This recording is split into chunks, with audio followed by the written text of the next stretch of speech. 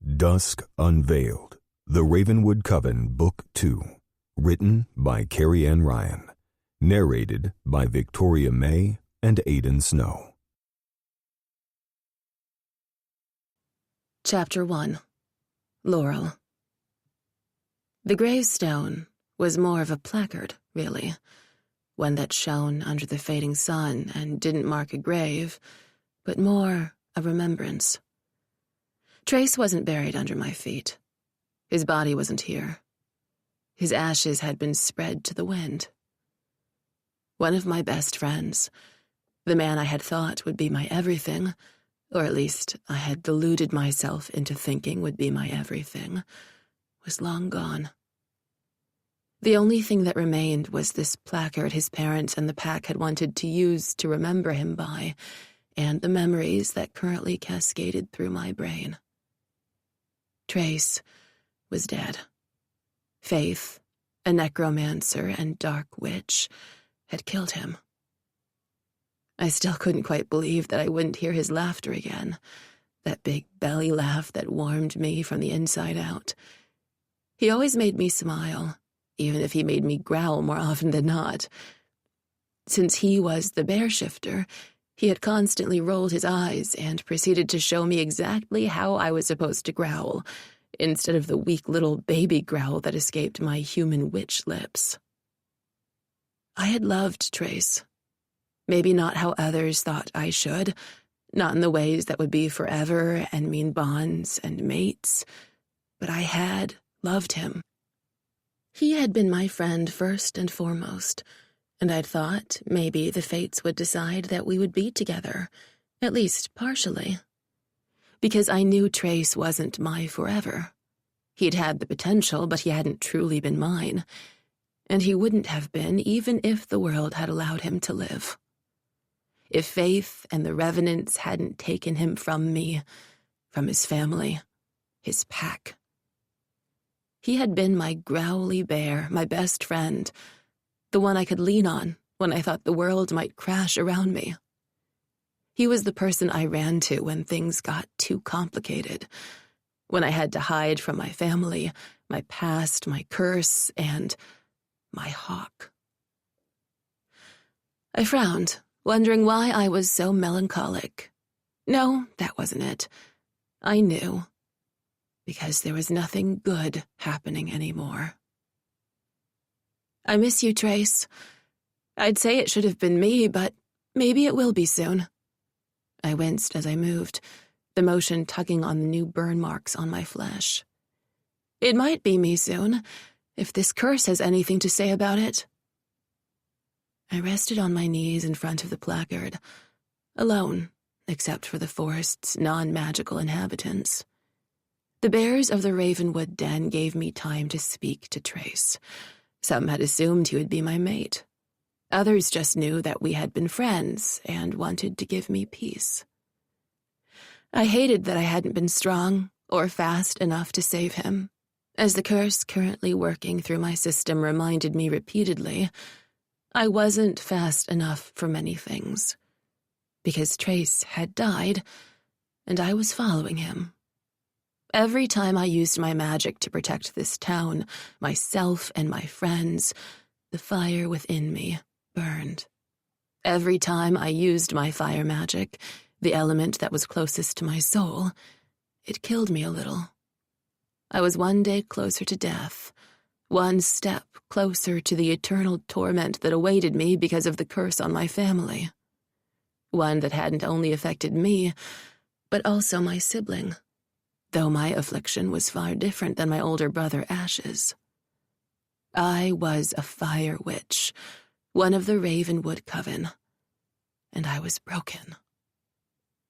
Every time I used my fire, the flames licked up my body, scorching me from the inside out. I knew that one day I would do one too many spells, and I would be gone. I would lose everything. And perhaps I deserved it. I didn't know exactly what I had done, but I didn't have the strength that Rowan, my best friend and leader, had. I wasn't Sage, the new member, the water witch, the innocent who had come to our town so recently. I loved them both, They were my sisters in everything but blood, but they would have to find a way to defeat the darkness without me. Perhaps Rowan would finally allow Ash to join the Coven in truth, and he'd be the third to anchor the circle. I knew I wasn't going to live much longer. The burns on my side and across my soul were evidence of that. I needed to get back to town to work in the bookshop, but I didn't want to leave Trace behind. Only, he wasn't here. I had to remember that he was gone. This plaque was only a place for those left behind to mourn and grieve. He wasn't here. I stood, ignoring the painful stretch and tearing of my skin as I did. I straightened my shirt, making sure to cover the scars and burns. Nobody needed to realize the pain I was in, or see how close I was to my end. The only person I thought truly did was Jackson, though I wasn't sure it was safe for him to know anymore. Still, Jackson always knew. And that was why I pushed him away. Why I had clung to Trace when both of us knew we weren't each other's forever. "You doing okay?" Ariel asked, and I turned, knowing the woman was there since my magic had alerted me to her presence. But I did my best not to flinch or show any signs of weakness. Ariel was the second in command, the beta of the Ravenwood Bear Pack. Rome, Sage's mate and a badass bear shifter, was the alpha. Ariel had been newly titled as beta. Once Trace died and Alden, the final triplet of the three bears, also passed, Ariel stepped in. I held back a growl, trying not to think about Alden, the traitor, the one who had wanted power so much he'd gone to a necromancer for it. He had caused Trace's death and the demise of so many others. I would never forgive him. "From the look on your face, you're either thinking about Alden or Faith or this Oriel," Ariel said as she tilted her head, staring at me. I held back a sigh. "A little bit of all of those, but mostly Alden." Ariel's eyes glowed for a moment before she let out a breath, her bear at the surface. "I can't help but wonder if he would have changed if I had taken him out earlier, forced him down the hierarchy in the pack. Maybe it would have been enough." I shook my head, ignoring the tug on my skin as I moved towards the other woman. "No. You might have always been stronger than him and deserved to be third after Trace and Rome, but defeating Alden would have only pushed him closer to the edge sooner. Who knows what he might have done if given the chance." "I know you're right, but I still hate what he did to our pack. To Trace." I nodded, pressing my lips together. "Same here. But we can't take it back. There's no going back." "If only there were time witches," I snorted. "I don't think that's how magic works. But who knows? Maybe you could ask Aspen." Ariel beamed. "The leader of the Fae does have some magnificent powers. Who knows? Maybe he can turn back time. He's seen many years of it, after all." Aspen was the enigmatic Fae leader in our tiny little town. There were Fae, witches, humans, shifters, and other magical creatures living within the town's wards. And everybody had secrets. Ravenwood was special. It always had been. I nodded in thanks and said goodbye to Ariel as I moved towards the town center, needing space. Ariel seemed to understand that. She must have been on patrol, protecting the lands around the den. I was grateful for it. The bears and other shifters guarded Ravenwood, just like the witches used their magic to clean up any messes, hide the existence of the paranormal from the rest of the world, and keep the wards surrounding the town limits stable and steady. We needed the magical boundaries to preserve the secrecy and to keep Oriel, and whoever else was in that darkness, out. Only we didn't seem to be strong enough, and I only had myself to blame. Sage was new, and she was only just now coming into her power after a curse had kept her away from us for so long. Now she was mated to the Bear Alpha and learning her abilities to help Rowan keep the town safe. I was the liability. I nodded at Frank, an older jaguar who had come to Ravenwood years ago and hadn't left. He had once been faster than any other shifter within the town limits, but now he was a little older with arthritis in his hips. Still, he was so fast, it was awe-inspiring to watch him move sometimes. He tilted the brim of his hat towards me, and then went into the small bakery that Sage owned and operated. I smelled the yeast and bread in the air and groaned, my stomach growling. Sage was a fantastic baker and had brought beautiful things to our town. Before, we only had a little Italian place. It had some bread, but nothing like what Sage made and infused with her magic. It was incredible. She was a great asset to the town. I was just trying to be and do the same. I looked up at the bookstore sign and felt a slight twinge in my heart as I did. Sage's aunt Penelope had owned this bookshop. She had created it and had put her soul into it. When the revenants and Faith killed her, it had left a gaping hole in the town and my soul. I had loved Penelope like my own family, and had worked at the bookshop for as long as I could remember. Yes, I still worked with my brother's business to help with real estate and other finances around the country and the globe, but now my primary source of work was the bookstore itself. After Penelope's will had been read, and the bookshop was split between Sage and me, I had cried.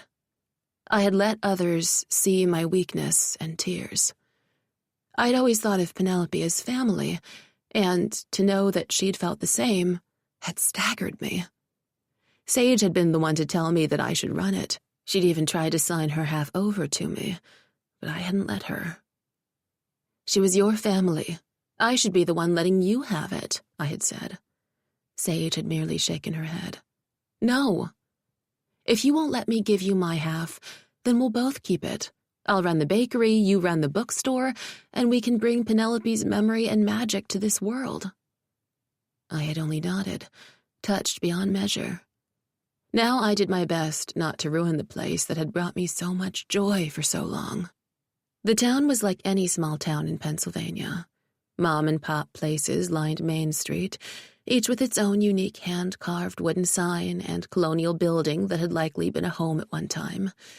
There were also minor roads with newer businesses that catered to more magical things than the books and pastries we offered on Main Street, where most of the businesses were located. Rowan's witchy antique shop was in a league of its own right on Main Street. I loved that the bookshop brought me so much peace and joy, but I hated that part of me felt as if I would always miss Penelope, because she wasn't here, and I was left to make sure her legacy didn't die. My powers called to me, and I ignored them, knowing I couldn't even tempt fate with a minor spell. The bookshop needed me to be whole. A fire witch who couldn't control her powers without killing herself, surrounded by shifters, didn't always mix. I took a deep breath, but before I could step into the shop, I frowned and tilted my head as I listened. There was a cry in the air, a hawk's screech, and I looked up to see Jackson, the wing leader of the Ravenwood Wing, and the man I couldn't let myself think about. He flew overhead, and I gripped the hilt of the sword behind me before moving forward and past the bookstore. I used a small spell to hide the sword from view, but because I couldn't use my powers and couldn't use spells that might kill me, I'd had to learn how to use the weapon. And while within the town limits of Ravenwood everyone knew of magic and the darkness and the powers that be, passerby weren't allowed to know. We used spells to conceal that, and Jackson and Rome, as our fixers and cleaners, hid our existence from those who weren't part of the town. Only, it was a losing battle, and we all knew it. However, I couldn't think about any of that. I had to remember the reason Jackson had called us. Sage and Rome ran out of the back of the building, the big bear ready to shift, his claws ripping through his fingertips and his grisly hump rising. I didn't know if he'd shift fully while still clothed, but he held power within him to partially shift, something not all shifters could do. By his side, Sage's power filled her eyes and her entire being. She was turning into a powerful witch, and I wasn't jealous in the least. We needed her, especially when I was holding us back. I heard Jackson call out to us as we set up the bakery. Do you know what's going on? Sage asked. I shook my head, pulling out my sword. I might not be able to set it aflame with a spell as easily as I had when I first lost my ability to use the magic I needed, but I could still fight with the blade better than anyone who lived within the town's wards. I don't know, but that call means to come. So here we are. I ran toward the lake and pond areas behind Main Street, noticing out of the corner of my eye that Ash was coming as well. My brother, the one who had left the town limits long ago and was only newly back, gave me a tight nod and moved. I felt his magic within him, but I didn't think he'd use it, especially not when we could harm others. Ash used more than I did since his didn't hurt him, at least as far as I knew. But he mostly did spells rather than use the earth element he was connected to. His earth didn't crush him as my fire burned me. Rowan followed us, her power immense, the air around her swirling. She didn't speak to us, didn't look our way, though I didn't even have to look behind me to know she was there. She was power. Despite the fact that her life force was currently being drained to within its last inch to protect the town, something was coming, and we needed to fight. A scream rent the air near the lake behind Main Street, and I ran faster, only to see Nell, our resident goth mermaid, pulling herself out of the water and pointing behind her. "Revenants! I think there's 5!" She screamed again as one pulled itself out of the water and scraped its nails down her finned flank. She shoved at him, but mermaids weren't as strong on land. They could walk on 2 legs and they could move like a human, but they were their most powerful while in the water. "Did you know revenants could swim?" Sage asked, and I shook my head, sword at the ready. "Not in the slightest." I moved forward as the revenants came closer and slashed down at the closest one, coming at Nell. "Damn it," she said, as she shoved a dagger that had been strapped to her arm into the revenant's skull. I pulled at the mermaid, gripping her arm as I got her out of the pond. She shook herself off, shifting into her human form. Her black scales turned into leather pants, and her chain and leather top remained the same since she didn't swim topless. She gave me a tight nod, her kohl-ringed eyes bright with magic. "I think he's the only one down there. The rest are up here," I growled, reminding myself of Trace again. "Are you okay?" She held her side, and then showed me her bloody hand. "I'll be fine." "Okay, then duck." She did as I said without question. I liked Nell. I had known her since she was a baby, surprising all of us with her true form. I slashed out with my sword, decapitating a revenant and wondering where the hell the necromancer was that controlled these undead bodies. Nell's eyes widened, and she tugged at me. I turned, frowning at her for trying to distract me. Suddenly, there was a shout and the sound of a hawk. I ducked, doing my best to cover Nell's body as a fire stream soared overhead. My magic called out to me, singing its song of torment as it yearned to join with the magic and fight the only way it knew how. Only I couldn't. Not if I wanted to live. "That wasn't me," I called out, making sure everybody knew that I wasn't the one using the fire magic. "There's another fire witch?" Nell asked, and I tugged on her, trying to get us away from the flames. And then Jackson, the hawk shifter, the man I couldn't allow to be my mate, a man who happened to be Nell's half-brother, flew towards us, clawing out the eyes of a revenant who had been crawling our way, one I hadn't seen. I screamed as the second revenant's claws dug into my side, and I was afraid that Jackson was too late. Magic burned within me. It wanted out, but I needed to save Nell. I needed to stop whatever was happening.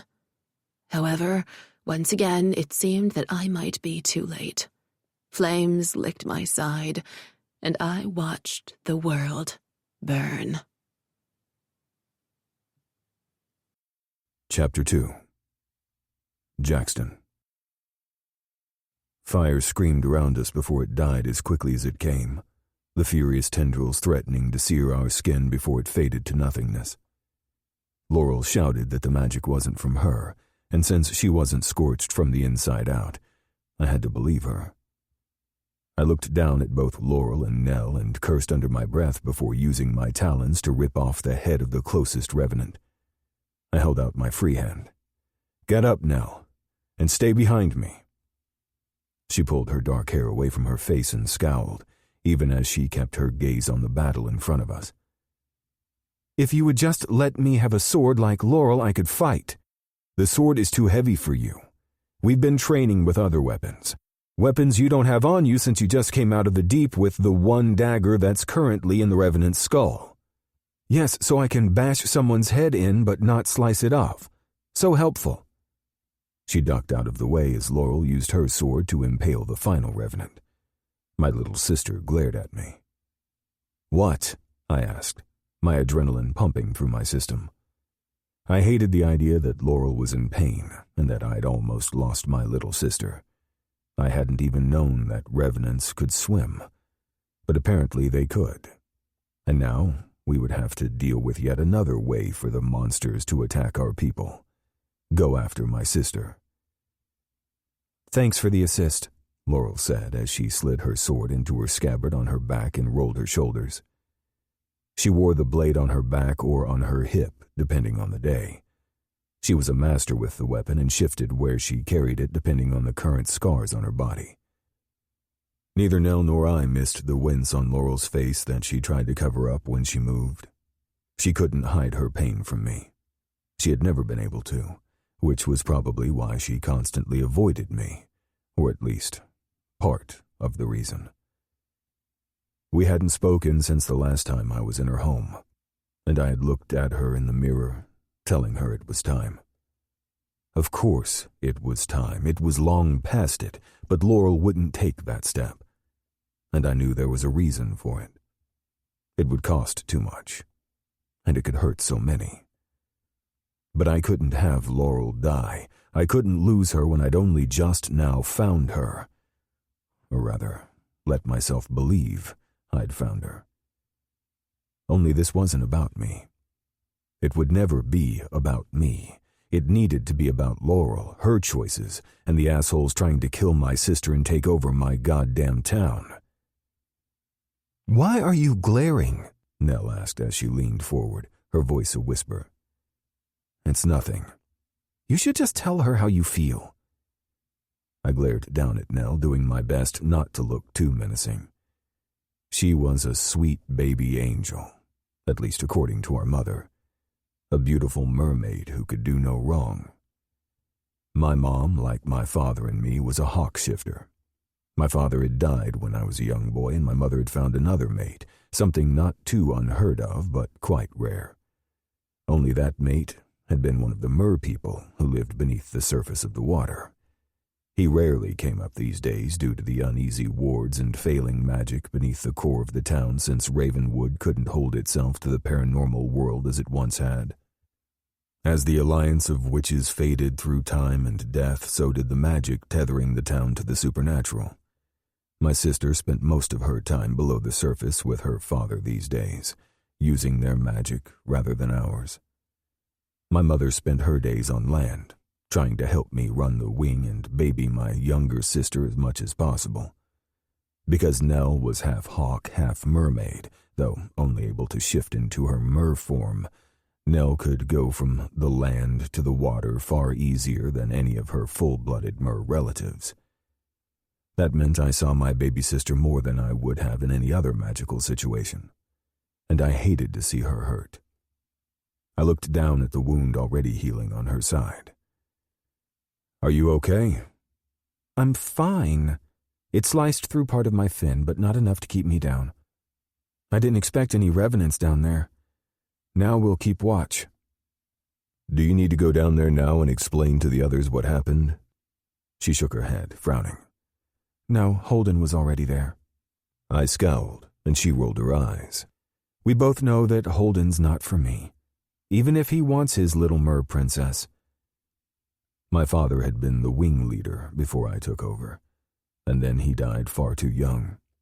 So my mother was left as the wing leader's mate, and influential in her own right.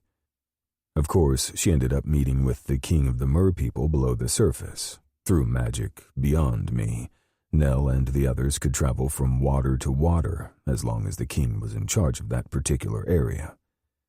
That meant when Nell went below the surface, she wasn't only in the large pond or the lake in Ravenwood. She could also go to saltwater areas all over the world. It was a quirk of the realms and magic that I had no part in and didn't understand. That also meant that Nell was the princess of the Mer people and held power in her own right, even if she wasn't a full mermaid. I was going to go see Mom anyway. I'll follow when you go. I think she's coming below the surface later for an extended period, but I miss seeing her up here, especially in her hawk form. Are you going back to the wing to tell them what happened? I heard my sister, but my gaze was on Laurel. She was studiously not looking at me, however. I didn't blame her, but damn it, I wanted her to look at me. I needed her to see me, and she wasn't going to. If she did, she would realize what we were both ignoring, and see that she was afraid. I wasn't. I couldn't be anymore. I had given her enough time, enough slack. Now I would do what I should have done a long time ago. You're growling. You're a hawk, not a bear. You don't growl. I held back my smile, despite current circumstances. I do what I have to. I need to go talk with the pack, Rome said, his arm around Sage's waist.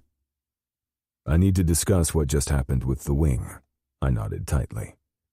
And we will have a coven meeting, Rowan added as she pulled her dark hair back from her face. I watched as Ash's gaze locked on her movements, but I didn't say anything. It seemed I wasn't the only one who wanted something I couldn't have. Is everyone okay? I asked, my gaze moving around the others and the bodies at our feet. We are, Sage answered. Are you okay now? My sister rubbed her side, her jewelry glittering in the sunlight. I'm fine. I wanted to come and visit with you all topside and wasn't expecting the ambush. I honestly didn't realize revenants could go down that far. Or swim, Laurel ground out. I met her gaze and saw the pain and flames in her eyes. Did no one else see the burning, the agony that was slowly taking her from us all? Did they all just think that she was fine and could make it through the spells? I had to wonder why she was hiding so much from them. Because she was in pain. She was dying.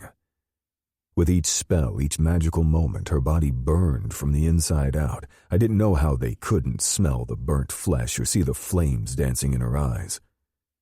One day she would become ash, and no one would be able to stop the magic from consuming her from within.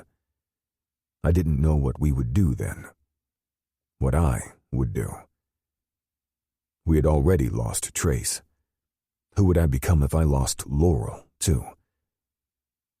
Do you need any healing, any of you? Rowan asked as she sidestepped ever so slightly away from Ash. I wasn't even sure she was aware she'd done it. But I saw it. We all did. The fact that she couldn't be near Ash even though part of her probably wanted to was obvious. I didn't know how she did it. Then again, I kind of understood. I was living in my own new world.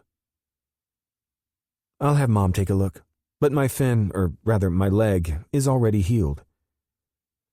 None of us got hit. I looked at Laurel and narrowed my eyes. She rolled hers and held up her hands. I'm fine. Mr. Hawk over there made sure of it.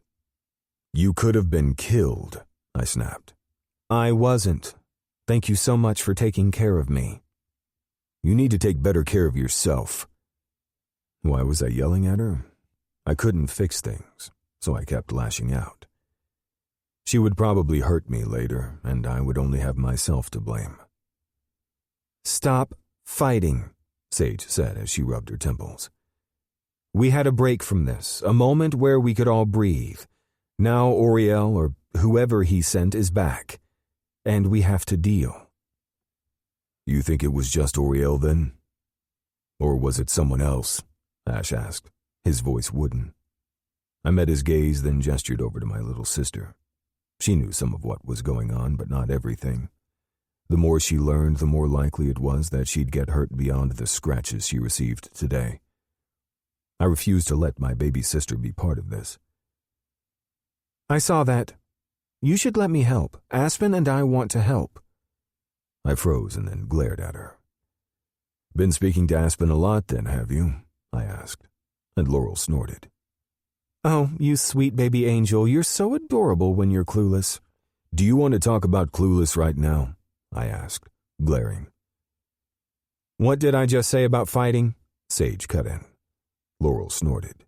We're not fighting, we're talking. This is my voice. Petulant and confrontational? Ash asked, and I snorted, enjoying that Ash could joke with us. He didn't often laugh, as if he had forgotten exactly who he was before the curse had taken place, and maybe parts of him had. But I didn't think that was all of it. Thanks for that, Laurel said as she punched her big brother in the shoulder.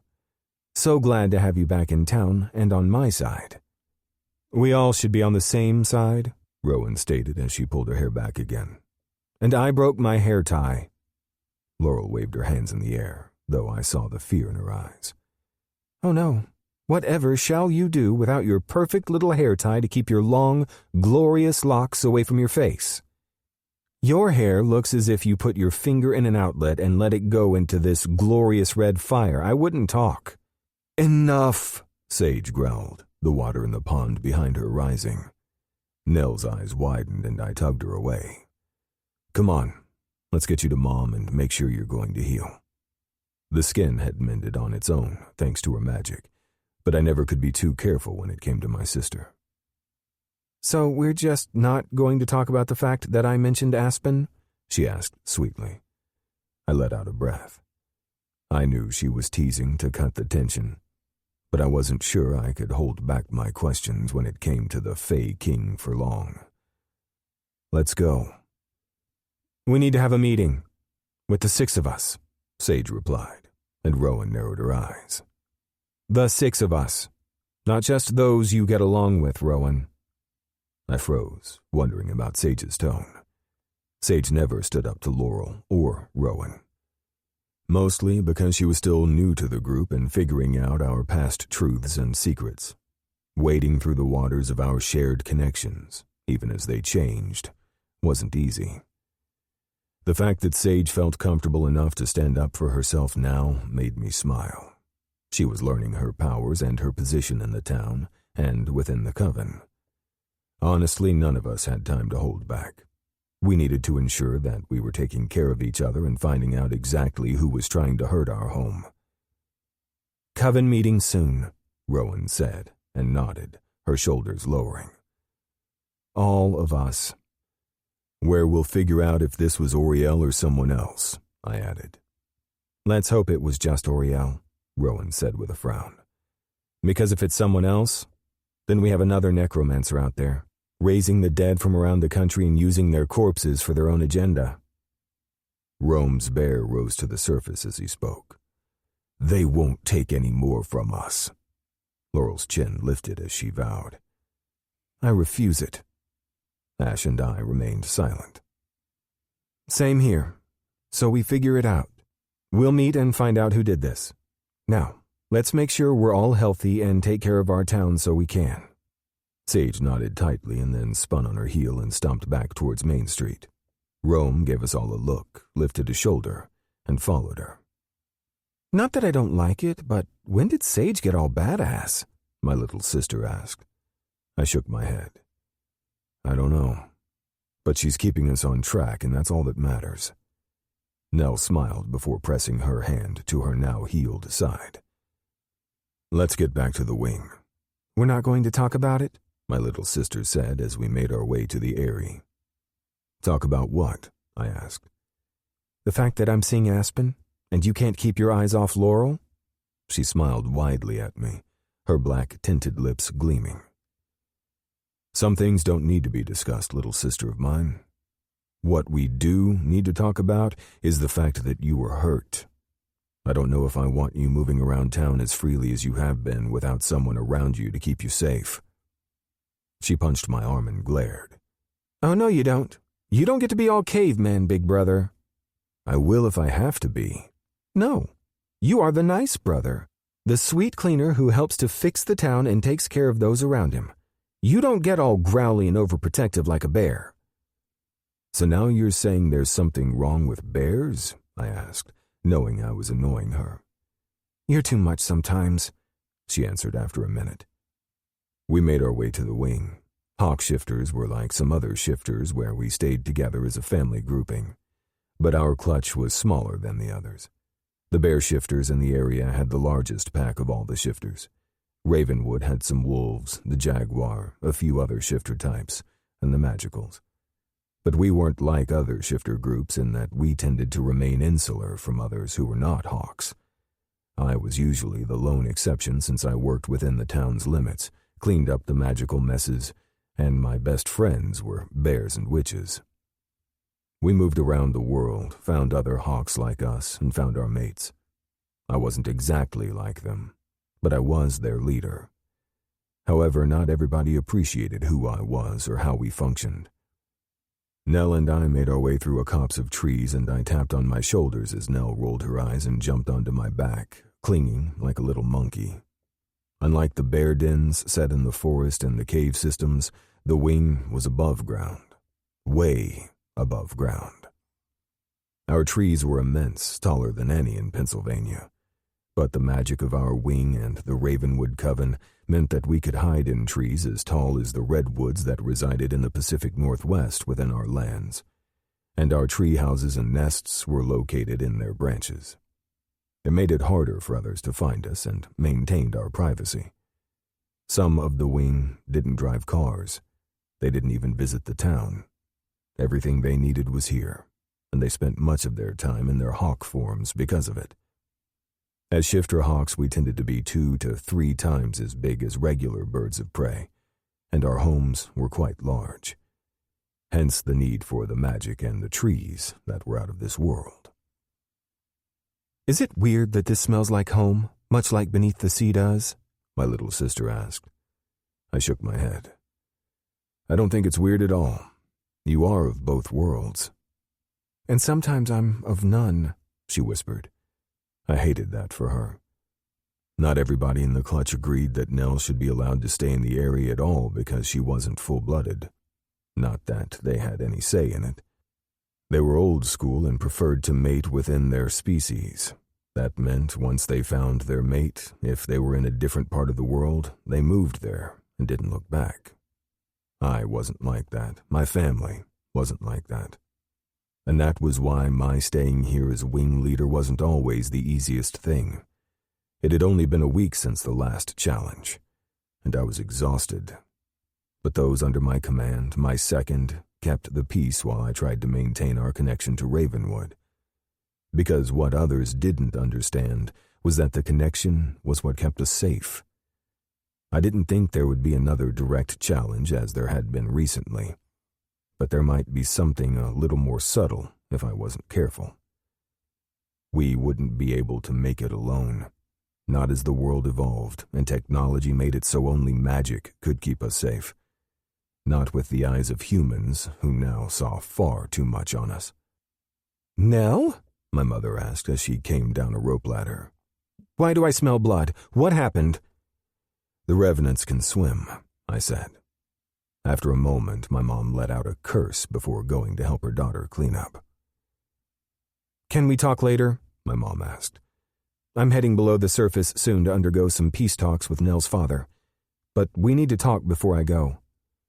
I nodded before looking at my second, Aiden, and my third, Colton. Are you okay? Aiden asked. I nodded again. I'm fine. There weren't that many of them, but it likely means another necromancer's out there. Another witch ruining something else, Gerald, an elder, muttered as he walked past. I held up my hands when Colton started to snarl. They defy you. I set my jaw. They don't like that we're so immersed in the town business these days. Aiden narrowed his gaze. And they don't like that you're spending so much time, at least according to them, with a special distraction. I sighed, but they were right. The distraction wasn't my best friend. It wasn't the Coven, and we all knew it. The distraction was my mate, the woman I loved but was afraid would never love me back the way I needed her to. The wing hated Laurel, Not because she was a witch, and not because she couldn't control her powers, but because she was my mate. And yet she could never be mine. Not unless something changed, or I burned right alongside her. Chapter 3. Jackson.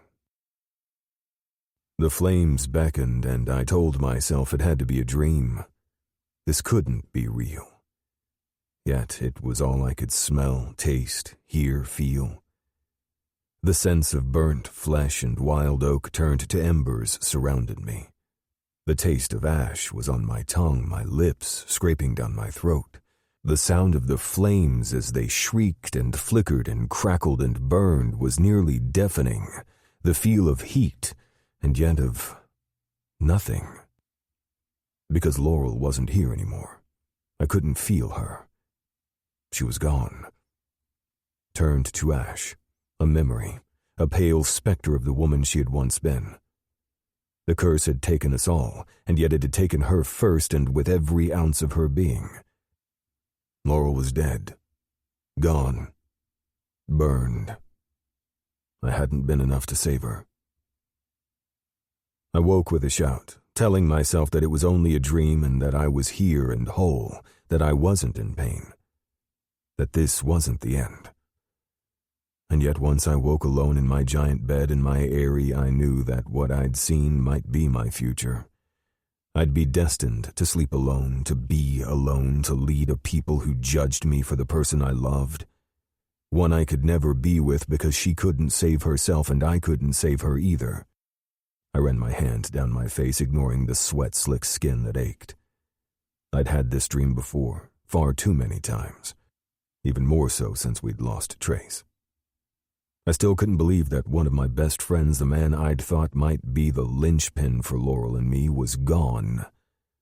I'd loved Trace more than a brother, but we hadn't had a chance to find out if we could be anything more. The same had been true for Laurel, and a small part of me had thought that perhaps the reason none of us had completed the mating bond was because all three of us should have been with one another. In the end, I didn't think that was what would have happened. Trace had only ever been our friend. Always. Fate had decided that a triad wasn't in the cards for us, and now Trace was gone, and I had to find out exactly who I could be without him. And perhaps without Laurel. It would be a fitting end, wouldn't it? If the two of them ended up finding their peace in the afterlife. And yet would there be peace if the necromancers came for us again? Faith had come for Trace after he died.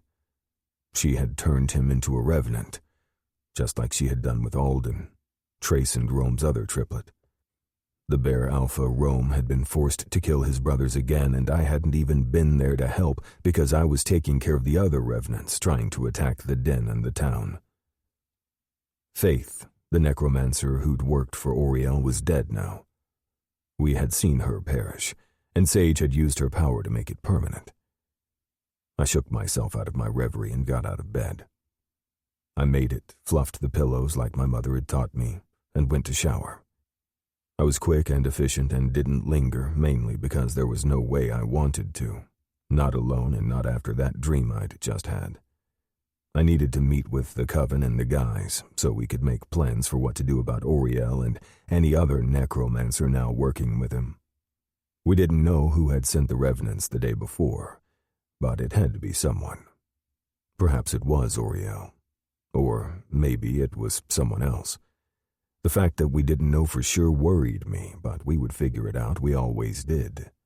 I pulled on a t-shirt and jeans and walked barefoot down the walkway to the shared part of the eyrie. People milled about, smiling at me and nodding, others giving me odd looks. I didn't blame them. After all, they didn't trust me. And why would they? I was only their wing leader.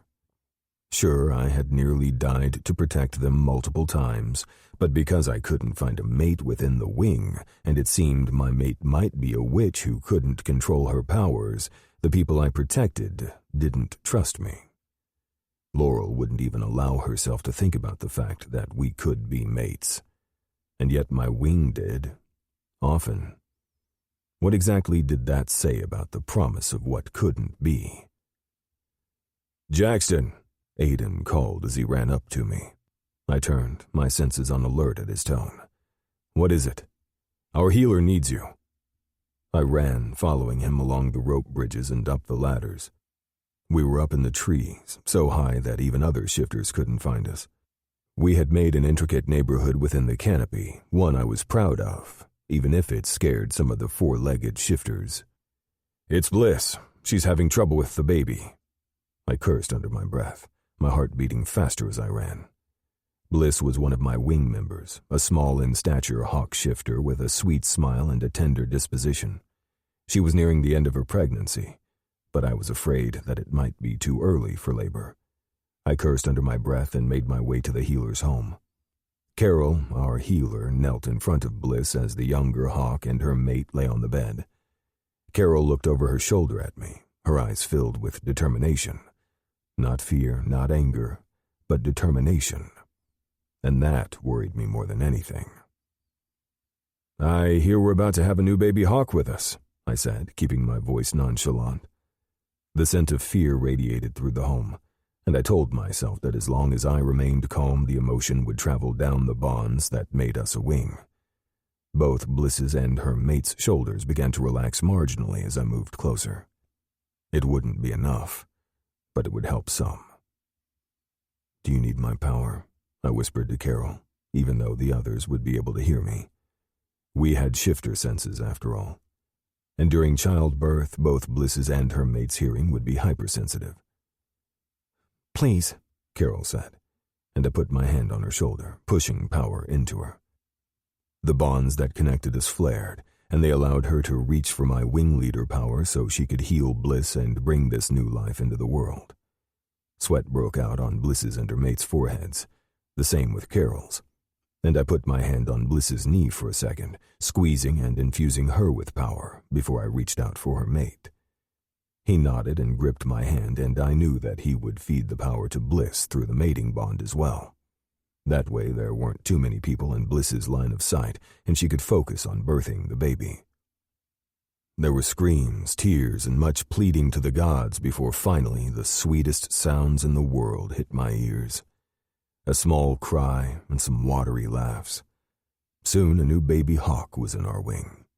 The hatchling wouldn't be able to shift for at least another year or two when she became a fledgling. She was so small, but she had big lungs and the tiniest hands I'd ever seen. "Hold the new member of your wing, Jackson." "I can do that." I held the baby to my chest, even before we gave her to her mother and father. This littlest wing member needed a bit more energy, some extra kick to make sure she would be okay. Bliss and her mate looked at me, clearly worried but with pride as well.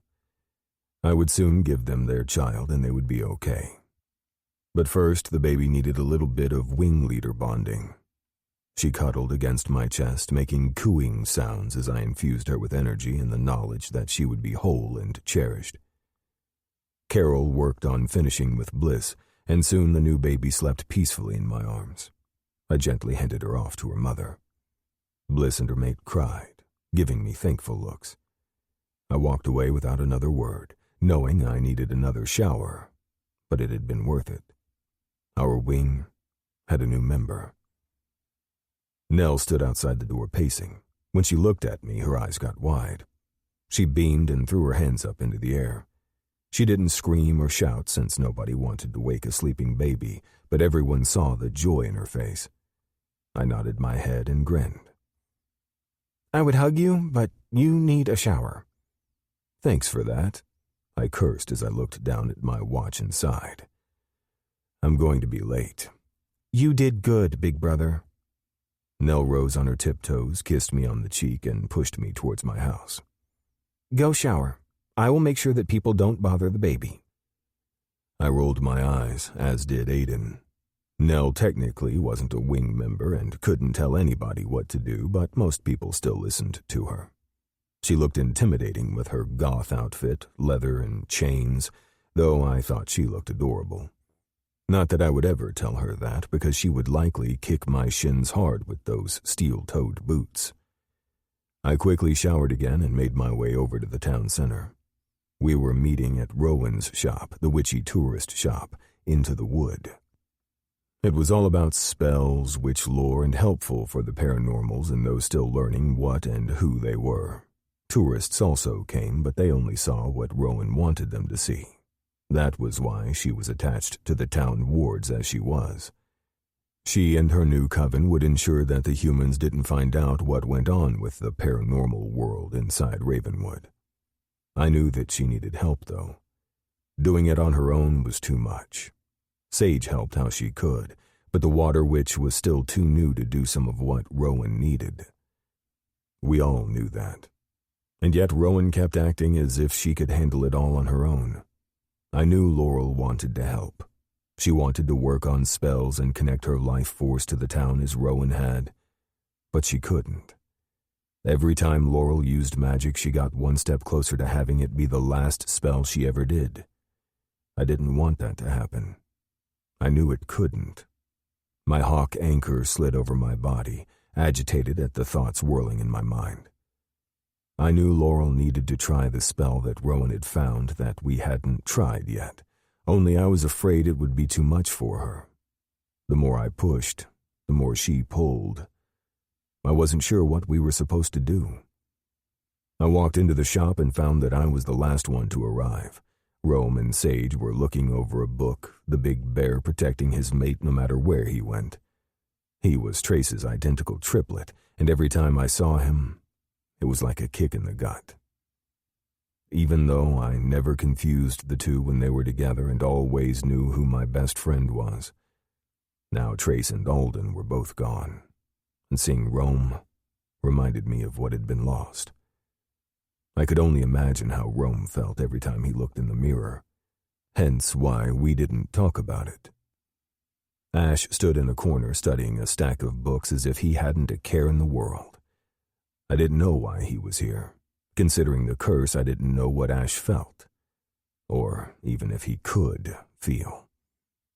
Rowan sat at a big table in the back, frowning as she studied another book and did her best not to look over her shoulder at Ash. Ash did the same with her. Since I wasn't one to talk about not looking at a certain person, I didn't say anything. Laurel stood the closest to me, her chin raised. "About time you showed up." I didn't sigh. I just gave her a look. Bliss had her baby. I needed to stay. Laurel's eyes widened. "But it's too early. Is she okay?" She moved forward and put her hand on my arm. I did my best not to jolt at the touch, the sensation of her skin on mine. My hawk pushed at me, wanting her. It wanted to secure the bond we should have had years ago, but didn't. I just stared at her, then looked down at where she touched me. She squeezed my arm once, the touch nearly too much for me to bear before letting go. "It'll be a harder road than it should have been, but the baby will be fine. Bliss and her mate are doing well. Nell is making sure that visitation hours are adhered to." Laurel smiled at the dryness in my tone. "If anyone can handle them, it's Nell." It didn't matter that Nell was part of the mermaid clan and not my wing. She was a force of nature. Though not everyone in the wing liked her around due to their prejudices, Nell was stronger than their hatred. And I threatened anyone who came after her. "Do they have a name yet?" Rowan asked as she stood, wiping her hands on her black linen pants. I shook my head. "No, but I'm sure Bliss and her mate will want the world to know when it's time." "We'll have to make sure we do a spell when it happens to welcome the new little one into our town." Sage beamed at Rowan's words. "Can I help?" Rowan gave Sage a warm smile. "It's for our coven, of course. The two of you will help." No one else looked at Laurel as Rowan spoke, but I noticed how she stiffened. Rowan still considered Laurel part of the coven, even if Laurel didn't. And I wasn't sure I could fix any of that. "Now that I'm here, I guess we should get started. Again, I'm sorry for being late." "No need to be sorry. You helped welcome a new life into the world." Rowan let out a breath, her gaze going distant, but I didn't ask why. Sage beamed up at Rome and then leaned into him. The two were newly mated, and we were dealing with a war at our doorstep. But I wasn't sure that Sage or Rome wanted to wait too long before welcoming a child of their own. The thought of a little bear cub with possible magic made me smile. The couple would be good parents and would probably know what they were doing. I, on the other hand, felt like I was floundering. Maybe that was because of the woman who stood next to me at the moment. "We still don't know who sent those revenants," Ash whispered. Rowan stiffened for a moment at his voice, but then she nodded, forcibly relaxing her shoulders. "No, we don't.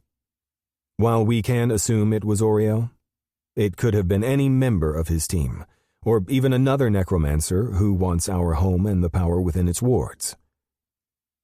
"Do you believe Oriel has a team?" I asked. Rowan pushed her hair away from her face. "He had faith. He could have others." I leaned forward. "And if he does, then we need to figure out who they are. And if they're necromancers, then we need to determine what other magic they have." Necromancers were witches who turned bad, and since witches were elemental by nature, they all had an element they leaned towards. Faith's had been water, much like Sage. "It's fire," Laurel cut into my thoughts. We turned to her. "That fire you felt before? That wasn't me." I believed her, but I wasn't sure the others did. I reined in my anger at that.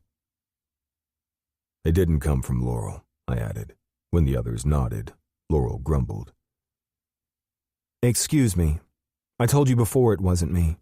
Just because I don't use my magic because of what it does to me doesn't mean I lost all control and let fire come from a totally different part of the lake from where I was standing.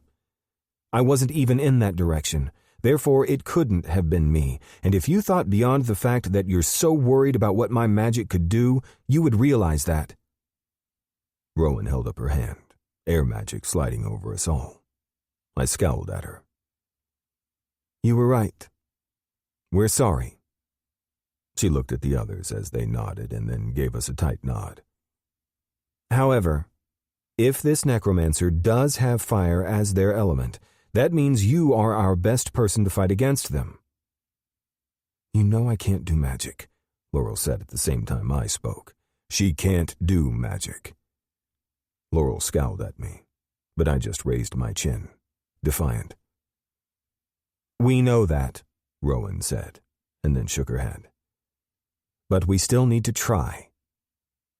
I ignored the sense of loss that loomed over me as we continued planning, deciding what might be coming, and trying to figure out how to stop it. After the meeting, my shoulders tense from the lack of knowledge of anything going on, I went back to my task of cleaning up any messes the supernatural left behind. My job was to make sure the humans didn't find out what was going on in Ravenwood. Rowan worked her own magic with the wards, and I did what I could with what was left. I nodded at Aspen as he passed me on the street and held back a scowl.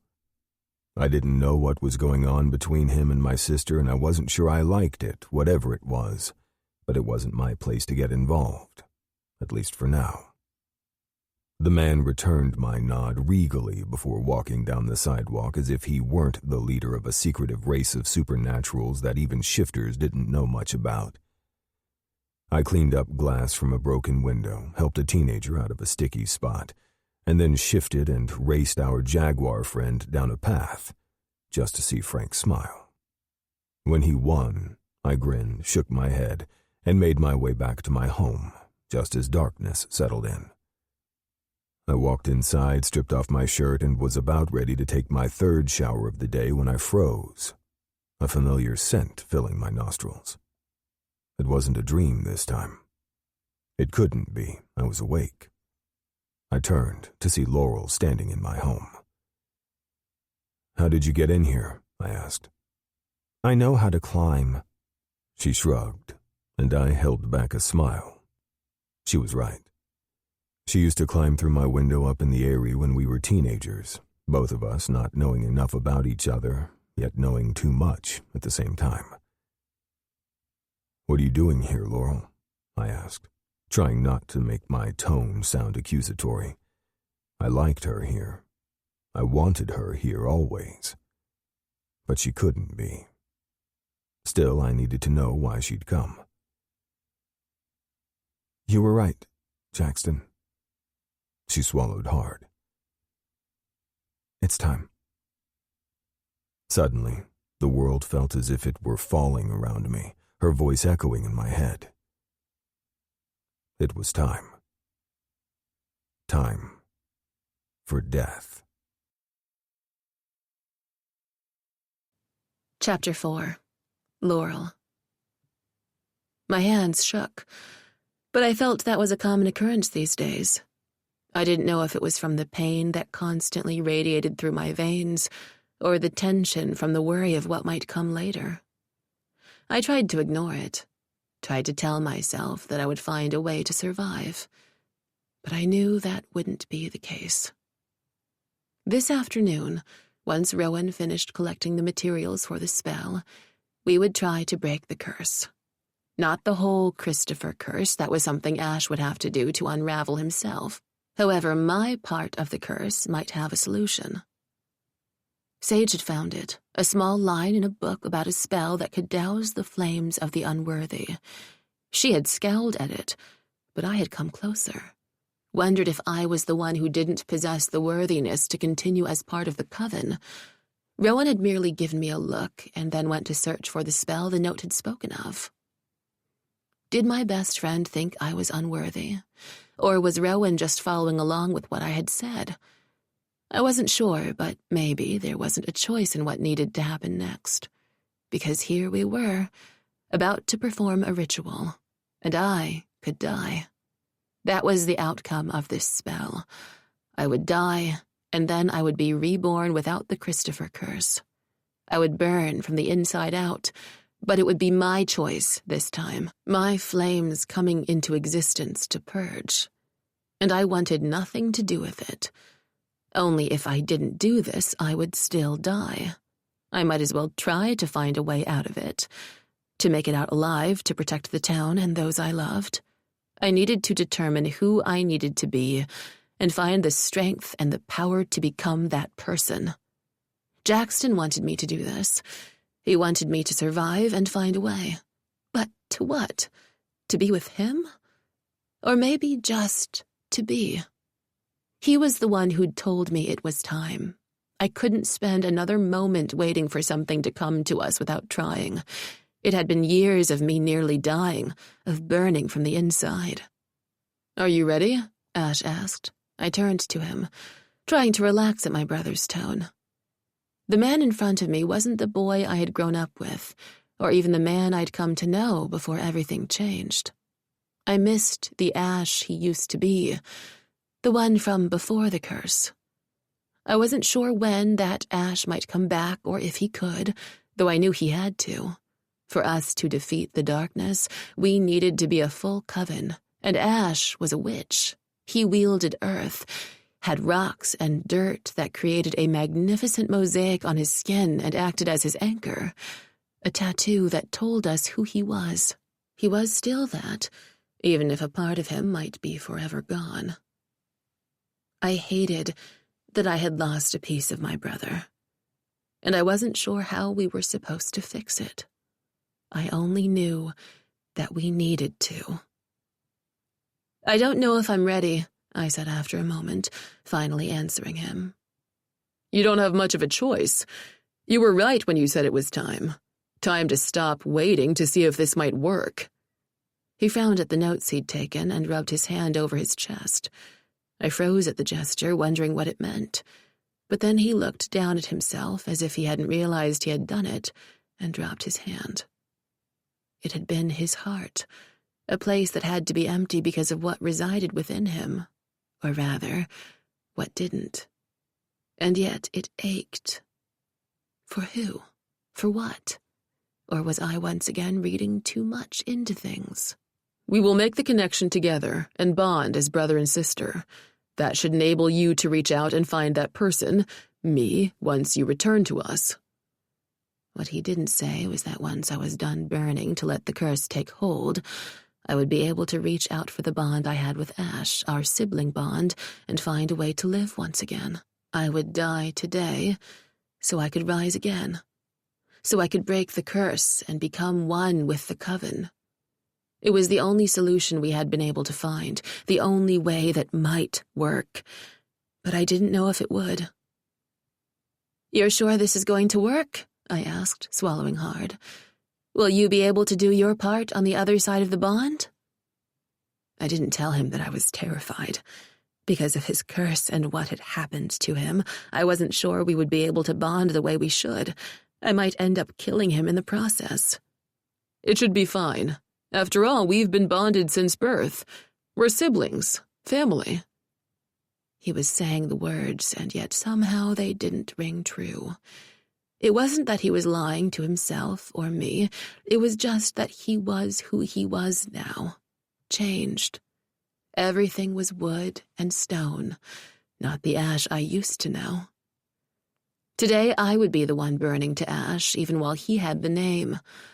I'd always found it ironic that I had been born after him, my fire power fully intact, while he had been named for the result of fire itself. "It would have been better if you'd had a mate for this. A true mating bond is stronger than a sibling bond. But with Trace gone..." Ash began and then stopped speaking after I let out a pained gasp. "Did I say something wrong?" he asked. I could sense that he was apprehensive, worried. Ash may be different now, the curse twisting him up inside, but he didn't want to hurt those around him. He wasn't casually cruel. He was simply honest to a fault, even with his secrets. "Trace wasn't my mate, Ash.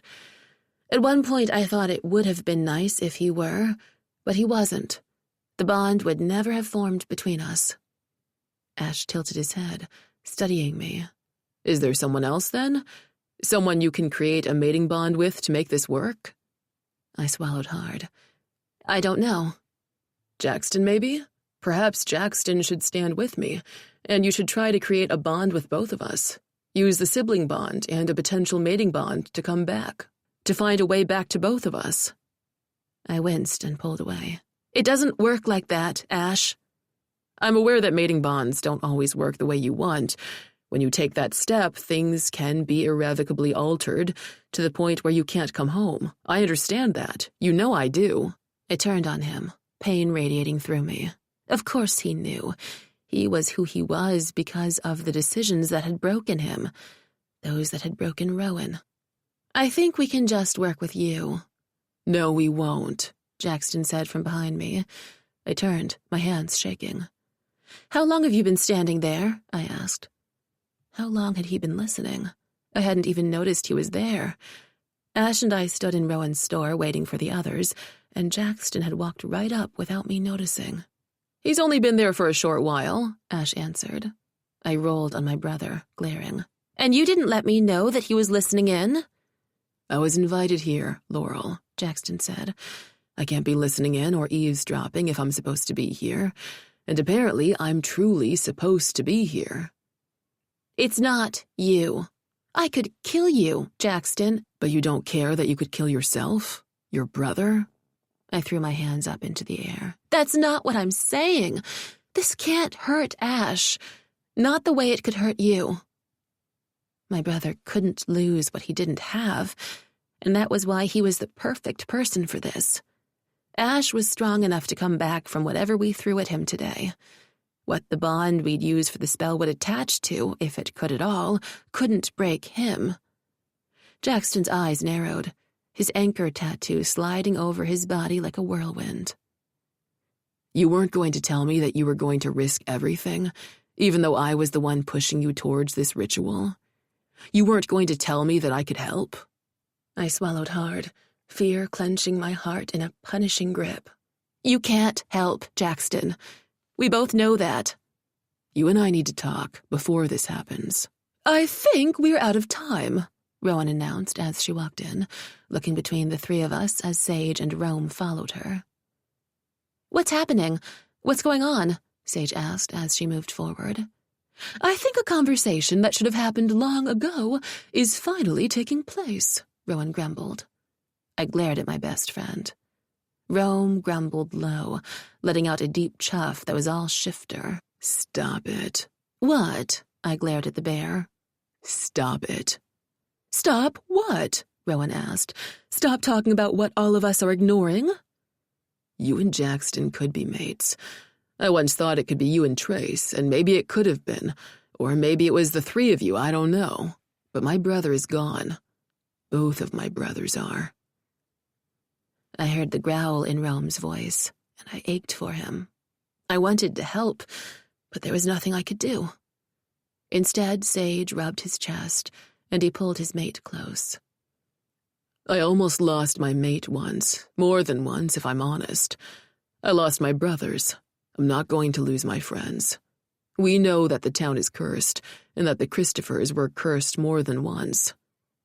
And it's my family's fault, Sage said. I shook my head. It's not your family's fault. I know the story, Sage said, raising her chin. The youngest prince daughter, the family who founded this town, was in love with a Christopher.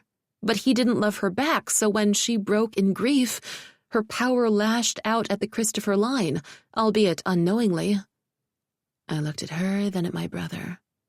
And from there, no line shall be whole, and all those who fall shall burn or fade. I repeated the long-ago curse.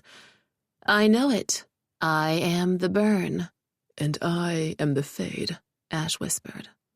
Rowan's jaw tensed as he spoke. I hated this for them. I loathed that our family line was severing because of a long-ago curse that had been an accident. Even accidental magic had strength, and after centuries of twisted magic and power and curses, our family was finally running out of time. If we are mates, Jackson began, his voice hollow. If we are mates, then let me help. I froze. We don't have a bond. I couldn't let him die. I didn't want to hurt my brother, but he could survive. If I burned, our bond wouldn't break him like it would Jackson. But we have the potential. You can't deny that. Ash and I could do this together. We can both be your focal point, so you can come back. I shook my head. It could kill you. That's a risk we're both willing to take, Ash whispered, and Jackson nodded. You know this, Laurel. I know you're afraid of hurting us. I know you worry what could happen. But I am more afraid of what might happen if we don't try. I looked at all my friends, my family, and fisted my hands at my sides. If we do this, you could die. I needed Jackson to understand that. I didn't want him to risk himself, not for anything, but especially not for me. Didn't they see that?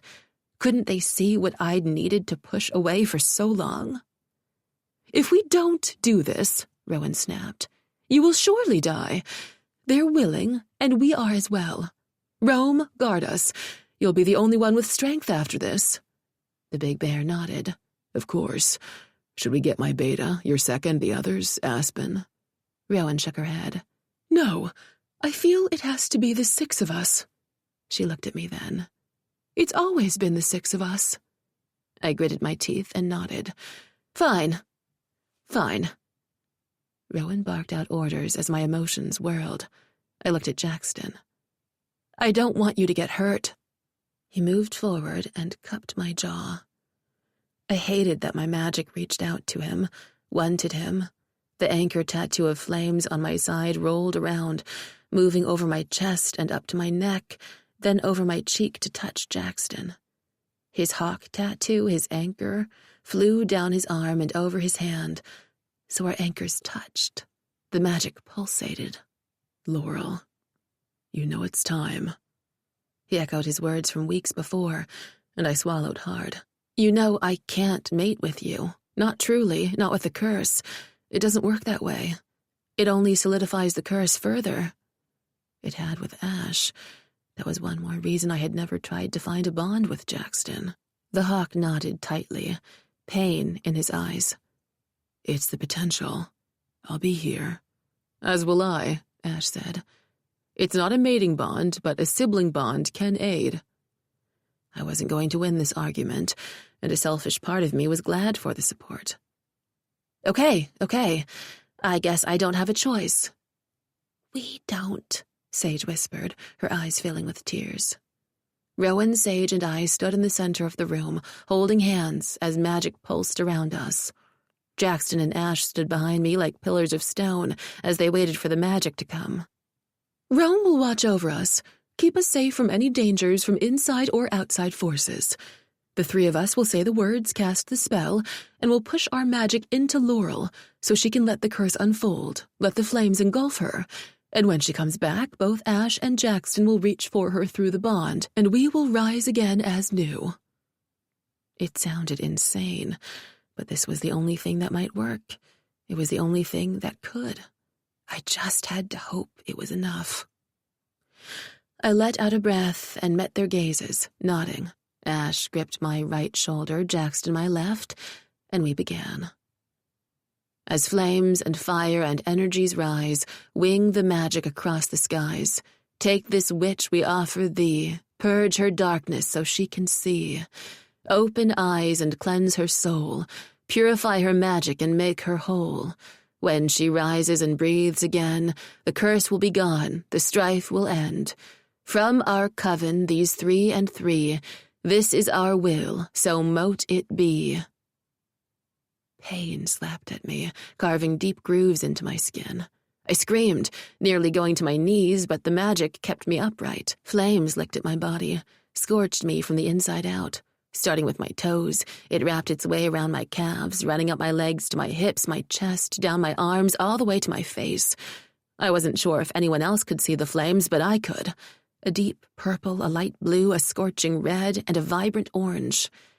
I was the flame. I was the pain. This was the end. Both Jackson and Ash let out grunts as I reached out to them, my magic trying to find any bond it could. The curse was still there. It wrapped a mystical cord around my neck, twisting until I could barely breathe.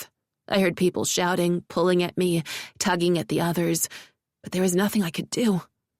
I was dying. This would be my end. With an unyielding curse and a spell gone awry. Tears slid down my cheeks and almost immediately turned to mist as they steamed away, the flames intensifying. Jackson held on the same as Ash.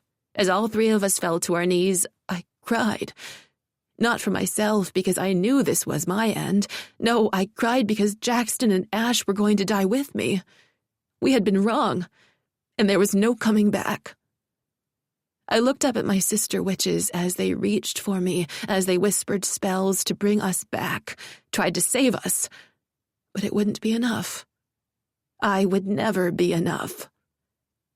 With a breath, Rome was there, his bear's roar loud enough to shake the windows. He pulled at Jackson and then at Ash. I screamed, the slightly weathered bonds between Jackson and me snapping as the spell ended as abruptly as it had come along. After, I lay curled in a fetal position, smoke wafting off my skin. Then, Jackson was holding me close as Rome and Ash went to the others. I looked up at them and tried to speak, tried to do something. It hadn't worked. The curse was still there. I felt it. I was still going to die. I opened my mouth to say something, anything, but my throat ached too much. "I'm sorry," Jackson whispered as he wiped the tears from my face. Suddenly he looked up, his shoulders tensing. "They're here." I froze as well and looked over my shoulder as something barreled through the door and crashed through the window of Rowan's store. The revenants had found us, and I had weakened my friends to the point that I wasn't sure we would be strong enough to fight them off. I'd killed my friends, just as I had nearly killed myself. Chapter 5. Laurel. Jackson threw his body over mine as the first blade soared over our heads. I pushed at him, needing him to be safe and not wanting to be the reason he got stabbed or maimed. Even with the pain radiating through my body from the spell and the curse, I could handle myself. "Get off me, Jackson. Let me help." "You're hurt," he snapped, and I glared at him. "All of us are weak from that ritual, but we can fight." "She's right. Let her up," Rowan ordered, her hair blowing in a wind of her own making. That meant her powers were at the forefront. She may be tired from the ritual and spell, but she was ready. I had to be ready as well. The ritual might not have worked, and I might die in the next instant from magic, but I was part of this coven, damn it, and I would show my family, the coven, and the enemy that I could do this, even if I didn't quite believe it. "How are they getting through the wards?" I asked as I staggered to my feet, leaning heavily on Jackson. He glared at me but didn't say a word. He wanted to keep me safe, I knew that, but there was no keeping me safe when it came to an all-out war and battle. That was something we would all have to deal with. "They must have a strong necromancer with them." "Oriel?" Sage asked, and Rowan shook her head. "I'm not sure. We can talk about this later, can't we?" "Deal," Realm growled as his claws elongated, and he roared. The windows shook. I didn't know if he would shift, but if he did, it could only help. I turned to the side where I had left my sword during the ritual, only to see Jackson holding it out to me. My eyes widened. "So now you want me to fight?" "I'd rather you be safe, but if you are going to run headlong into something that could kill us all, you might as well be prepared for it." I took the blade out of its sheath and stared at him. "And you fight beautifully with a sword," he whispered. And then we were off, even as I tried to understand why he had said that and why it did things to me. As the Revenant came through the window, I moved forward, crushing a small pendant that had fallen off one of Rowan's shelves. I didn't want to think about the damage being done at the moment, or the fact that Rowan would have to clean all of this on her own. Every time a Revenant broke through the wards on the heels of a necromancer, it told us that we weren't prepared. We weren't ready, or maybe that the powers that be wanted us to fight and prove that we were worth the power they had given us. I hated that Jackson and Rome's job was to clean up after the paranormal. It used to be paranormal accidents that occurred because of shifters, fae, and witches with power all in one place. Now it was to clean up after the dead that walked. Necromancers used twisted magic. They could begin and end elements, but as they moved closer and closer to dark magic, their souls became rotted and wrong.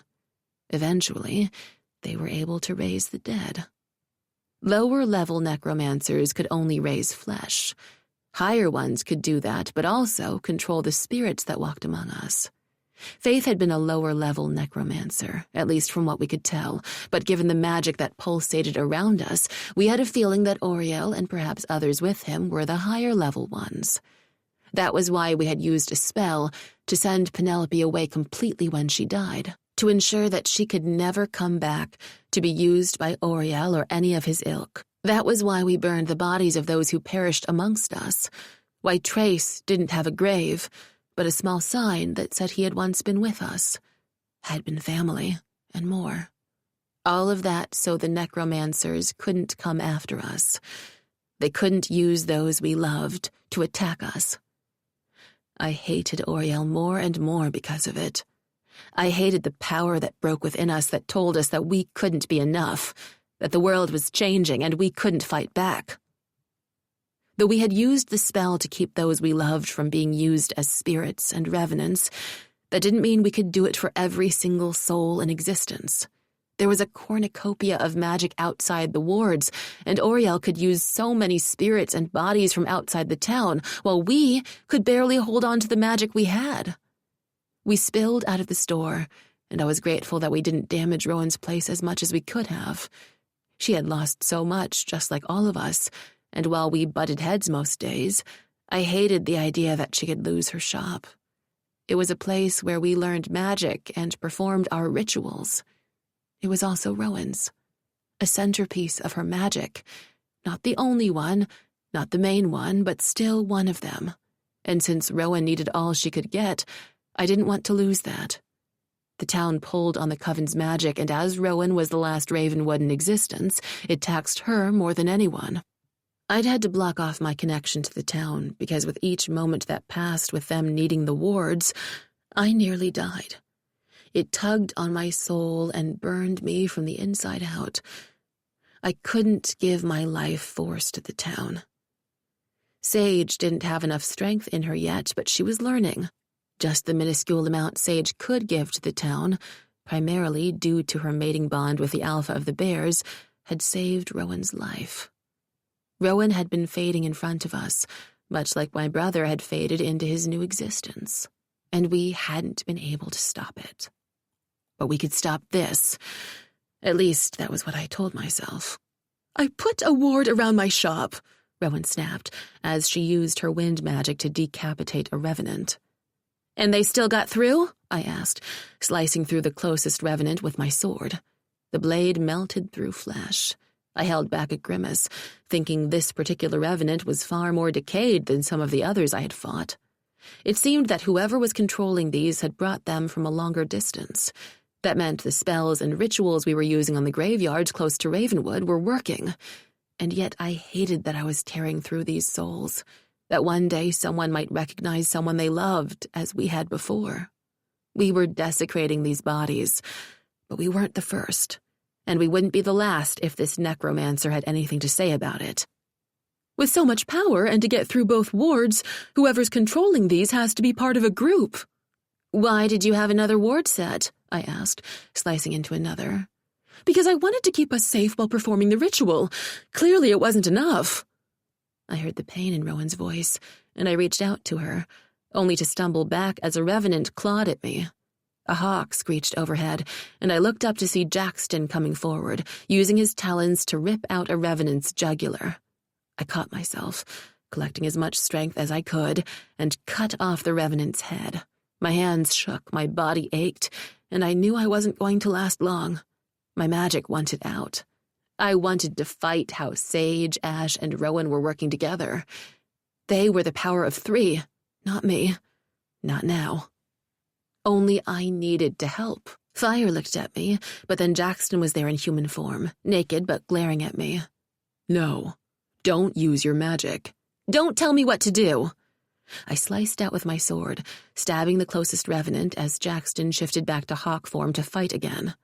As a hawk, he was easily 2 to 4 times as big as any bird of prey I had ever seen.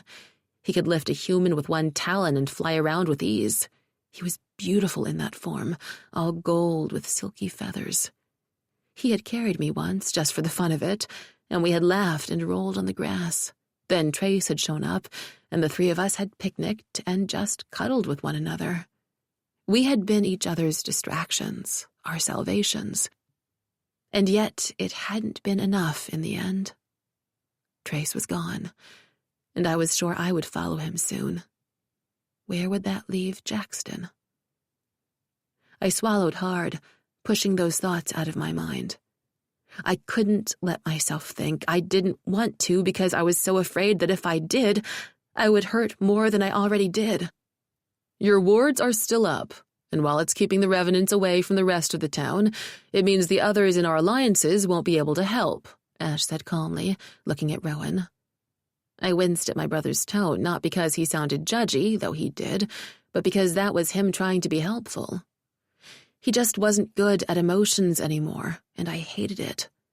Rowan glared at him and snapped her fingers, the wards falling, causing a burst of sweet pain against my skin. "We need to keep these out of sight of any humans that are around." "There aren't that many tourists anymore," I sighed. Sage nodded. "It's as if they know they need to stay away." The sounds of fighting echoed through the back alley that led to the trees, and I kept fighting, slicing at those who came at us. Other hawks and bears came forward, as did Aspen, the Fey leader. His people were able to fight back the 20 or so revenants that came at us again and again. I searched in the distance for who could be controlling them. The necromancer in command had to be close for this many. Only I couldn't see who it was. "We need to find the Dark Witch," Rowan said, echoing my thoughts. I nodded tightly. A jaguar flew through the air over me, and I ducked as a revenant came forward. But Frank sliced through him. The jaguar bit at the man's carotid artery before moving off to get another. I hadn't seen Frank move that fast in a while, but I did my best to ignore him, trying to focus in front of me. The more I got distracted, the more mistakes I could make. Then Frank let out a yelp and hit the ground, blood gushing from his side. I ran over to him, kneeling to cover his wound with my hand and apply pressure. "It's okay. We'll heal you." He blinked up at me, pain in his eyes, and my magic burst free. How dare they hurt this man, this sweet jaguar who was only here to protect us? He rarely shifted into his other form anymore because he was the only jaguar here and didn't like feeling alone. He only turned to his animal form these days to race Jackson and see who was the fastest, and I knew Jackson let him win. Because the older man was sweet, a little crackly with us, a bit grumpy, but he was a fighter, and this revenant had just tried to kill him. My flames licked out over my sword, even as they burned my flesh from the inside. Jackson was at my side in an instant, still in hawk form as we took down the closest revenant, and then he glared at me with his hawk eyes before flying over me to get the next one. With a group of us, we were able to take the rest of the revenants down. I staggered next to Rowan, who was now healing Frank along with Sage. Blood trickled out of my nose, and then Jackson was in front of me, kneeling naked as he glared at me. He took my chin between his fingers and snapped out, "Why did you use magic? You know you're not supposed to." "Fuck you," I muttered, blood pooling in my mouth.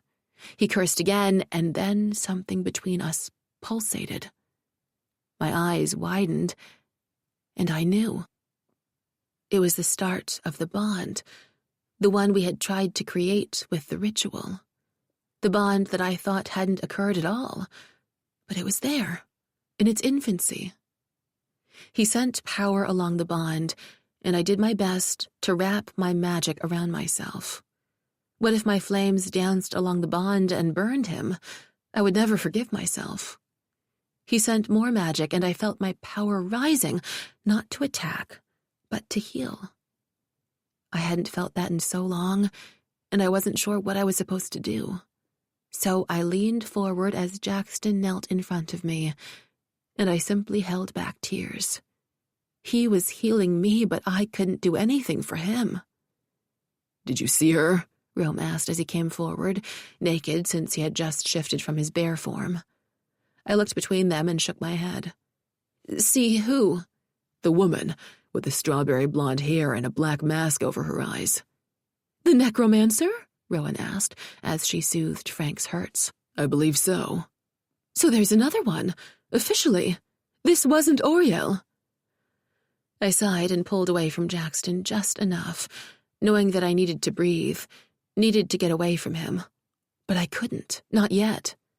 Instead, I sat there alone.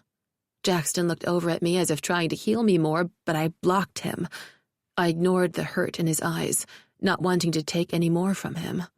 I had already taken too much. And now, with another necromancer in the game, he needed all the strength and power he could have, all he could get. And I couldn't be the one who stood in the way of those he needed to protect. Frank had almost died today to protect me, and the others had tried to circle me, but they needed to focus on themselves, not me. If they hadn't been weakened from the ritual, nobody would have been hurt at all. Instead, they had used some of their power to protect me, to try to break this curse. And here we were, weakened, bloody, and outpaced, outmatched. I could not do this again. I couldn't allow them to lose everything because of me. I would either find a way to heal and survive this on my own, or I wouldn't. I wouldn't let my friends die because of me. I looked at Jackson. I wouldn't let my mate die because of me. Chapter 6. Jackson. Cleanup after the attack didn't take long. Ariel, the bear beta, had carried Frank off to the den where he could heal surrounded by shifters. He might be a lone jaguar and enjoy his time on his own, but he would heal faster in the company of other shifters and bear cubs who only wanted to show how much they loved their Uncle Frank. Rome and Sage had followed, the alpha and his mate needing to spend some time with their pack after everything had changed. Ash had wandered off somewhere after ensuring that Laurel was safe. I wasn't sure if she could consider nearly dying and knowing that there was a time limit on the essence she had left unharmed, but that was as good as she would get for now. Rowan had taken one look at her shop and kicked everyone out. I had offered to help clean up, knowing that it wouldn't be easy for her to do it alone, but she had shoved me out with the rest of them. It didn't matter that it was my job to care for her just like she cared for us. Rowan had wanted to clean up the mess the bastards had made alone. I would come by later to fix whatever she couldn't get done. If she let me, that was. But she would just have to deal with it. I might not be part of the Coven, and she might not be a member of my wing and clutch, but she was family.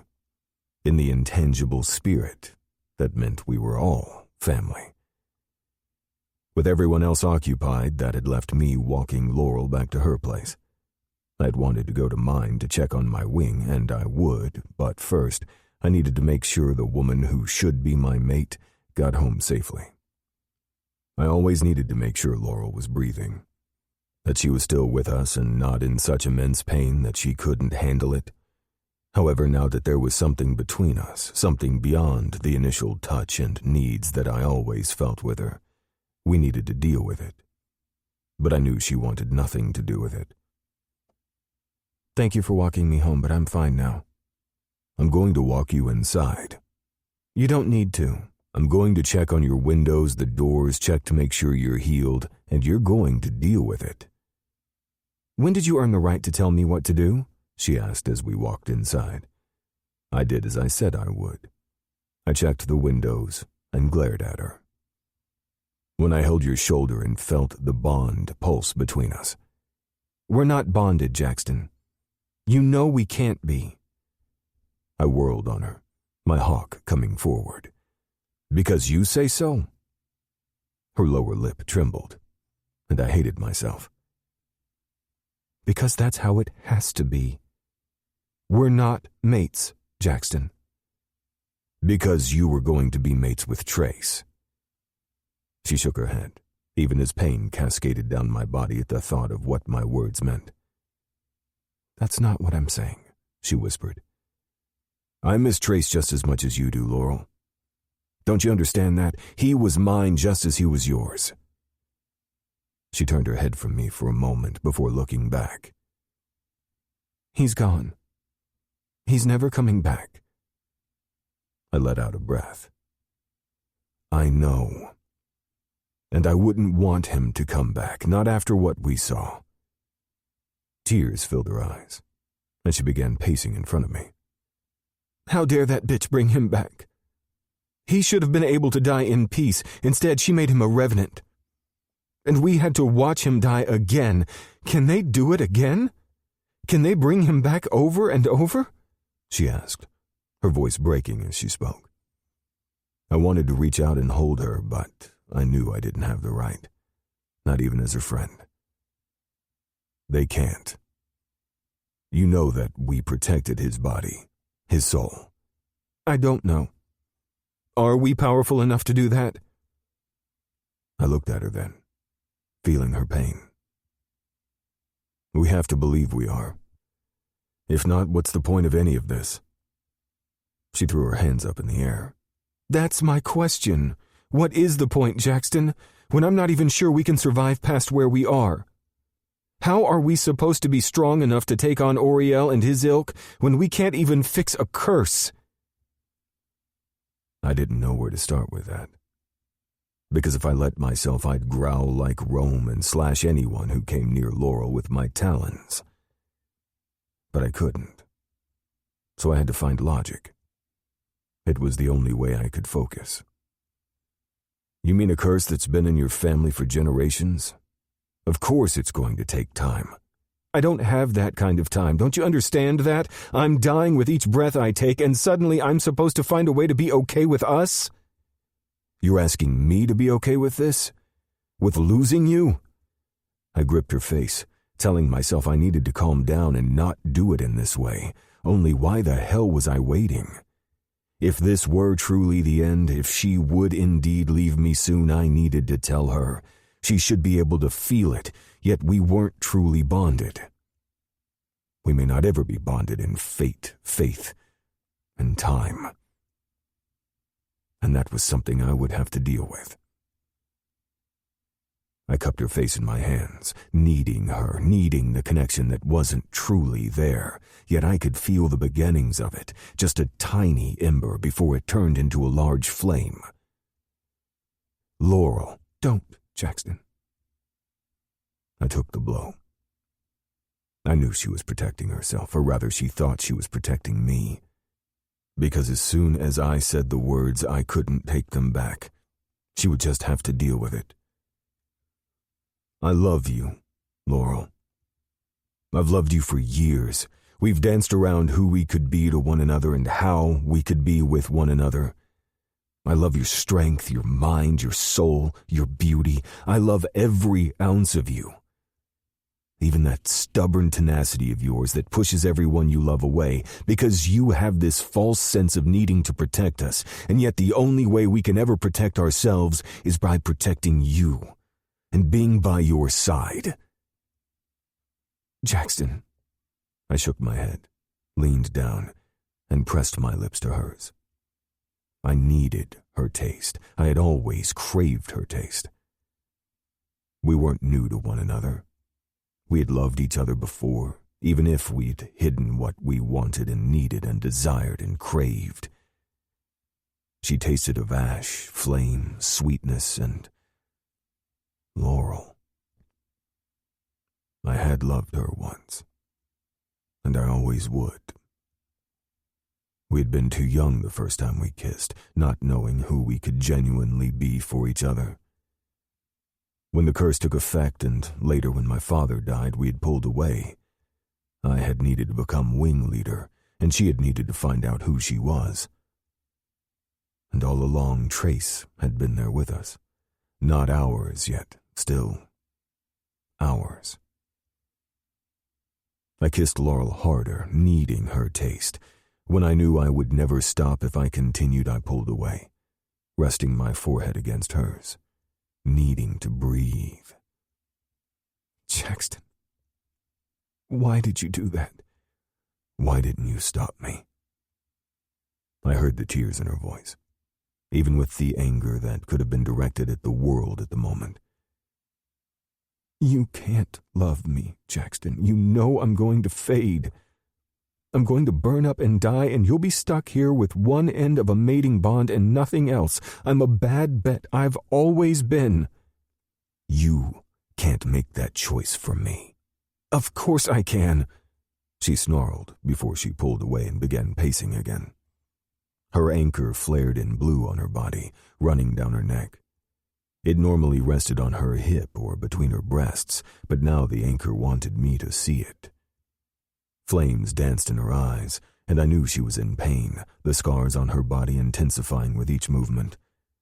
But I didn't tell her to stop.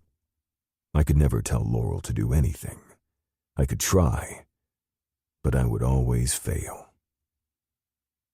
I'm going to die.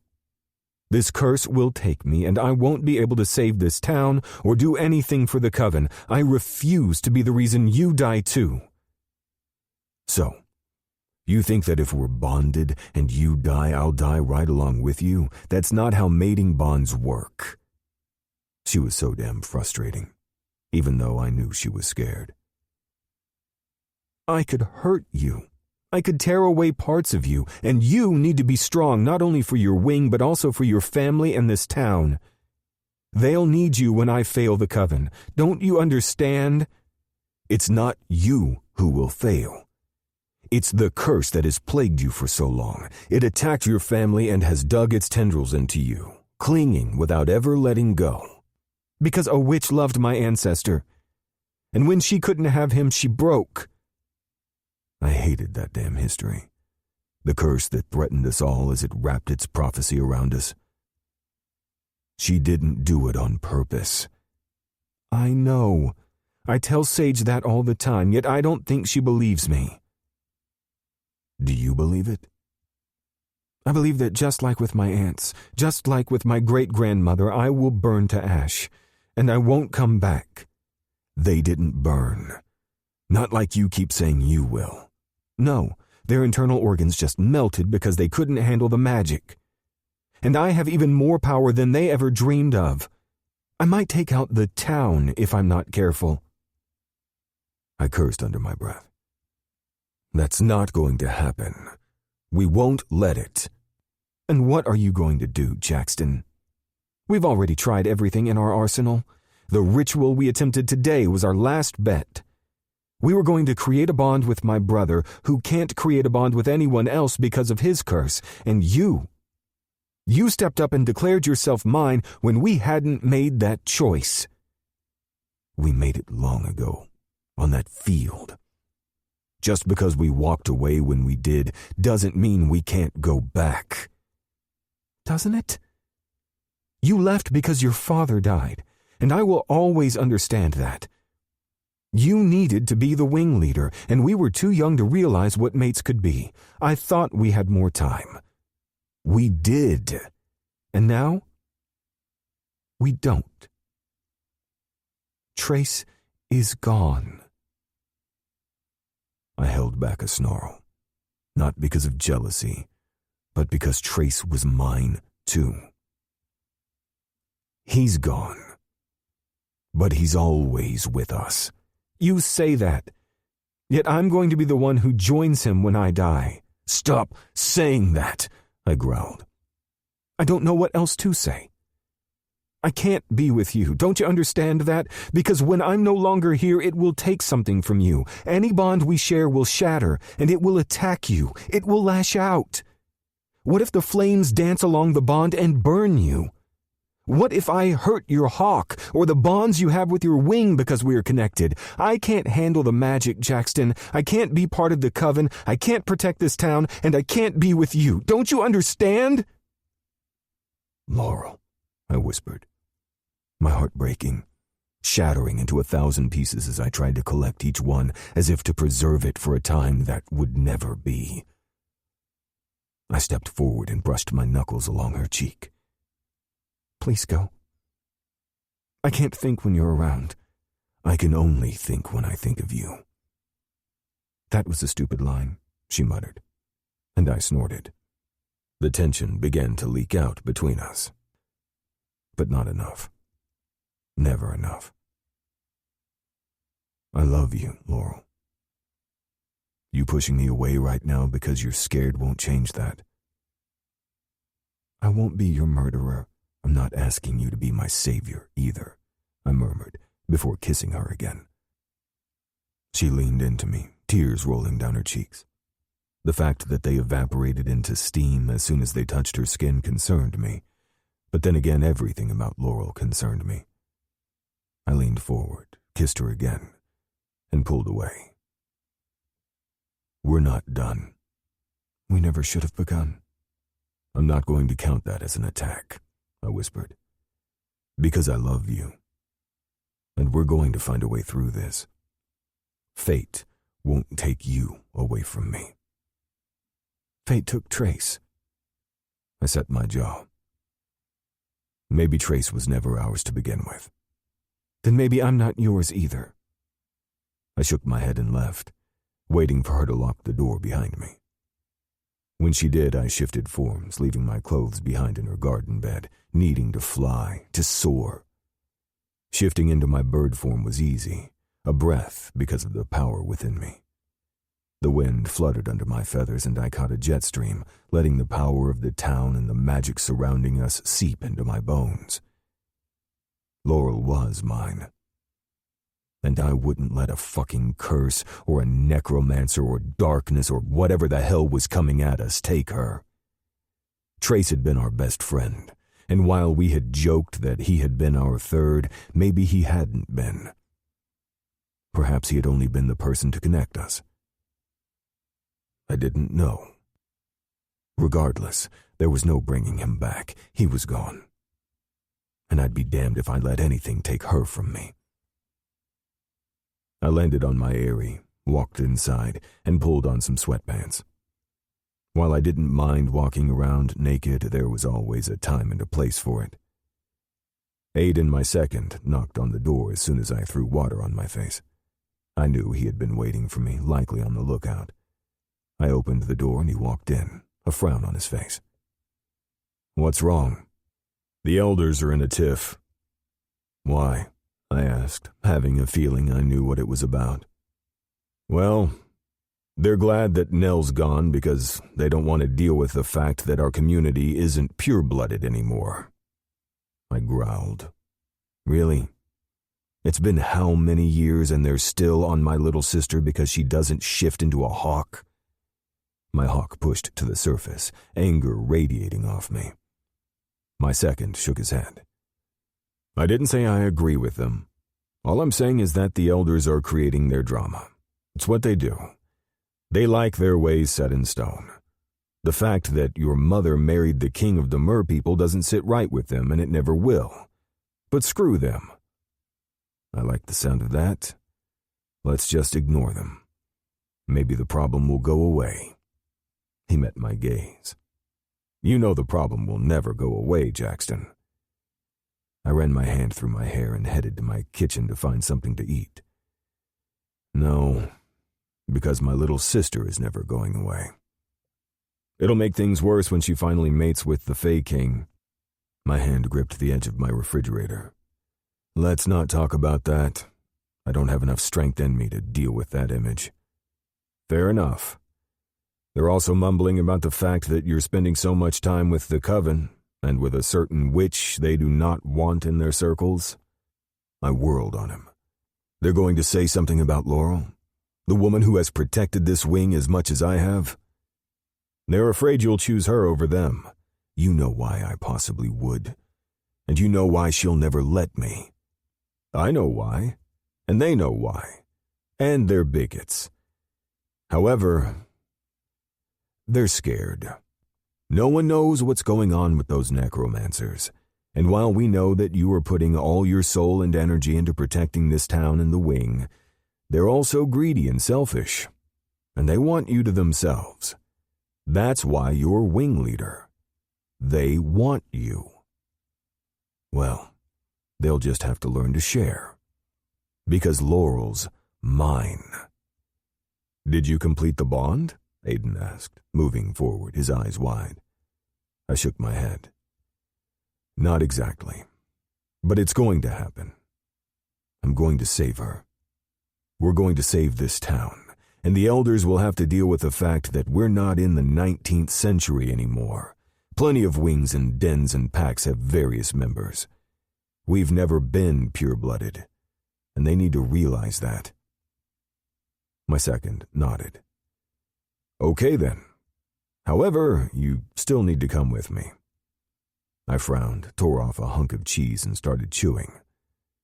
"Why?" I growled. "Because your aunt needs a hug." I cursed under my breath, my stomach no longer needing food. I set everything back in the fridge and braced myself against it. "William's been gone for how long? Long enough that we know he's not coming back." "He's dead, Jackson.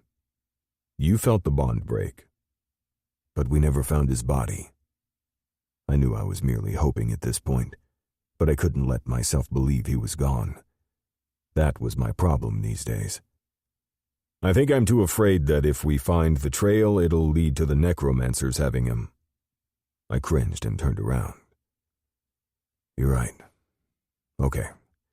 I hate that my cousin's gone, that whatever happened to him happened without our knowledge. But the bond is broken.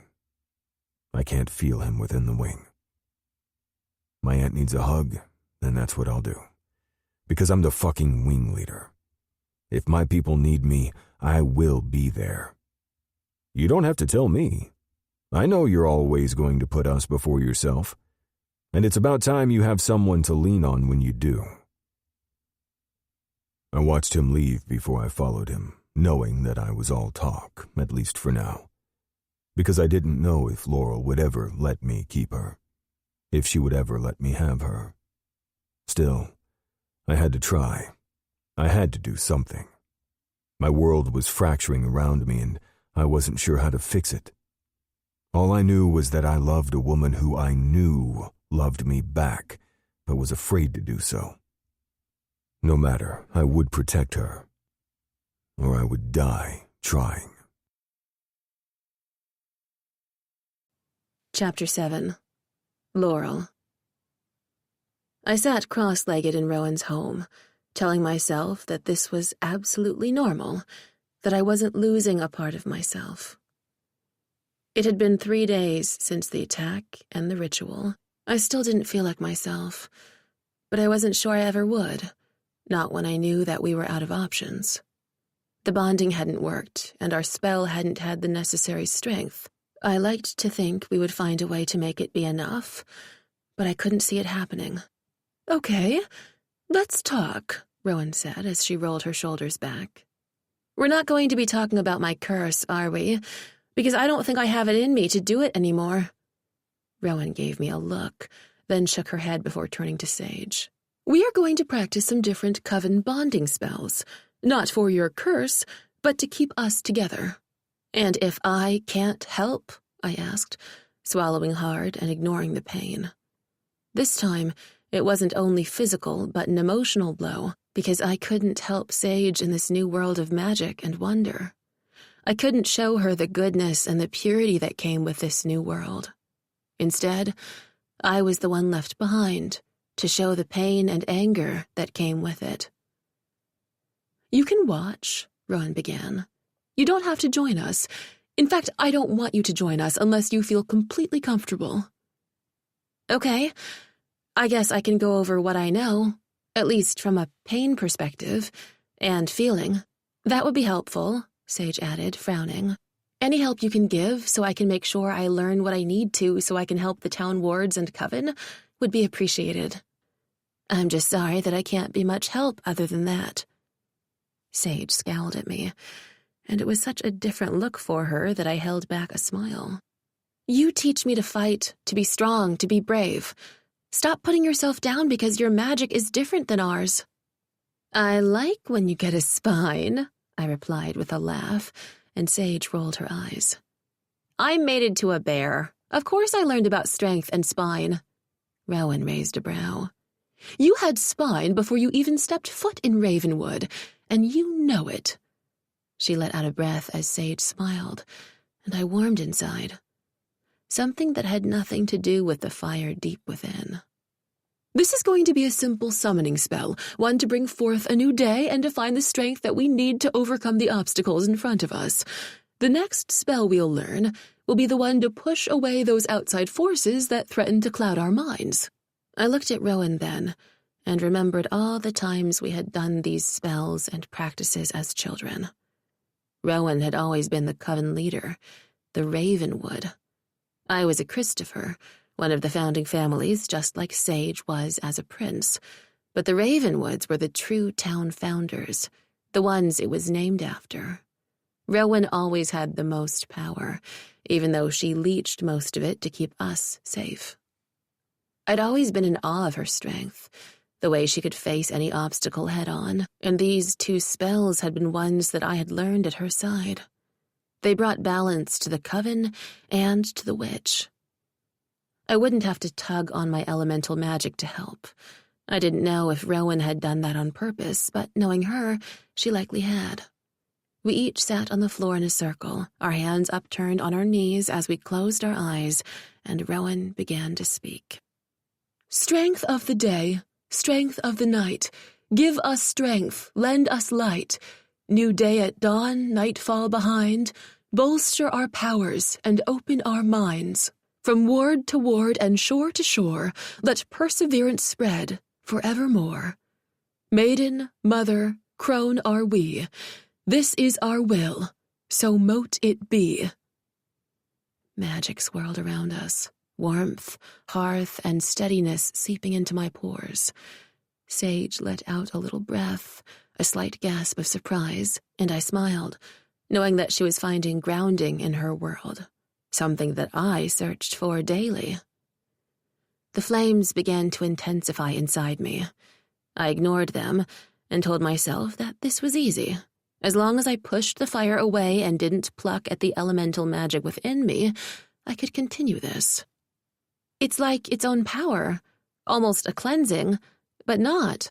I opened my eyes to see Rowan smiling like a proud mama at Sage.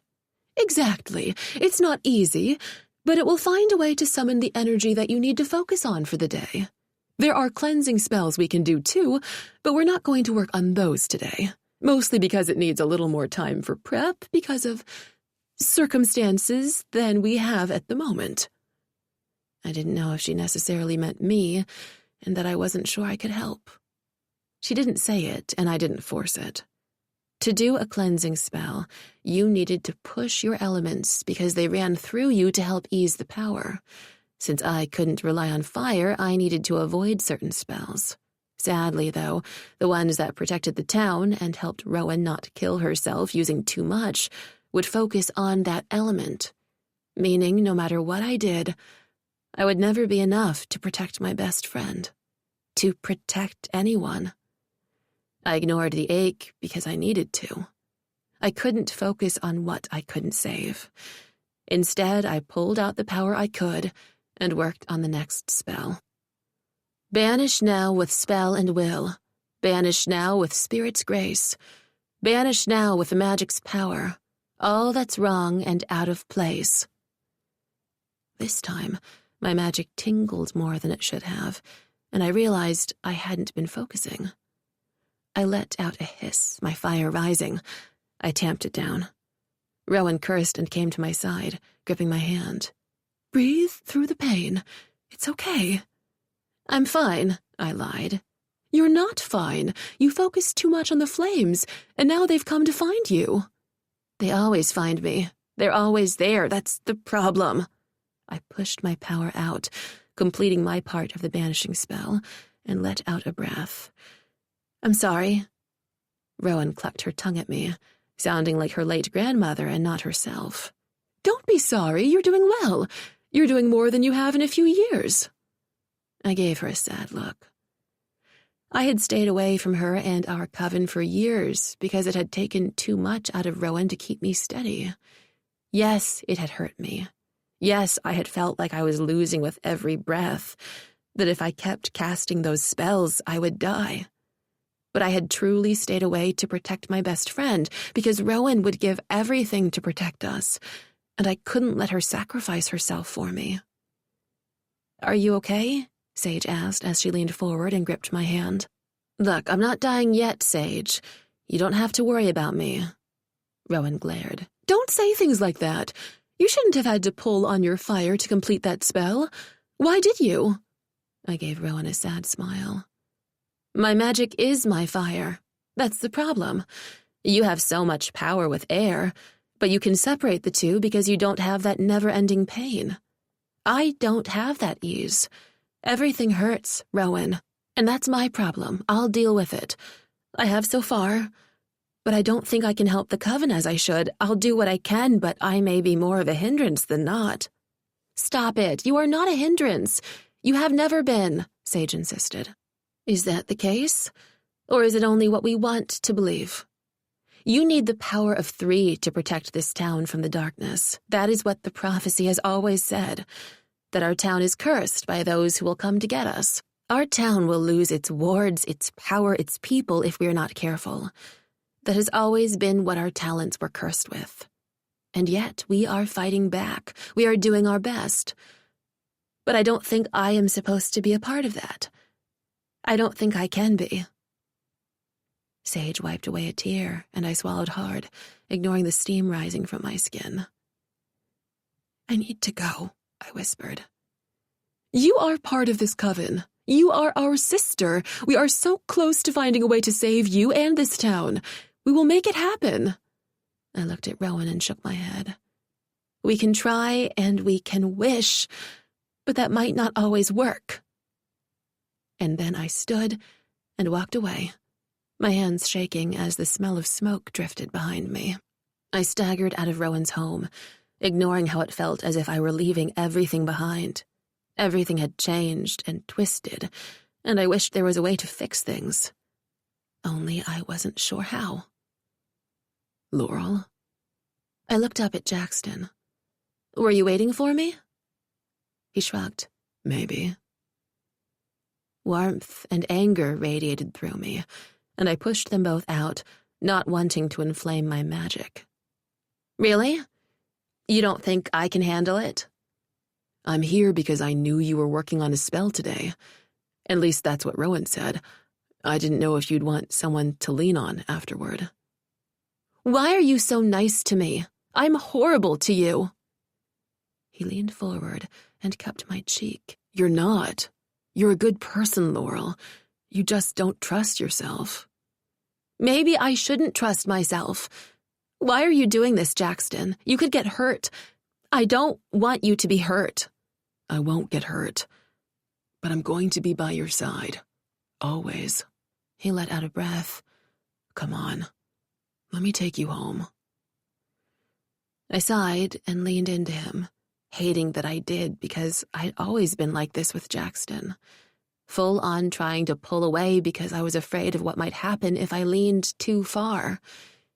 He was always sweet, caring, and could be growly if the need was warranted. He protected those around him. He protected me. But who protected him?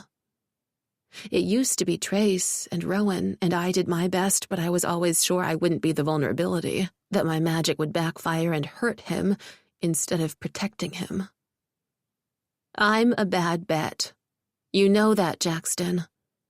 You're my bet, so you're just going to have to get over it. I'm not letting you go, Laurel. I sighed and leaned into him again as he walked me home. I felt Rowan's and Sage's stares on my back as we left, and I knew I would have to tell them what was going on later. I wasn't sure what I was supposed to do. For now, I would focus on what I could, and that was the magic within me, and the hawk at my side. He walked me home just a short distance away from Rowan's. I'd always loved being close to Rowan, the fact that even when we were children, we could sneak out and visit each other. While Jackson and Trace had been my friends as teenagers and beyond since we were figuring out who we were to one another, Rowan had always been there, and when the full effects of the curse hit me, and I'd thought I lost it all, Rowan had still been there, even though we had pushed at each other and through the pain we hadn't been able to avoid. Jackson walked me inside, and I looked at him, brushing his hair away from his face. I wish things were different. We'll make them different.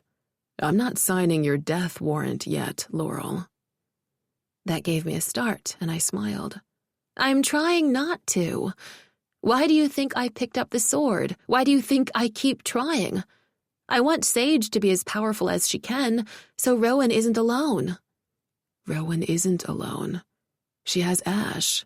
We both know that she can't have Ash. The shifters are strong enough to protect their own, but maybe not everyone, maybe not the town. The divinations have always said that it needs the power of the Coven, yet I don't think it foresaw the second curse layer on top of it. I'm not counting you out. I never will. He leaned down and kissed me, and I sank into him, hating how I felt. I don't want to hurt you, I whispered. Then don't. He kissed me again, and I wrapped my arms around him, needing him. We can't create a mating bond, I whispered. We won't. Just let me love you, Laurel, he whispered, and I sank into him, knowing that I couldn't say no. I had never been able to say no to Jackson, and maybe that was part of the problem. He had always been part of me, body, mind, and soul. I had pushed him away when I was afraid, and I was still afraid with every ounce of my being. But I couldn't just ask him to leave. Not when this could be my last moment. It was getting closer and closer to the end. We were all dealing with the outside forces waiting for us. But I wanted to be selfish, just for a minute, just for a moment. And so, I let myself be. Are you sure? I whispered, fear in my voice that I hadn't recognized until it was too late. He kissed me again. Of course. I want you, Laurel. You're mine. Just let me love you, he repeated. I nodded against him, and then held him tighter. His lips started at my jaw, kissing and caressing, before he slowly moved me to the couch and lifted me onto the back of it. I let out a breath, then slouched against him as he kissed and bit my lips. His hands went to the hem of my shirt and pulled it over my head, leaving me in my jeans and bra. He licked his lips and stared at me. "You always were too beautiful." "That's what you always say." "Well, you always take my breath away." His hand went to my side and gently caressed the edge of my burns. They healed quickly because they were magical, and the balms and creams that Rowan gave me helped. But they always returned, sometimes in different places. This time it was on my left hip. When Jackson's gaze went to them, I shook my head. "It's fine. You can't hurt me." "I don't know if that's the case," he whispered, before pressing a kiss to my neck, and then to my jaw, and then between my breasts. I sucked in a breath, his touch sending magic through my body. But this time, it wasn't hot, it wasn't flames. It was warmth, yet something all Jackson, the man I had always wanted and knew could be mine, but also the one I knew I could never have. My anchor slid around my body, connecting with his on his hand before his hawk flew over his arm, around his neck, and to his other hand resting on my hip. I giggled, and he grinned up at me. "Do you think all anchors work like ours?" I asked. He shook his head. "I think we're special. They like each other, just like I like you." "You say the sweetest things." I wrapped my legs around his waist and pulled him closer, so his jean-clad cock was pressed against my heat. We both groaned, and then he bit my lip before undoing the clasp on my bra. My breasts fell heavily into his open palms, and he slid his thumbs over my nipples. I groaned as he leaned down and latched his lips to one turgid peak. We both groaned at the sensation, and I grew wet, needing him inside me. It had been ages since I'd had him, since I had allowed myself to be, and yet this felt like the first time, as if we'd both been waiting for this moment. I didn't know how this could be. How could I want him so much without knowing who he could be, who we could be together? He played with my breasts, molding them, sucking on them, and then he kissed down my belly over my jeans and grinned up at me. The sight of his dark hair between my legs made me groan, and I helped him undo my pants as he tugged on my panties and jeans, stripping them from my body. I sat at the edge of the couch, clinging to the edge as he spread my thighs and stared at me. "You're so fucking beautiful." "Are you talking to me or my pussy?" I teased, and he grinned before he leaned down and licked me. I saw stars, my whole body shaking as he sucked on my clit and spread me before him. He lapped at me, paying sweet attention to every inch of me. And when he speared me with 2 fingers, I came around him, my magic flaring. But again, it wasn't the flame, it was the other essence of me, the part that was a Christopher witch, not an elemental wielder. My magic reached out for Jackson's, and with whatever elemental magic he had, his hawk reached towards me as well. He kept sucking at me, giving me exquisite pleasure before he stood and stripped down. I reached between us, gripping the base of his long, thick cock, and we both groaned. "I need you. Please." "You never have to beg, Laurel. All you have to do is look at me and I want you." "Good. Now get in me." He grinned and kissed me again. "We won't do the bond. Not tonight," he assured me, even though I heard the need in his voice. It echoed the desire in me. We couldn't, not tonight. Not when we weren't sure what was coming. I didn't know why I had denied myself for so long. Probably because I knew I should. If I really let myself want him, it would be too much for both of us. I didn't know what would happen if he was bonded to me when this curse finally took me. I would regret it for the rest of my days in the abyss if I hurt him as the curse hurt me. So tonight, there would be no bond, even though I knew we both craved it. I took a deep breath and held on to him as our gazes met. He slowly slid inside me, inch by inch. He was thick, so thick that he stretched me, and the ache that came wasn't for magic, but for man and need. He let out a groan and bit my neck, though not marking me as his mate. Instead, he just let out a shaky breath, and both of us clung to one another as I slowly adjusted to fit him. "I forgot how tight you are," he mumbled, and I laughed. "Oh, good. I'm glad you're trying to remember exactly how it was for us that first time, when we were fumbling hands and two wet mouths." "We're not going to fumble today," he whispered, and then he gripped my right hip. He put his other hand right under my left breast, and then he moved. I let out a sharp gasp and arched into him as he pumped into me, the couch moving with each thrust. It would have been comical, and yet I could only think of him. I didn't care about anything else. My powers latched onto his, claiming him in a way, but not fully.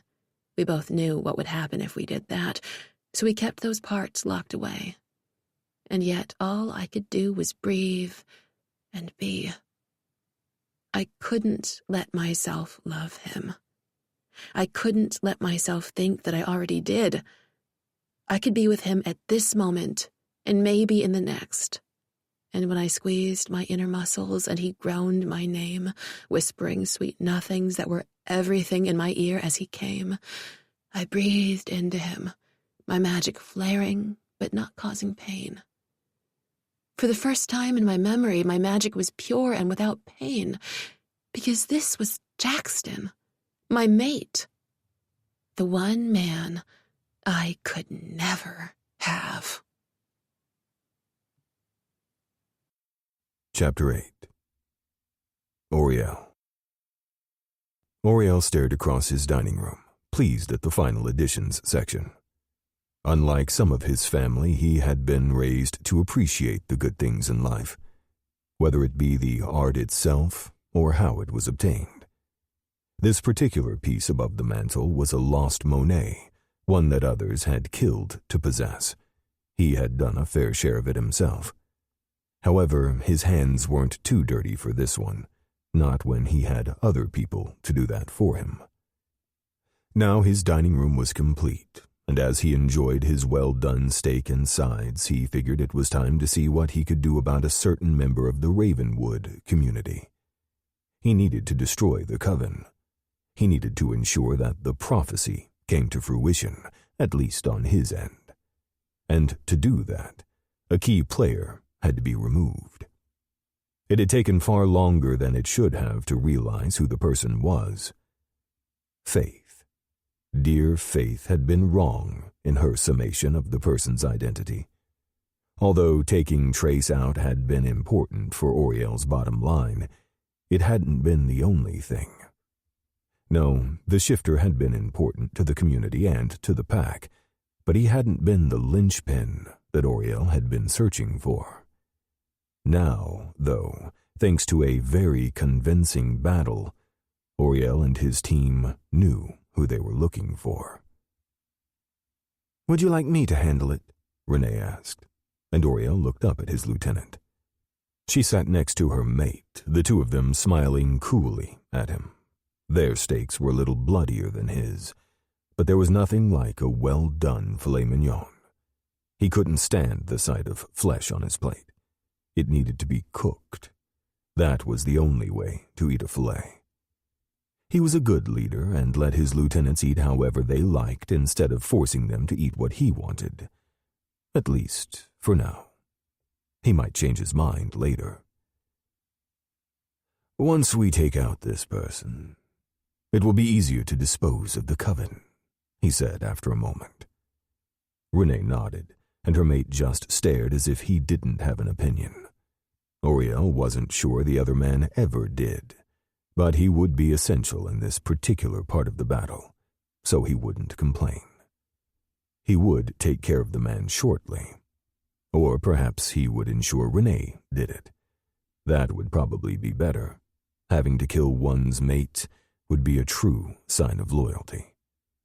But first, they needed the shifter to do what Oriel wanted and take care of their little problem. Make it look like an ambush. Perhaps from someone he trusts. Renee nodded. We can handle that. He has more enemies than he cares to admit. Renee's mate finally spoke. The dissension in the ranks is enough that it won't seem like you, but rather those he has angered with his current predilections.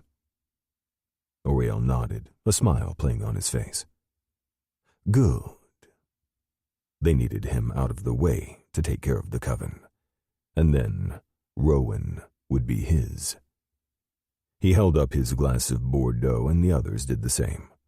A cruel smile played on Renee's lips as her mate scowled at Oriel, but not in anger. That was just what his face looked like. To the end of the one in our ranks, and to Ravenwood and our making. To Ravenwood, they agreed and sipped their wine. Images of Rowan occupied Oriel's mind, and a small smile appeared. The Coven was within his grasp. Those of Ravenwood had dared to take what was Oriel's, and now they would pay. But first, they would know true pain. They would know what they had caused. Chapter 9. Jackson. I lay curled around Laurel, holding her close, pretending that this was how our day would be. That we didn't have to get up or do anything other than what we were doing right now. That we could remain here until the end of time, breathing, pretending that this was our life. Only I knew that reality would creep in at any moment, and there would be no going back. Laurel rubbed against me, still asleep, and I held back a groan. Her tight little body, with that firm little ass pressing against my already hard cock, wasn't exactly a way for me to keep sane today. Yet I didn't want it to stop. What I wanted to do was lift her thigh and wake us both up in the best way possible. I knew she needed the sleep, and thus making love again probably wouldn't be good for either of us, because Laurel would walk away. I knew she had to. She wanted to protect me, and maybe even herself, and that meant I either had to be the one to keep her, or let her walk away. You were thinking so hard you woke me up, Laurel grumbled, and I swallowed hard, telling myself that as long as I kept still, she wouldn't be able to read the emotions on my face once she turned over. Maybe that would be a lie, but I was never good at keeping things from Laurel. Hence why we were in this situation again. Sorry, I have a lot to think about. She turned in my arms, our legs tangling as her naked breasts pressed against my chest. I think we both have a lot to think about. I cursed under my breath and then pushed her hair away from her face, cupping her cheek. Laurel, I know. She leaned forward and kissed me gently. While I wanted to pretend that this was just the beginning of something far better for both of us, I knew that wasn't the case. I knew that this was probably goodbye. Perhaps there was always going to be a goodbye. Don't look so sad, she whispered. I feel like that's usually what I say to you. You should get going. We need to meet the Coven later. We're just not going to talk about what happened then? I asked as I sat, running my hands through my hair. The blanket pooled around my waist, leaving us both bare on top. I'm sorry. You better not be sorry about what happened, I growled before getting out of bed and shoving my legs into my pants. I know. I meant that I'm sorry I keep screwing everything up and don't know what I'm doing. I used to think I was better than this. Better at this. And now everything is just wrapped around itself and I can't find my way out. How are we supposed to find our way out when we don't even know who's attacking us or who's coming at us? or even how to break this curse. It almost doesn't make any sense to me, and yet I know it has to, because I hate hurting you. I hate watching you walk away. I whirled at her. You're the one who's always walking away, Laurel. It was always like that, even when we were with Trace. And there it was. We. Because we had both thought Trace was ours, and we had been wrong. So fucking wrong. I thought he was ours too, but he wasn't. He was just our stepping stone. No, that's a horrible thing to say. I didn't mean that. Her hands went to her mouth for a moment before she let them fall. I moved around the bed and cupped her face before crushing my mouth to hers. She leaned into me. I know you didn't mean it like that. But Trace was part of our past, and I thought he would be part of my future. I thought you both would be. And now I'm dying too, she said woodenly, and I held back the scream of rage threatening to erupt. Trace wasn't ours, even if we might have wanted him to be, she whispered. I lowered my head to hers, trying to catch my breath. And because he wasn't ours, we have to somehow move on and figure out our lives without him. I just don't want you to have to figure it out without me. Then stop saying that. We'll find a way. How? She asked as she stood and went to put on her clothes. How exactly are we going to figure that out? We haven't yet. I almost killed you and my brother trying to figure it out, and it hasn't worked out yet. We can't just give up. You don't think I'm trying? If I gave up, I would just spark my magic and let myself burn, but I haven't. I'm sitting here and I'm fighting. I'm trying to protect this town, you, everybody. You know, if things were different, I wouldn't run the way I usually do. And I wouldn't be trying so hard. If things were different, we wouldn't feel like this curse was for us specifically and not just the town. She gave me a look, and I sighed. I don't want you hurt anymore. I want everything to go back to some sense of normal, but then I remember we don't have a fucking normal. We don't. And I don't know when that's going to change. I need time, Jackson. I gave her a look and sighed. What if we don't have that kind of time, Laurel? I regretted the words as soon as I said them as she blanched. Laurel, I started again. No, you're right. We don't have that kind of time. But I still need it. I care about you, Jackson. I hated that phrase. But I knew she couldn't say love, not when we didn't know what would happen next. So I had to let her get away with that. For now. I'll give you time, Laurel, I whispered. But not too much. She smiled softly, and I leaned forward and kissed her gently.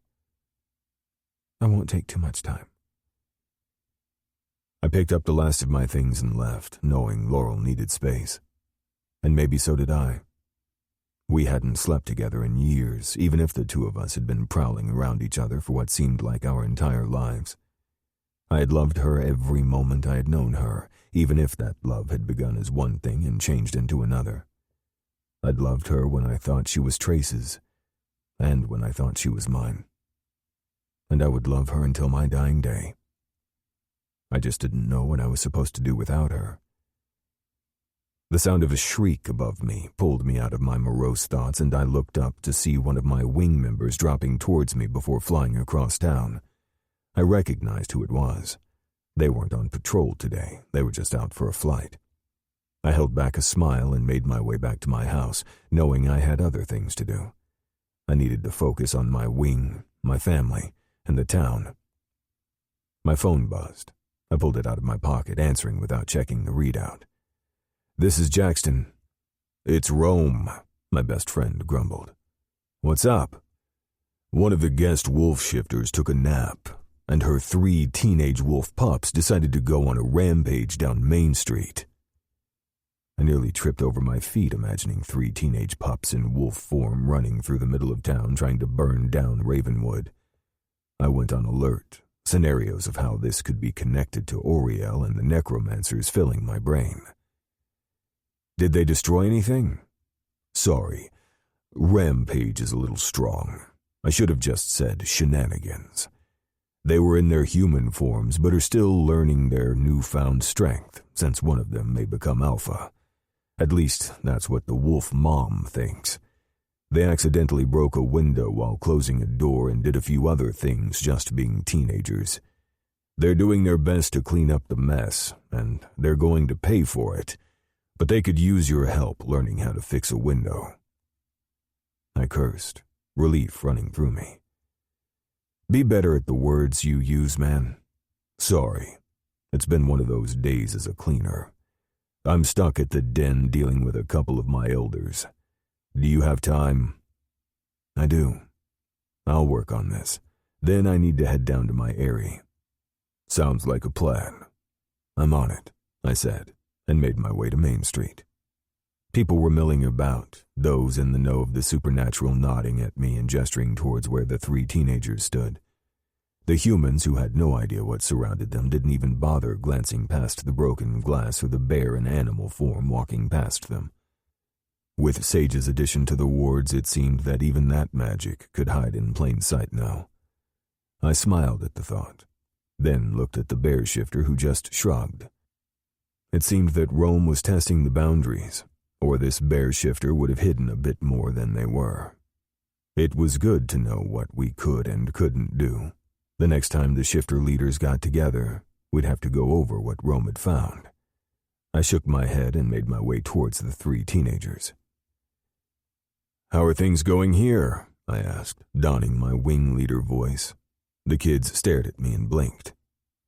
Oh, hi, the youngest said before ducking his head. The oldest nudged him, then met my gaze for a minute before lowering his head again.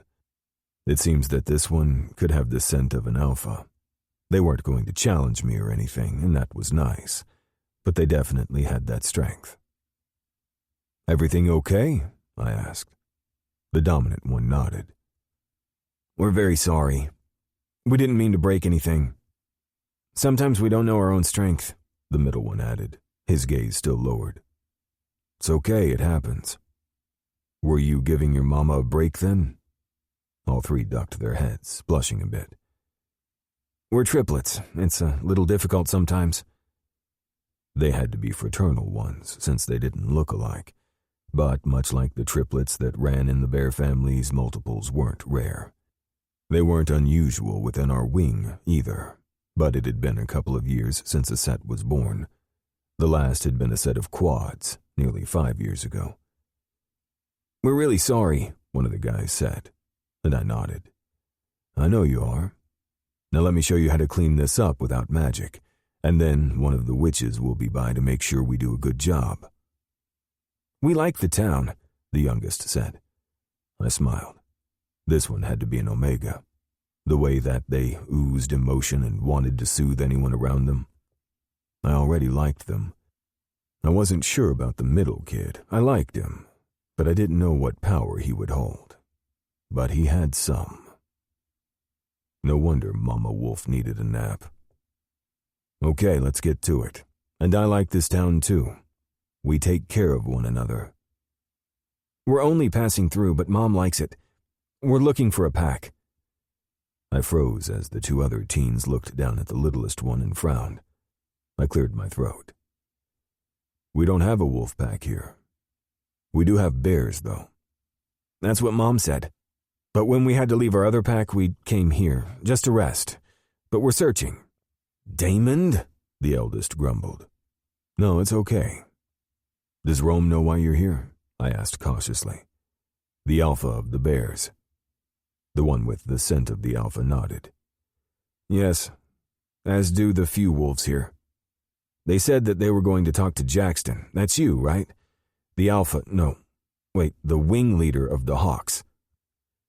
It seems I was out of commission for a time when they were going to talk to me, but yes, that's me, Jackson.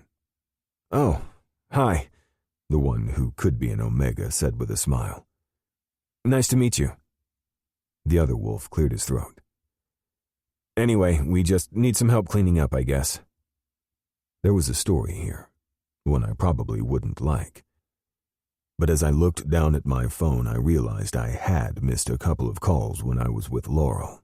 It seemed these wolves were on the run from something. I didn't know what it was, but hopefully they'd be able to figure it out.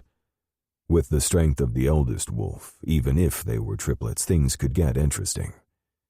I helped the kids figure out how to clean up what they had messed up, as well as fix the window when Rowan came by. She smiled and snapped her fingers. With a minor spell, she cleaned up any residual magic. She fluttered her fingers as she waved goodbye, and the 3 teenage wolves stared after her with their mouths agape. I held back a snort and introduced myself to Mama Wolf as she came forward. I immediately knew that this submissive wolf had her hands full. She was a strong wolf in terms of courage, but very submissive with 3 decently dominant boys and no other pack. Rome and the others would help how they could. My job was to ensure that peace remained settled. Before I could do any of that, I had to focus on my wing. I nodded at the others, helped a few more people, and then finally made my way back home. My people needed me. Eventually I'd find time to think for myself, to just be, but that wouldn't happen anytime soon. I thought about shifting, but decided I needed the walk. I'd take flight later, feel the wind beneath my feathers and my wings, despite the fact that I hated that song. My lips quirked into a smile, even if I didn't have much to smile about these days. Suddenly I froze, a familiar scent on the wind. William? That was my cousin's scent, but that couldn't be right. He was gone, wasn't he? I turned and ducked, flames erupting over my head. Tut, tut, tut, all alone, little hawk. What will you do when your feathers burn? The necromancer in front of me whispered as she grinned. My cousin, the man I'd thought dead or at least long gone, stood behind her. He had his hand on her hip, and I sensed the mating bond. My heart raced at the implications of what I saw. William? I asked as I rose, ducking another swath of flame. Cousin of mine. You don't want to mess with my mate Renee. She's stronger than you. Stronger than the whole wing. What the hell? I asked, trying to catch up to what was happening. Was William mated to the necromancer? That meant he'd left the wing of his own volition. There wasn't more time to think. Renee sent flame after flame, her control decent, what Laurel should have been, but the manic glee in her eyes scared me. This was a witch, a necromancer, and revenants could be around any minute. As William came at me, slashing his talons toward me, I knew I was outnumbered, and I couldn't call for help. And then Renee whispered a spell, something I couldn't quite hear, and flames danced along my flesh. My skin burned, my bones screamed, and then there was nothing. Just talons across my stomach like knives digging into me, and the scent of burnt flesh filling my nostrils. Chapter 10. Laurel. I don't see why we can't simply try, Ash said, his voice devoid of emotion, as usual. I pinched the bridge of my nose, breathing in deeply before slowly letting out the air. I loved my brother. I cherished him, I respected him, and I liked him. But ever since the curse had taken over, it was like he became a different person. Parts of him would always remain the same, but others continued to change. He didn't quite understand the consequences of some of his actions. It wasn't that he wanted to put others in harm's way. It was more that he didn't realize that he was doing it until it was too late. Or perhaps he didn't care. I wasn't sure how his curse worked because he didn't tell me. Not that I told him about everything of mine, so I didn't know if I could truly blame him in that respect. Ash, I love you, but no, we can't try that. They're already dead. It's not like we could hurt them. We are not taking a revenant and seeing how to reverse the magic to stop it on a grander scale. If you talk with Rowan about the idea, she may curse you again to spite you. I think spiting and smiting and cursing could all be similar things, he added dryly, and I flipped him off. You're such a jerk. I'm your big brother. You love me. I snorted. Sure, whatever you say. As for the revenants, I'm not saying we experiment on them, but none of us knows much about necromancy because it's forbidden. We should try something. You know that you are one step closer to becoming dark once you even begin to think about that, and you have to be strong. More than any of us, you need to be strong, Ash.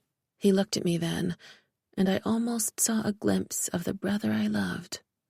The one who used to smile with me and teach me magic alongside our parents. The brother who had laughed and always had a kind word or a joke for others. The man who had fallen in love with Rowan and made my best friend look lighter and happier than she ever had been. Only that Rowan was gone, as was he. Did you ever find it weird that Mom and Dad named me Ash when you're the one with the fire? He asked softly. I blinked, once again wondering if this was my brother or if it was just who I missed. Yes, but I thought they were just being ironic. After all, Mom said there was seer blood in our family. Perhaps. Or perhaps she thought I would be the one with the flame. Maybe, but you have Earth. You're part of this, Ash. Even if you leave. I don't think I'm leaving again, Laurel. I think this is it for me. The way he said that didn't sound like he meant he was staying for good, only that he would never leave. Those were two far different ideas. We're not going to do that, Ash. Do you understand me? I do, even if it makes it a little difficult to stomach. We're going in blind when it comes to Oriel and what he wants. He wants Ravenwood. He wants the power the Coven holds, even if it is small. It has history and worth and roots deeply embedded in the town. If Oriel comes for Ravenwood, he'll want all the magic that centuries' worth of princes and Ravenwoods and Christophers have put into it.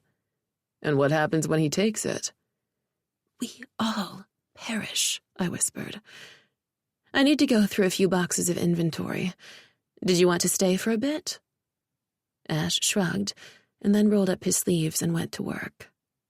My brother was a billionaire. He excelled in real estate and finance and worked his ass off. He didn't steal, he didn't cheat, he didn't use his magic. He was just good with money and didn't need loopholes to make things happen. He also tasked me with making sure that I found ways to use that money that wasn't evil. With that said, my brother wasn't technically a billionaire anymore. He gave away enough that he had lost that status, and it was my job to ensure that happened. Ash had an entire team to handle that for him, a company that didn't understand why he needed to give away so much of what he made. But then again, some part of him knew he needed to retain that aspect of himself, and it was my job to ensure that. That and working at Aunt Penelope's bookstore, though now I owned it. Only sometimes it felt as if it were all futile, especially considering everything could burn up or blow up at any minute if the revenants came. How many times had we fixed windows and restocked and replaced floors and drywall because of magical attacks, accidental shifting, or the revenants? Too many. It sometimes felt like that was all we did, patching holes for the next attack, the next ending. Ash worked in the back, his headphones in as he talked with his assistant and staff about a few work things. I let him be and worked on stocking the front area. We were closed for now because it was so late in the day. We kept different hours than we would if we were a non-magical town. The place was doing okay, and I didn't think I would go out of business anytime soon, but it still felt as if I were marking time and saving Penelope's place, even though she would never be back. I loved books, the way they felt, the way they smelled. I loved ebooks too, and audio. I just loved reading. Loved feeling like I could throw myself into any story or world and pretend that mine wasn't as bad as it was. I lived in a world of magic and the unknown, but it was books that genuinely brought me to that place. And that was why I liked romance more than anything, because no matter where you went, no matter what path they took you down, no matter what pain was shoved in your face, You always knew what would happen. That was at least one aspect of the story, that the love you cherished, hoped for, and begged for would occur. There would be that happily ever after, even as the embers burned around you. That didn't happen in real life, and as my power fluctuated within me, singeing my skin, I knew that it wouldn't happen for me. But it was still nice to pretend, at least for the moment. Someone banged on the door and it shot open. I twisted, fire on my fingertips. My magic pulsated as I reached for my sword, only remembering that I had left it back with Ash. "You!" Aiden, the wing's second, called before coming at me, moving faster than I'd ever seen him move. He had one hand around my throat in an instant, the other pinning me to the wall as he leaned forward. "Where is he?" "What the fuck?" I gasped. "Where is he?" I pushed at him, trying to get him away from me, but there was a reason that Aiden was the second. I couldn't get out of his hold. "Where is who?" I asked, coughing as he squeezed my neck even tighter. I couldn't breathe, and I scratched at him, trying to get away, but I would hurt him and anyone else in the vicinity if I used my magic. I needed my sword. I needed the one thing I could control. "Laurel." It wasn't a scream or a shout, it wasn't a growl, but it was Ash. He shoved out his hand and muttered a spell under his breath as he tossed Aiden away, the hawk rolling to the floor hard as I slid down the wall, rubbing my throat as I sucked in gulps of air. My brother tossed me my sword. I caught it, grateful that he hadn't thrown it at my face. Some days it felt as if my brother wasn't entirely human. Occasionally, I was afraid he forgot what I was capable of. "Are you declaring war on the Coven, then?" Ash asked, tilting his head as he studied Aiden. "Because you will be out of your league, little hawk. You're not even the strongest among your kind, and you think to come here and hurt my sister? You dare to hurt a witch? You may be all-powerful, Christophers, but our wing can take you down, and we will if you don't tell us where our leader is." I froze, ice chilling me even as it doused the flames. "Wait, where is Jackson?" I asked as I scrambled to my feet, sword in hand. Ash tilted his head, studying Aiden. "Why did you attack my sister if you lost your alpha?" "Wing leader," Aiden spat. "And you know that. Stop trying to rile me. You were the last one Jackson was seen with. Where the fuck is he?" I swallowed hard, my hands shaking. "Why would you think I have him? Where did he go?" "That's what we're asking you. You're lucky I'm the one who came. The elders want to gut you where you stand." I had known the wing didn't like me. They had never liked me. They wanted their precious wing leader to mate with a nice little hawk, have nice little hawk babies, and stay within their nice little wing. But that's not how the world worked. I would never be good enough for them. And now they thought I would hurt him? That I would kill him? Betrayal slashed at me, and I swallowed hard, pretending that I was fine, that I hadn't just felt betrayal wrapping its fingers around my neck and squeezing. After all, Aiden had just done the same. I could still feel the pressure of his hands around my throat. "Where is he?" I asked, flames dancing down my sword. Ash cursed under his breath. "Stop using your magic." I ignored him. "Why did you think I had anything to do with this?" Aiden's eyes were bleak as he answered. "Because you were the last to see him. I told you that."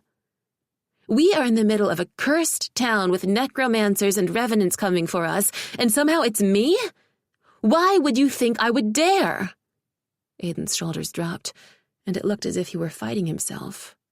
"The elders tasked me with questioning you. They used the power of the wing to itself to force me. I'm sorry." He let out a shaky breath. "Laurel, please help us find him." I heard it then. The fear. Because those who surrounded him thought it was me, but he was the one tasked to find out. He could have killed me in an instant, snapped my neck, or taken me back to the clutch, as if I had been the one who had hurt Jackson. Nobody would have been able to find me because Aiden was that strong. It appeared he was as conflicted as I was. "Nobody's seen him since he left my house?" I ignored the way Ash glared at me and the fact that people had known Jackson was at my house. There was no hiding that. There never had been. Jackson was mine, just as much as I wasn't his, in that twisted way of my brain at least. We don't know where he is, only that we scented blood, and then there was no trail, but we know it was magic. Magic took him away from us. Fear clutched at my belly, and I glared at Aiden. It could have been a necromancer. You do know that, right? I would never hurt Jackson. A pained look crossed the hawk's face. We both know that's not true, even if you didn't mean to. We know that's not true. Ash moved forward, and I stopped him, glaring at my brother. Ash, you're just going to let him talk to you like that? I'm going to find out where Jackson is. Ash shook his head. We can do a spell, or I can. I know we can, so we will. I am not letting you do a spell, little sister. I dare you to try to stop me. I glared, and then I held up my hands, closed my eyes, and whispered under my breath, Flame of fire, beam of light, bring me the gift of second sight. Find what I seek, show it to me. Bless me now to clearly see. Flames slammed into me, and my hands shook, bile filling my throat. I felt a trickle of blood coming out of my nose, and I ignored it. I had to. My brother needed me to be stronger than this. Jackson needed me to be stronger than this. I pushed away all thoughts of the pain and what it could mean, and searched. What the hell do you think you're doing? Rowan asked as she walked in, and I fell to my knees, the spell still working.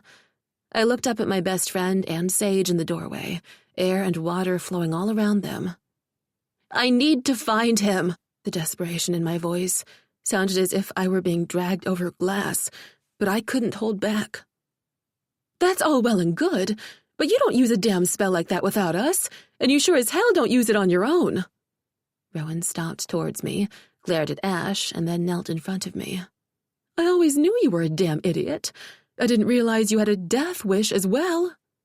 Stop it, Sage whispered between us. Tell us what's going on, and let us help. Sage knelt in front of me and gently wiped the blood from my face. You know you shouldn't do spells like that alone. She's helping us find Jackson, Aiden replied from my side, and both my brother and Rowan gave the hawk nearly identical glares. It would have been funny if the memories of what wasn't weren't so painful. Excuse me? Who do you think you are right now? I see the bruises around her throat, and while Ash is many things, he wouldn't do that to his sister.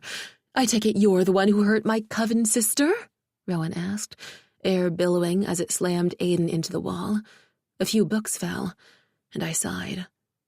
Let's not destroy the entire bookstore, shall we? My body hurt, my soul ached, and I knew my attempt at humor fell flat. Speak, little hawk, Rowan growled. I had to hold back a smile. Rowan sounded so much like Rome just then. She never used her powers to hurt, but apparently Aiden had crossed a line. The hawk lowered his head, as if acknowledging exactly who the dominant one was in the room, and it wasn't any of us. Aiden shook his head. The elder said it was her, that I was to get information out of her, no matter what. The elders are idiots, I growled. You know that just as much as I do. Those are my people. Watch what you say. There wasn't much heat in his tone. And that is my sister you tried to kill, Ash spat. Aiden narrowed his gaze. I wasn't going to kill her. She was gasping for breath, so we're going to have to agree to disagree, my brother snapped. Enough, I said, the spell still pulsating within me. I can feel it. Oh, you can feel it? Meaning you're close to figuring out what is happening right now? And where he is? You can do that on your own? Rowan narrowed her eyes as she spoke, the painful sarcasm slicing. Rowan, just help. What do you think I'm trying to do, little one?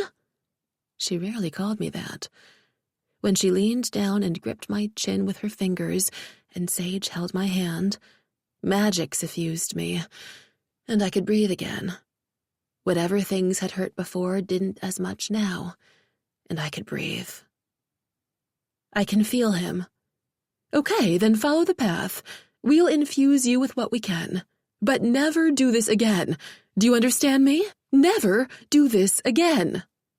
I nodded, knowing she was right, realizing that I could have killed myself trying to find Jackson. I was doing my best not to think about that, not to think about where Jackson could be. You're saying he just disappeared? Without a trace? There was blood, signs of an attack, but all we could scent was magic and fire. My blood chilled, and Ash moved forward, his hands outstretched. Rowan stepped in front of him as if blocking him from hurting the hawk. I didn't blame her, since we didn't want that situation on our hands, but it was definitely a close thing. Rowan lifted her head. Fire? As in the same magic the necromancer holds? We weren't aware that the necromancer had fire. Jackson isn't telling us much these days. But Nell was there. Did you listen to Nell? No, I spat, because your precious little elders never listen to anyone but another hawk, and even then it's only a hawk they agree with. He held up his hands and tried to say something, but I held up mine to stop him. No, we're not doing this. Not now. We'll discuss how your precious little elders constantly disappoint you later. You don't know what you're talking about, he whispered. I know far too much, I rubbed my chest. He's close. Good. Then we'll find him. Find my brother? Nell said from the doorway, and I cursed again. Today was a day for everything, it seemed. Aspen, the Fey King with his mysterious eyes and practically glowing skin, stood beside the mermaid, his hand around her waist. I swallowed the urge to say something, because, damn, that was interesting, wasn't it? We'll find your brother, Rowan promised. Nell raised her pointed chin. You'd better, or you'll have to deal with me. You'll have to deal with all of us, I whispered. He's alive. The spell shook through me. But I don't know for how long. Ash met my gaze. Then we'll find him. Together. I stood, my magic draining me as more blood poured out of my nose and down my face. My coven stood around me, and I had to hope that my mate was still alive, that this wasn't the end, that I wasn't going to lose everything before I even had a chance to claim it at all. Chapter 11. Laurel.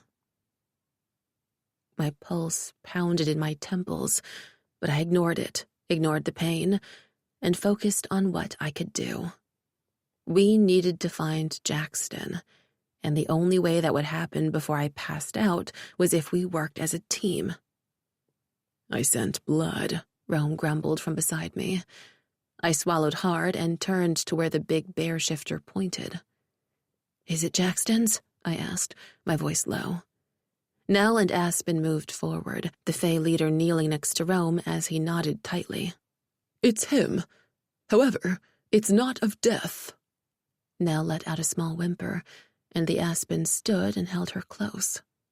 This way, I whispered, my energy draining out of me. Sage and Rowan stood on either side of me, their hands on my shoulders as they siphoned some of the spells from me. I was an idiot for not waiting for them, but all I could think about was finding Jackson the only way I could. I should have used a shifter to find him.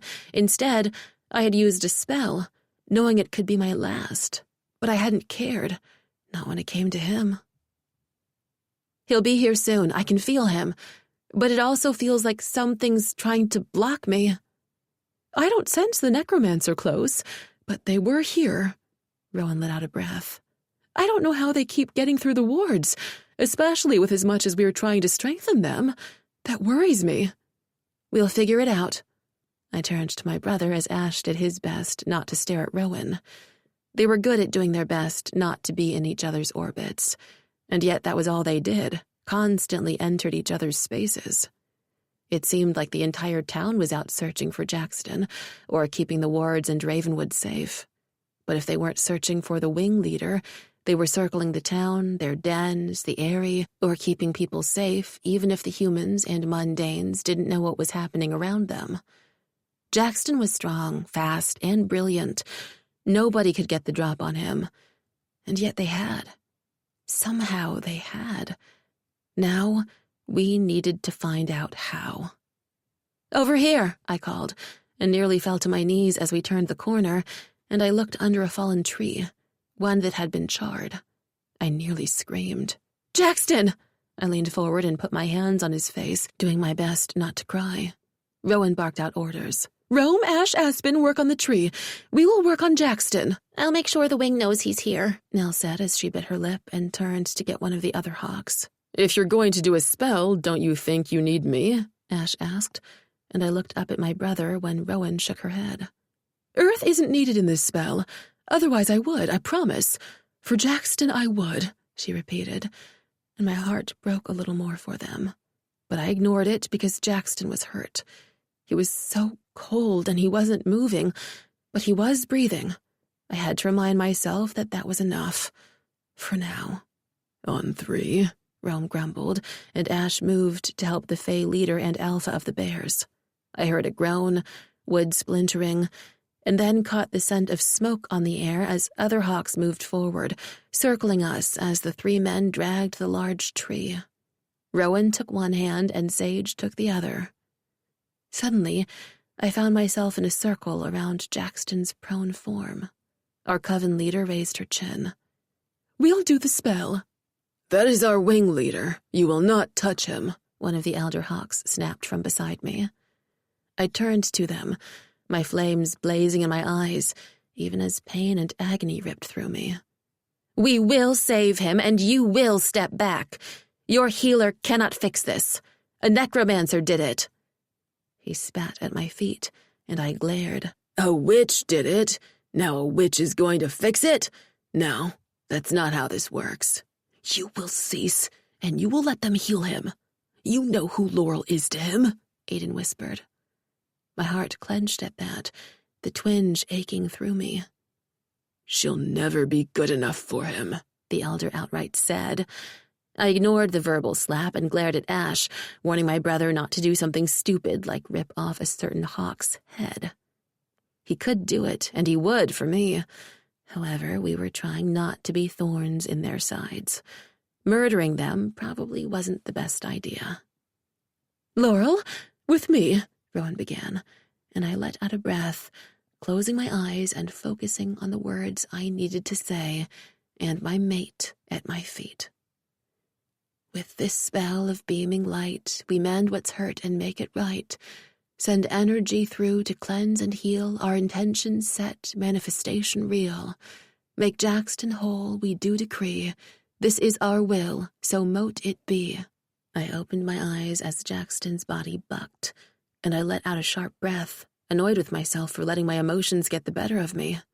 More blood dripped from my nose, but I let it fall, knowing that blood magic also had a purpose. "Laurel, it's not enough." Jackson hadn't woken, and my heart broke with each passing moment. I didn't need Rowan's words to understand that. "There's another spell you can do," Ash said from my side as he knelt beside us and looked down at Jackson in my arms. "She's not strong enough." There was no censure in Rowan's words, only fear. I glared at my friend. "Whatever you think I need to do," I said, my hands shaking, "I'll find a way to be strong enough."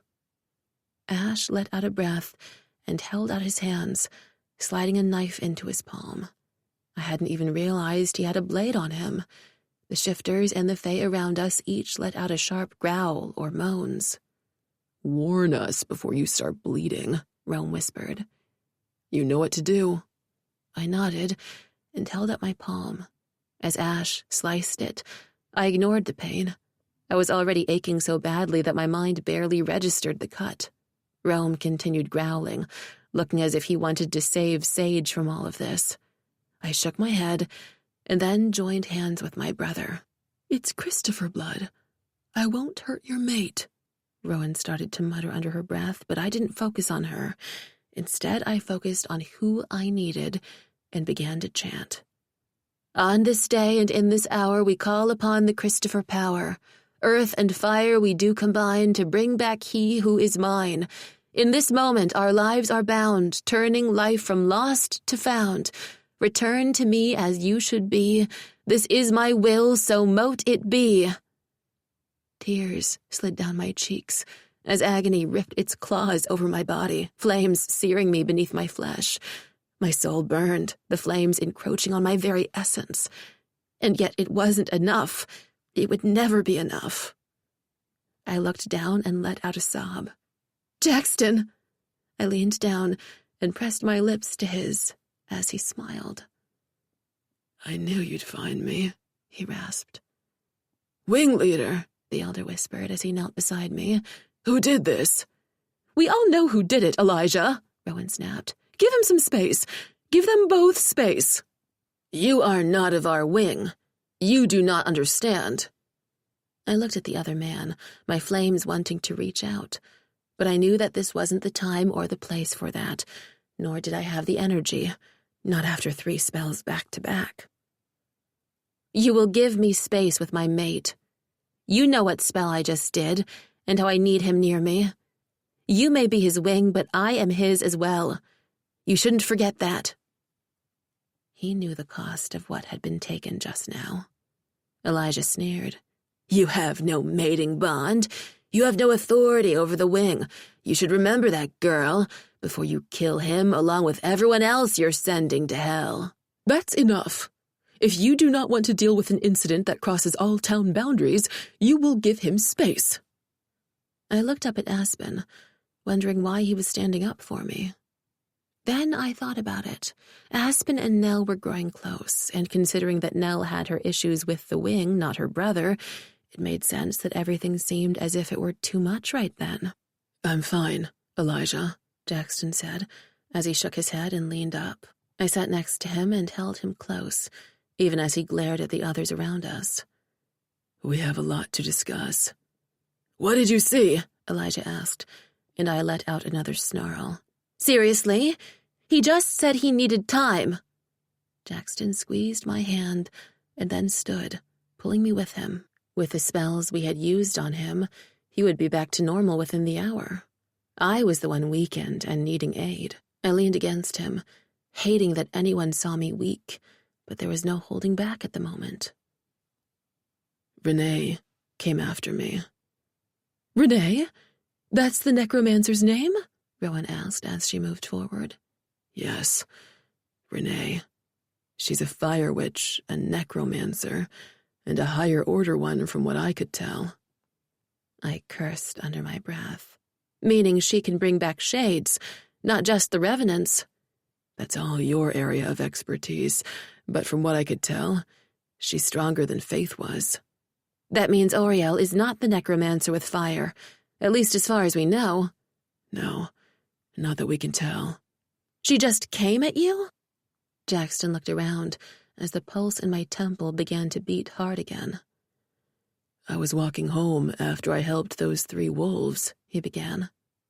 At my look of confusion, he explained about the 3 teenagers without a pack, and Rome nodded, as if everyone understood what was going on. I didn't. However, I wasn't a shifter, I was barely a witch, and we didn't have time for me to keep asking questions. "So I wasn't the last person you saw before it happened?" I asked, glaring at Aiden and the others. "Why would you think that?" Jackson asked, before blinking and looking at the bruises on my neck. "Who hurt you?" he gritted out, one word at a time. "I'm fine, Jackson. I took care of it." "I helped," Ash added. Jackson turned and glared at his wing. "You hurt her?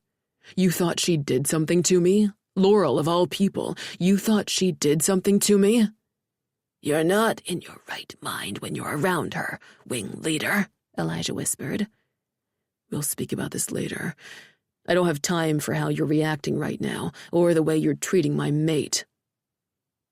I ignored how it made me feel when he called me his mate, especially considering that I had called him much the same.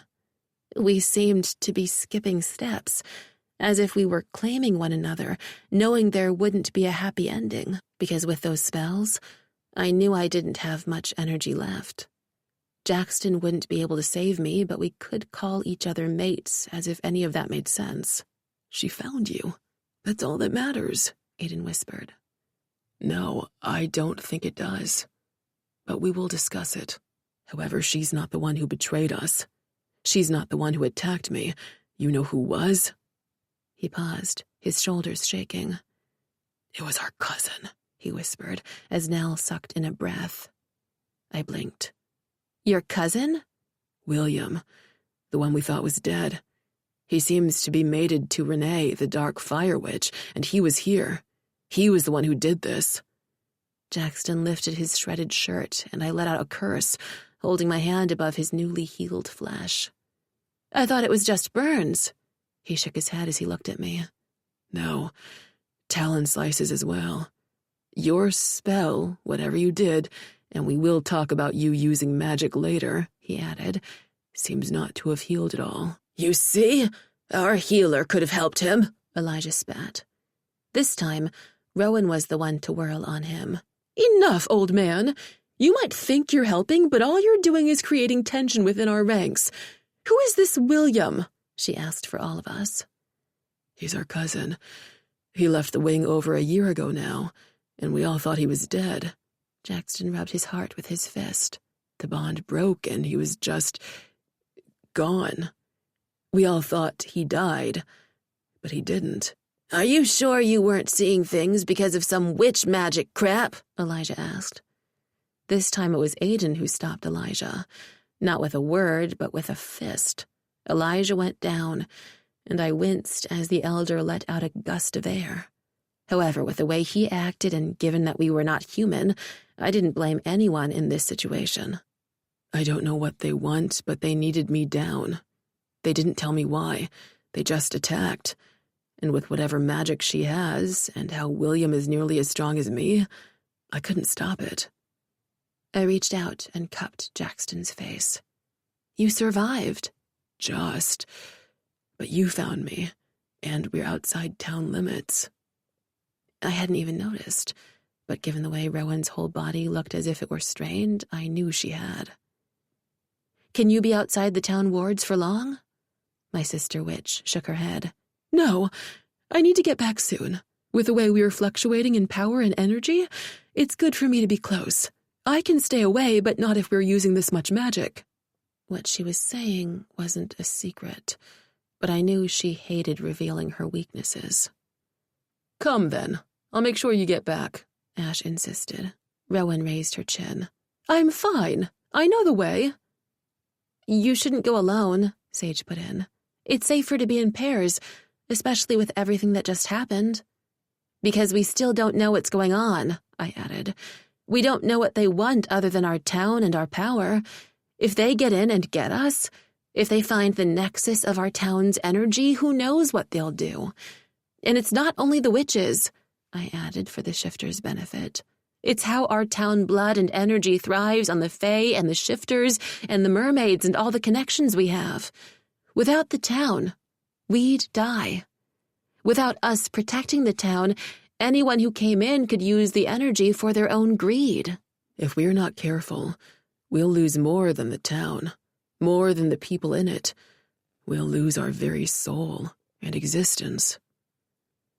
I swallowed hard at Jackson's words, even if what he said was true. "We have to stop them, no matter the cost."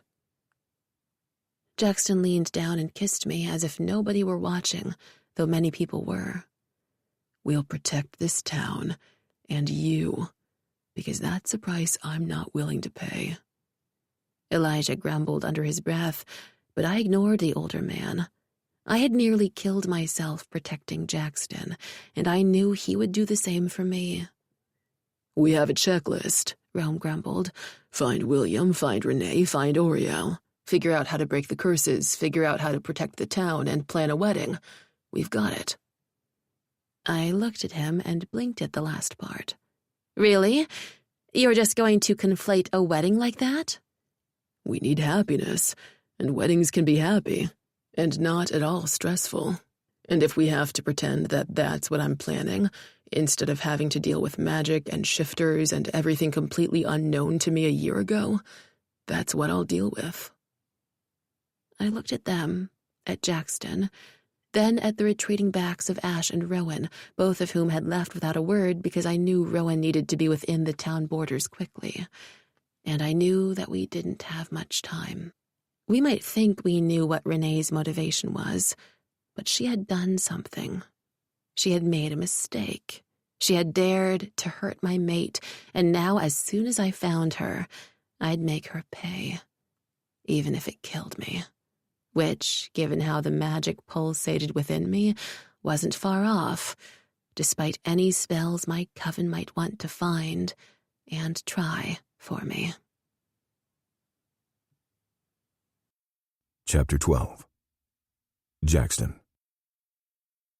Though it wasn't a mating bond between us, I still felt something pulsating between Laurel and me.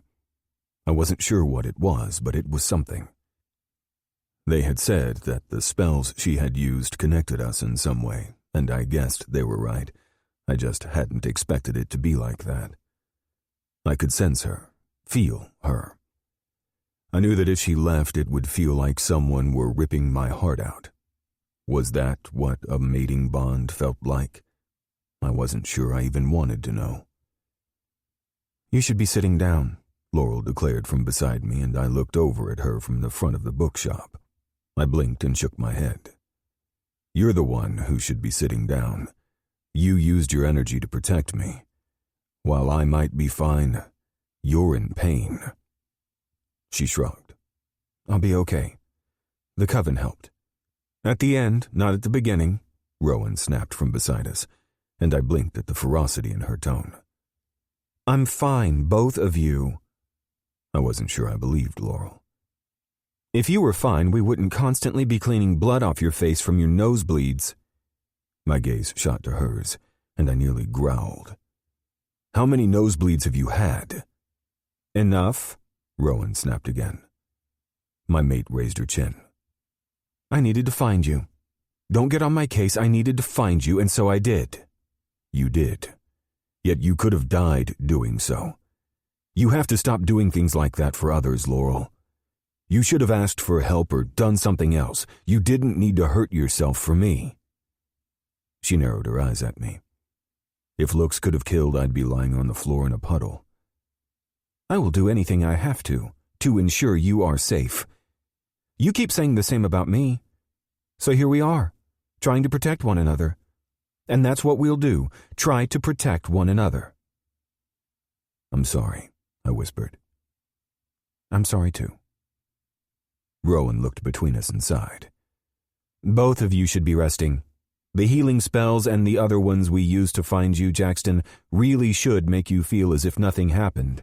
But it did. The necromancer and a hawk almost killed you." "You don't have to remind me. I was there." I had nearly died. I vividly remembered seeing my cousin's face as he smiled at me with a look I had never seen before, and the way his talons had felt when they dug into my flesh. "Laurel should be resting, though," I added. "She should, but she's Laurel, so she's not going to." "I'm standing right here. I'm going to help clean up the mess from the spells, and then I'm going to clean my sword, all while ensuring that Jackson doesn't do too much." "You just heard Rowan. I'm fine. You're the one who used too much magic for the spell." "Rowan didn't say that. You're projecting." "Well, if the two of you are going to continue fighting without telling each other how you feel, I'm just going to head over here and work at my shop. I'll be there if you need me." Rowan moved forward, cupped my face, and kissed me gently on the mouth. I grinned at her, shaking my head. "You are trouble," I whispered. "I'm glad that you are safe, brother mine. Remain that way, and watch out for our girl." Rowan gave Laurel a withering stare and then headed back to her spell shop. Sage and Rome had already made their way to her place since somebody needed to run the bakery. I didn't know how much longer the three of them would be able to keep their shops open with the revenant and necromancer attacks we were dealing with, but perhaps they could find a way. They were good at that. "Are you okay?" I asked thoughtfully. "I should be asking you that question." "Then I'll answer. I'm fine. Whatever you did helped. I'll be forever grateful." I paused, wondering how to bring this up. "This bond that I feel between us, will it fade?" Laurel met my gaze and swallowed hard. It might. It probably will. It might not go away completely like it would with anyone else, though. My hawk slashed me with its talons, and I reined it in. I hope you never feel this with anyone else. Her lips quirked into a smile. Possessive much? With you? Always. She sighed and shook her head. We should get back to the bookstore. It's time to pretend that the world isn't ending. I gripped her hand and pulled her closer. When I crushed my mouth to hers, she didn't resist. Instead, she leaned into me as if this were the most casual thing in the world. Laurel, we're going to beat this. All of this. You see what happens when we work together. We find answers. I wish that were the case. But it's hard to have faith when everything hurts. I scowled and tugged her inside, forcing her to sit behind the desk. You get some work done. Do something. I will work the front. Really? You don't have to be with your wing or something? I should. Guilt slid into me, but I needed a moment to breathe, to think. Because my people had tried to hurt her. They had hurt her. She still had bruises on her neck from Aiden. My second was very lucky that Laurel helped me back from doing something about it. The door opened, the little bell tinkling above it as Aspen and my sister walked through. The leather-clad mermaid and equally leather-clad Fey King nodded at me, and I narrowed my eyes. The two had been spending a lot of time together, but I had been holding back my curiosity and big brother tendencies. It wasn't the Fey King with all of his mysterious power that I worried about. No, it was my sister. Mermaids could be vicious, especially when you weren't looking or ready for it. We just wanted to check on you. Nell moved forward and let go of Aspen's hand to come and kiss me on the cheek. I wrapped my arms around her and hugged her close. She sank into my hold, my baby sister clinging to me. I thought you were dead, she whispered. Honestly, I thought I was too. She let out a little noise, one that echoed Laurel's. I looked over Nell's head to see my mate coming forward, ignoring my order to sit down.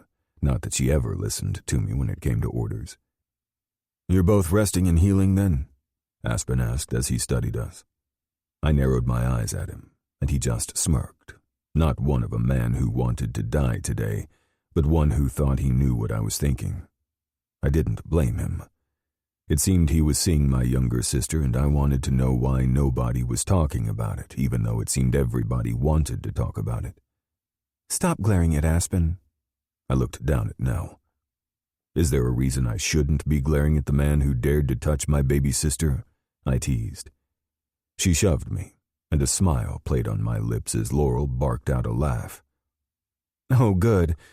Let's worry about you, Nell, so he can stop puttering around me. I do not putter.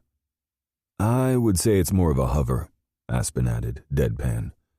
I scowled at the other man. Either you're on my side in this, or you're the one touching my baby sister. Make your choice. Really, Jackson? That's the line you're going for? The broody big brother who has a weird fascination with who his sister dates? I'd say, aha, you're dating him, but that point seems moot at this juncture. Of course we're together, she said as she rolled her eyes. Aspen let out a long sigh. I didn't feel the need to ask for your permission, wing leader, but I can if that will help ease the tension between our peoples. My lips felt the urge to smile, and Laurel laughed outright as she wrapped her arms around my waist and leaned into me. This felt right, as if we should have been doing this long ago.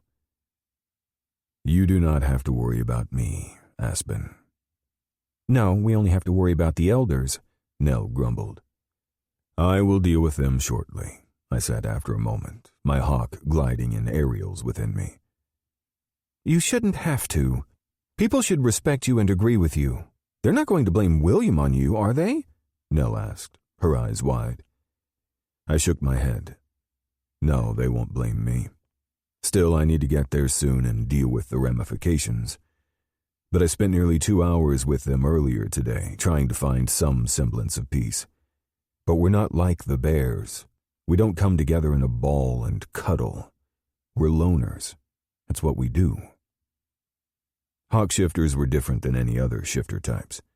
Maybe other birds of prey were the same, but we didn't know. We didn't keep in contact with them because we were different.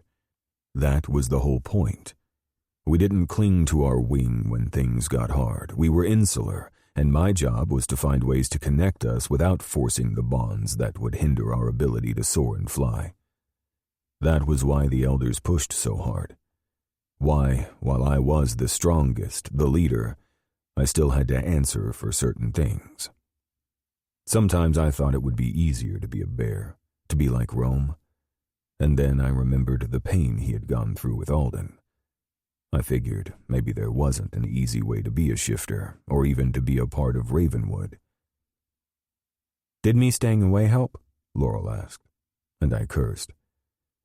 "Honestly, I was going to ask the same thing," Nell said with a shrug. This time Aspen cursed. He held her close like I did with Laurel, and the Fae King and I gave each other a look.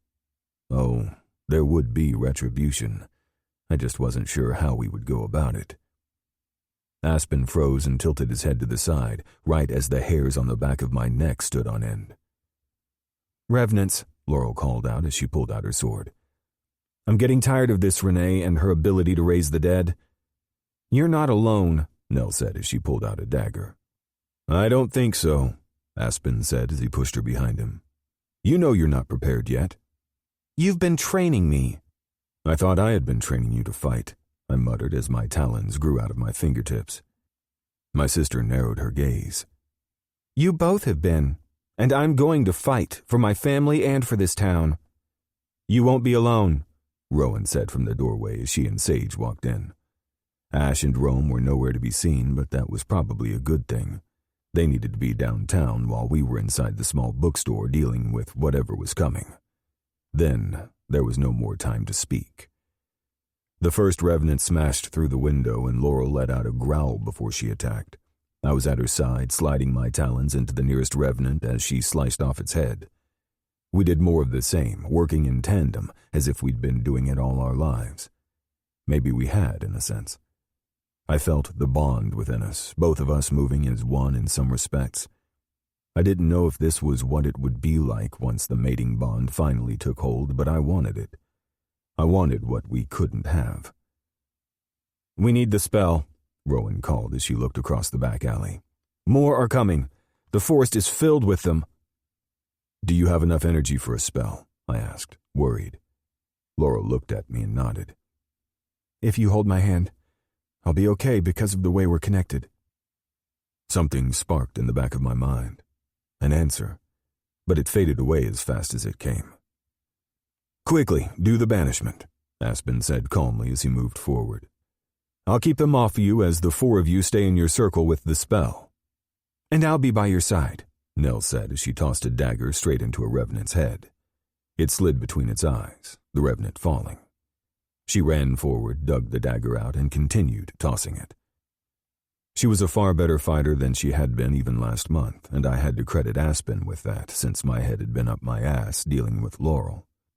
"Come now, join hands." We stood in a line, me at the end holding Laurel's hand. I would take whatever fire and pain she needed to get rid of. Anything to save my mate. "Earth, air, water, fire, bring us that which we desire. Stop this evil, purge this blight, banish this death to darkest night. Lord and Lady, ancestors too, lend us your strength for what we must do. Take this darkness so we may be free. This is our will, so mote it be." Fire erupted down my arms. Even though I couldn't see it, I felt it. Laurel screamed and nearly fell to her knees before I caught her, bringing her close. I grabbed her sword from her hand as she fell and slashed out at the closest revenant. It opened its mouth as if to scream, but there was no sound. And then the revenants were gone, the jarring sound of bodies hitting trees as they flew through them echoing within my brain. I fell, the sword clattering at my side as Laurel climbed into my lap. "That was stronger than before," Sage said as she staggered into Aspen. Aspen held Nell's hands as he kept Sage up, and I looked at Rowan. She looked stronger than she ever had, as if she were somehow able to breathe now, to not push so much of her soul and energy into the town. She looked like a goddess, like a raven would. I think we're finally becoming a coven. As I looked down at Laurel, noticing how she curled into herself, I had to wonder at the cost. She had nearly killed herself to save me, therefore creating the temporary bond between us. Would a mating bond fix that? Or would it end us both before we even had a chance to begin? Chapter 13. Laurel. I'm glad that we're doing this. We haven't had a lot of time with just each other these days. To just breathe. I looked up at Sage as she spoke and smiled softly. You're right. We've been focusing on defense and matings and curses and the town, but not really on us. Maybe it's time we do our best to do that. And I'm just as guilty of not doing it, if not more so than the rest of you. I shook my head at Rowan. We're all equally guilty of ignoring part of our coven responsibilities. Or perhaps it's that we're trying to do it all. And if you want to talk about who has more responsibility in that, it could be me. Considering I have been hiding from exactly what we could be doing for how long now? If you're done slapping at yourself for what you just told Rowan not to do, maybe we can continue our girl time? Sage asked sweetly as she fluttered her eyelashes at me. I snorted and shook my head. All I'm saying is that it's nice to be here. Rowan's home had been in her family for generations. It sat on the land of the original settlers and had been built soon after the original founding members' children decided to expand. Time had changed some of the structure, but the bones of the glorious home were still the same. I didn't live in the Christophers' original home. In fact, no one did, as it had burned down in a cursed accident in my grandparents' time. The Christophers carried the curse on their soul, and I knew until Ash and I each found a way to rid ourselves of our particular curses, any children that may be born down our line would also carry the curse. Not that I thought children were coming soon. Ash would never procreate, not with what lay heavy on his heart and in his body, and I couldn't. I wouldn't be around long enough for that. And I didn't think my body would survive a pregnancy anyway. What would the flame and firepower do to a fetus? I shivered, and Rowan glanced at me, concern on her face. What's wrong? Thinking of something I'd rather not talk about. We are here for a girls' night. We should talk about everything. What's wrong? Sage asked. Honestly, I was thinking about what would happen if I got pregnant, with the curse. Rowan's mouth went into a thin line, and I knew it wasn't anger or censure, but the fact that she couldn't help. She had been trying for our entire lives, and we hadn't been able to fix it. Rowan was the most powerful witch I knew. She had strength, beauty, grace, and sheer talent, and yet she couldn't fix this. It wasn't just me or the town she was trying to free. Ash was the other side of my cursed coin, and she couldn't save him either. I knew that it had to break her far more than anything that could happen to me.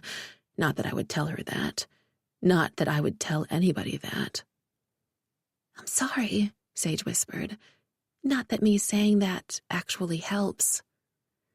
I shrugged and played with the stem of my wine glass. We sat in Rowan's living room on the ornate yet comfortable chaise lounges and couches, and I wanted to take another sip of my drink, but knew it would taste of ash and nothingness.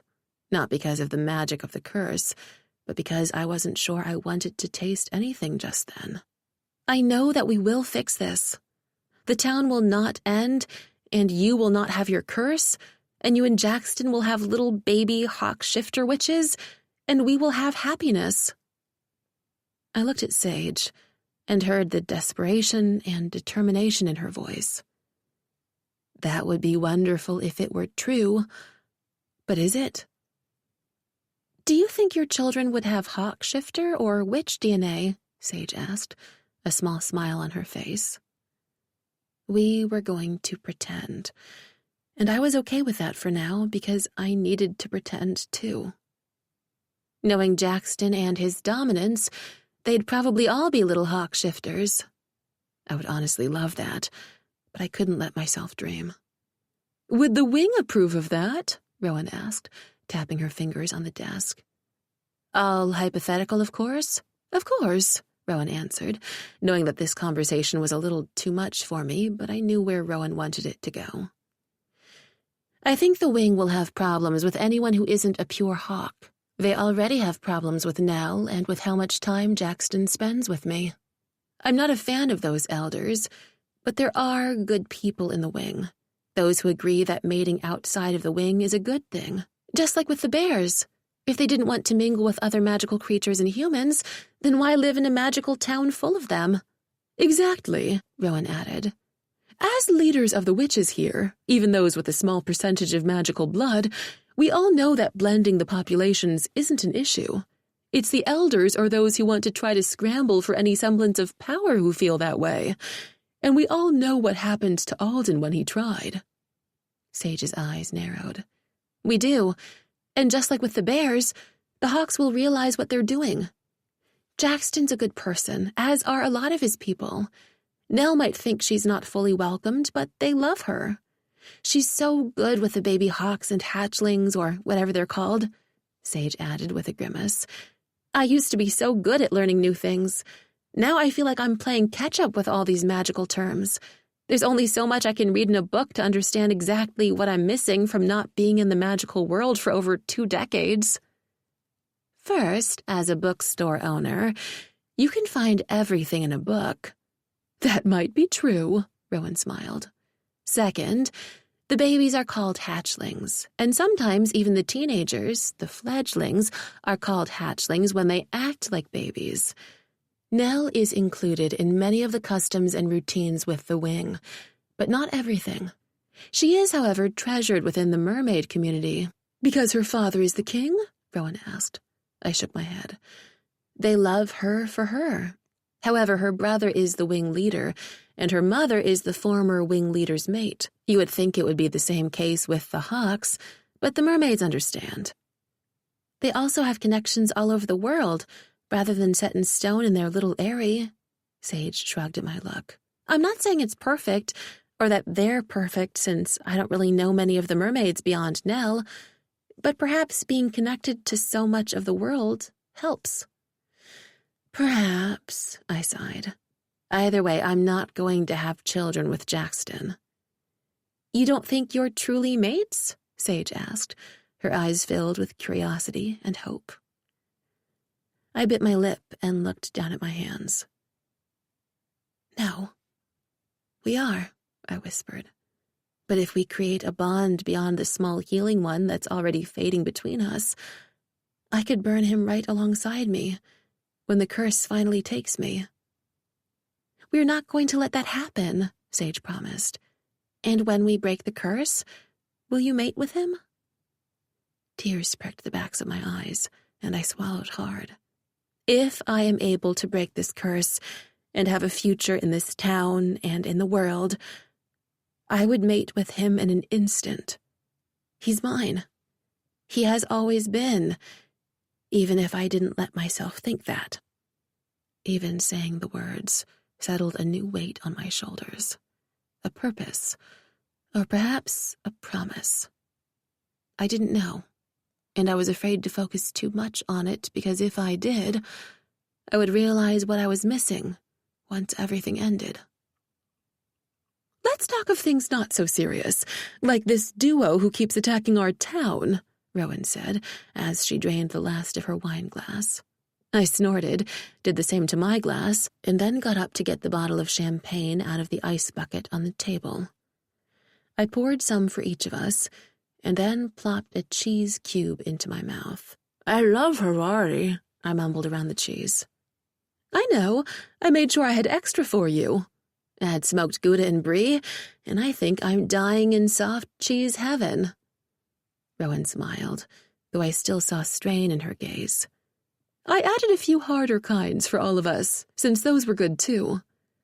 Those are great with the smoked meats you have, Sage said as she danced in her chair, piling her little plate with food. I smiled and did the same. I was constantly starving since my body burned more energy than the others. I ate like a shifter with how much food I had to consume to keep up with the curse and my firepower. I wasn't sure what would happen if we broke the curse. Maybe I could eat less, but as of now, I ate like a bear, and I still could barely keep up with it. If the flames stopped burning everything inside me, I might be able to eat a single hamburger in a sitting instead of 4. I popped another cheese cube into my mouth, smiled at the smoked Gouda, and then sighed as I remembered what Rowan had asked. William is Jackson's cousin, and he betrayed the wing. If he's working with a necromancer, mated with her, his soul will be as dark and twisted as hers. While I understood what Rowan was saying, I didn't want to believe that, especially when we were discussing souls. My family had a touchy idea about how a soul could be changed, used, or lost.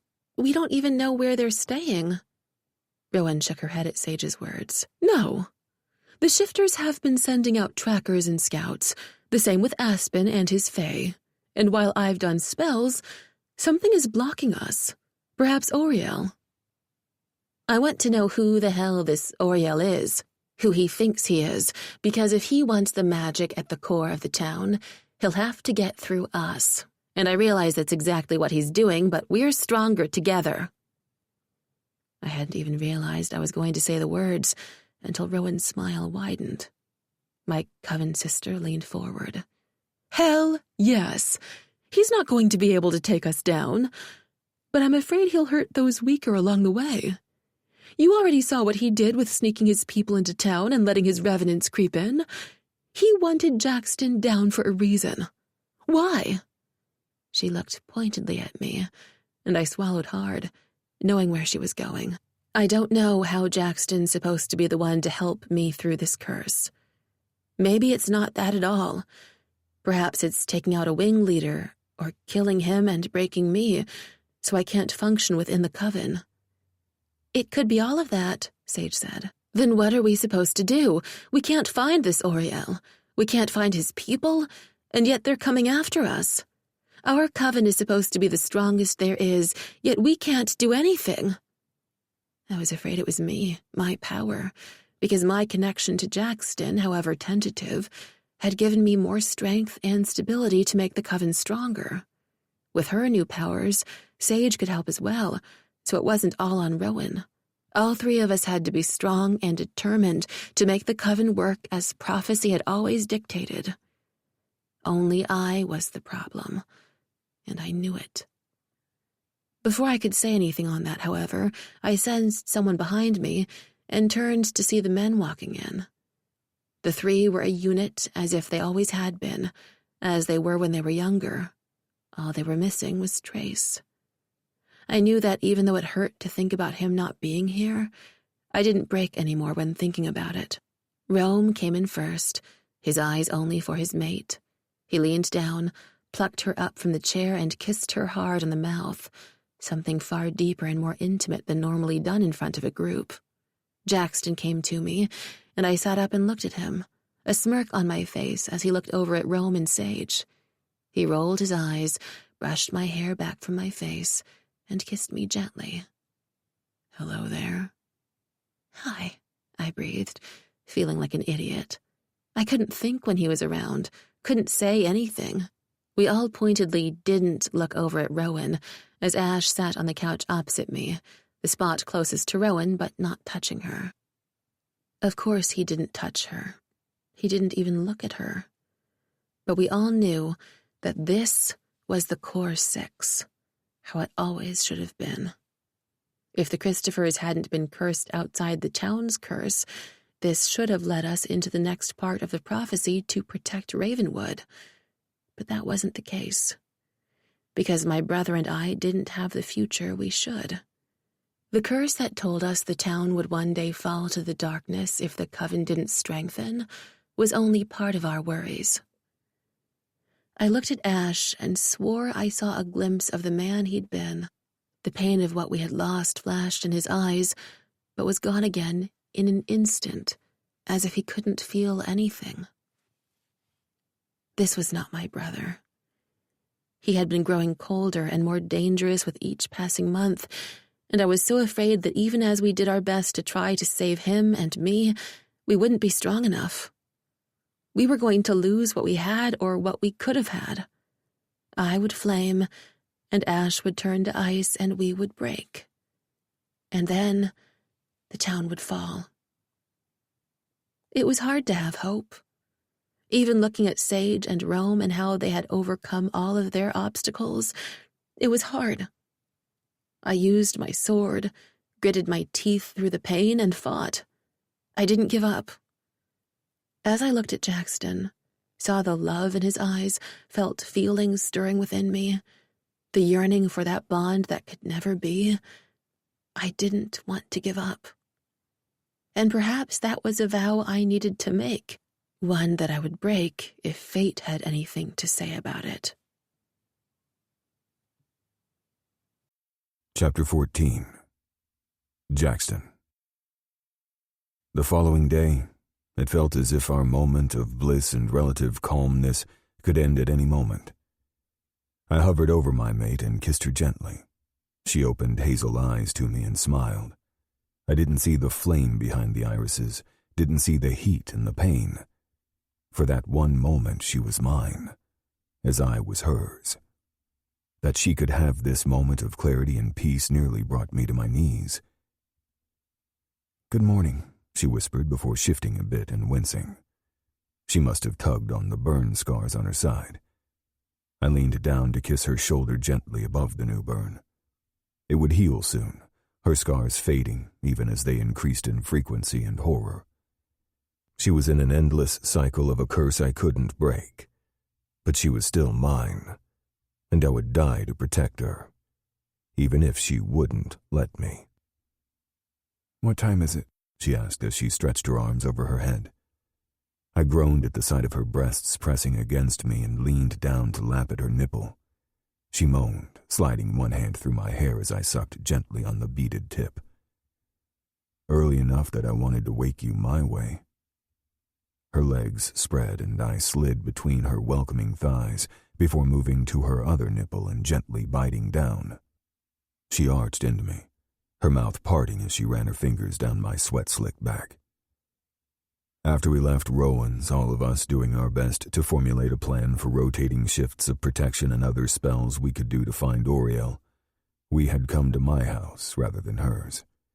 I needed to be near my people, and it had gone unspoken that we would spend the evening together. We hadn't bonded yet, and I didn't know if she would let herself give in, but I wanted her to. I wanted her to trust our fate enough for that to happen. Only with the pain in her eyes, even as I gently kissed and nibbled on her breasts, I wasn't sure fate would be that kind to us. "Your eyes have gone all smoky and worried." I blinked away the tension and then kissed her again on the lips, before gently laying another trail of kisses down her body. "Shh, I need to have my breakfast." She moaned, letting out a soft laugh as I kissed down her belly and hips before settling myself between her open thighs. "Already so wet for me." "It seems to be a common occurrence when I'm around you. Even when we're supposed to be working and talking about dangerous things, my panties go damp, and all I want is you inside me."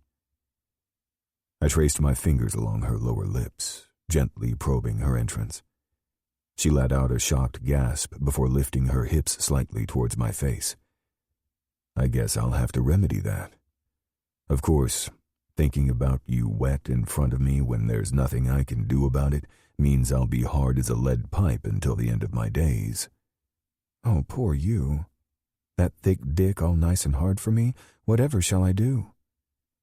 I grinned before leaning down to gently press my mouth to her.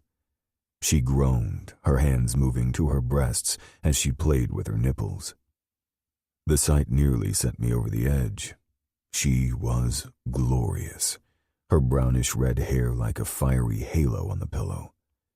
The more she used her powers these days, the redder her hair got, and I loved it. She was all sensual woman, the anchor of her tattoo shifting around her body in sweet flames as my anchor flew around my back, enjoying the sensation of touching our mate.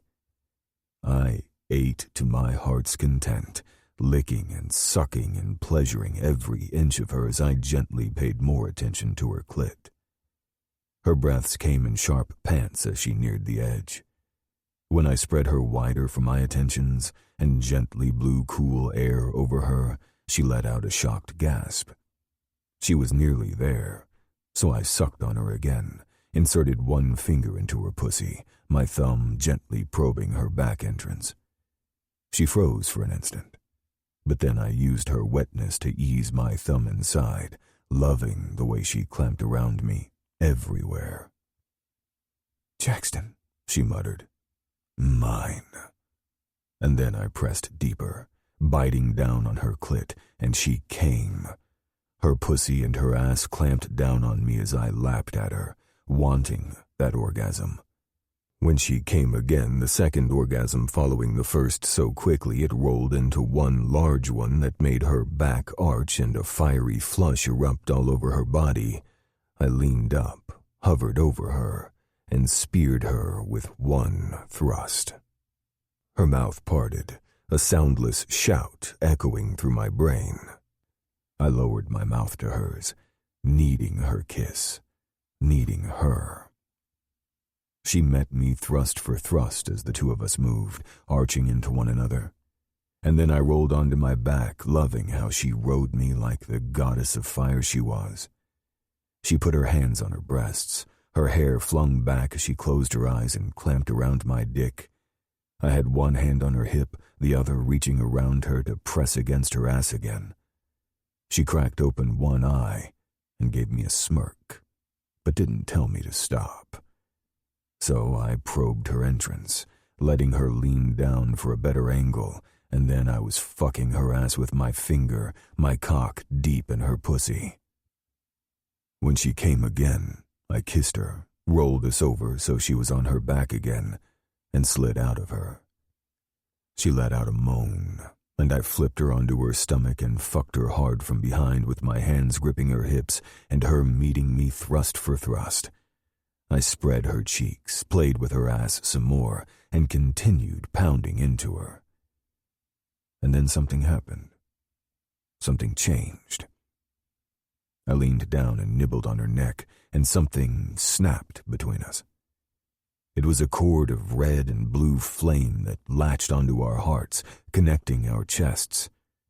The mating bond twisted around my soul and wrapped around hers, and I felt everything. Her pain, her future, her need, her past, her pleasure, her heat, her everything. She was mine until the end of existence, and yet I knew that end could come far too soon. She was my mate, the one who fate had chosen for me. I hovered over her as my orgasm ended, her back still pressed to my chest, her hands clinging to the sheets. "Jackson," she whispered. "I love you," I whispered, kissing her neck, and then her cheek. I kissed away her tears, the temperature of them far too hot for a normal human. She was my fire witch, and we had just mated. I slid out of her, kissed her softly, and without words we both cleaned each other up and showered. She piled her curly hair on top of her head as we swallowed hard to get ready for our afternoon. We had plans, and yet we needed to talk about what had just happened. "Laurel, I didn't force you, did I?" I asked, the worry of what had just taken place taking precedence over everything. I couldn't even feel joy over the fact that I was now mated to this woman, not yet. Because fate had decided for us, yet I could still feel her curse tearing at the mating bond. It wasn't complete. Something was missing, and I was afraid it was because fate had decided, and we hadn't.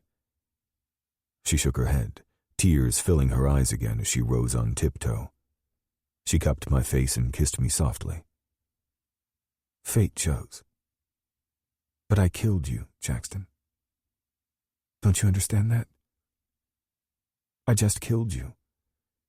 I've killed you. I killed you. She kept muttering it. I shook my head and kissed her softly. No, you didn't. This is us. We can do this. Sweet, blissful agony tore at my soul. I wanted this to be better. I wanted things to change, but I wasn't sure how I was supposed to do that. This was my mate, my everything, and yet fate had decided who we would be together. I killed you, she whispered. Damn it. Maybe this is the thing that can change it all. Maybe this is why my cousin and the necromancer came after me. Because I'm the thing that can change you. Maybe I can help us. She looked at me then, a sad kind of hope in her gaze. Don't hate me because I killed you. I love you. I fucking love you, Laurel Christopher. Don't do this. Don't hate me because you're my mate. You will not die. Neither will I. Fate cannot be that cruel to us over and over again. I have to believe that. She rose on tiptoe again and kissed me once more. I hope you're right. I really hope you're right. And then she held me close. I hated myself because this was the moment I had hoped for, had prayed for. And the choice had been taken from us.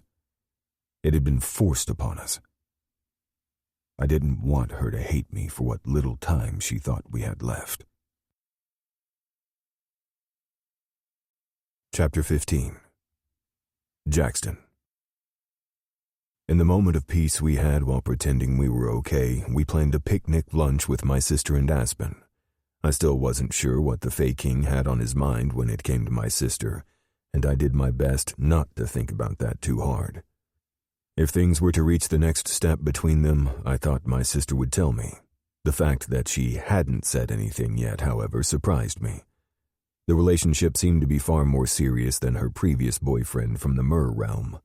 She hadn't dated a hawk, and I had a feeling it wasn't because she was afraid to, but because she hadn't found anyone.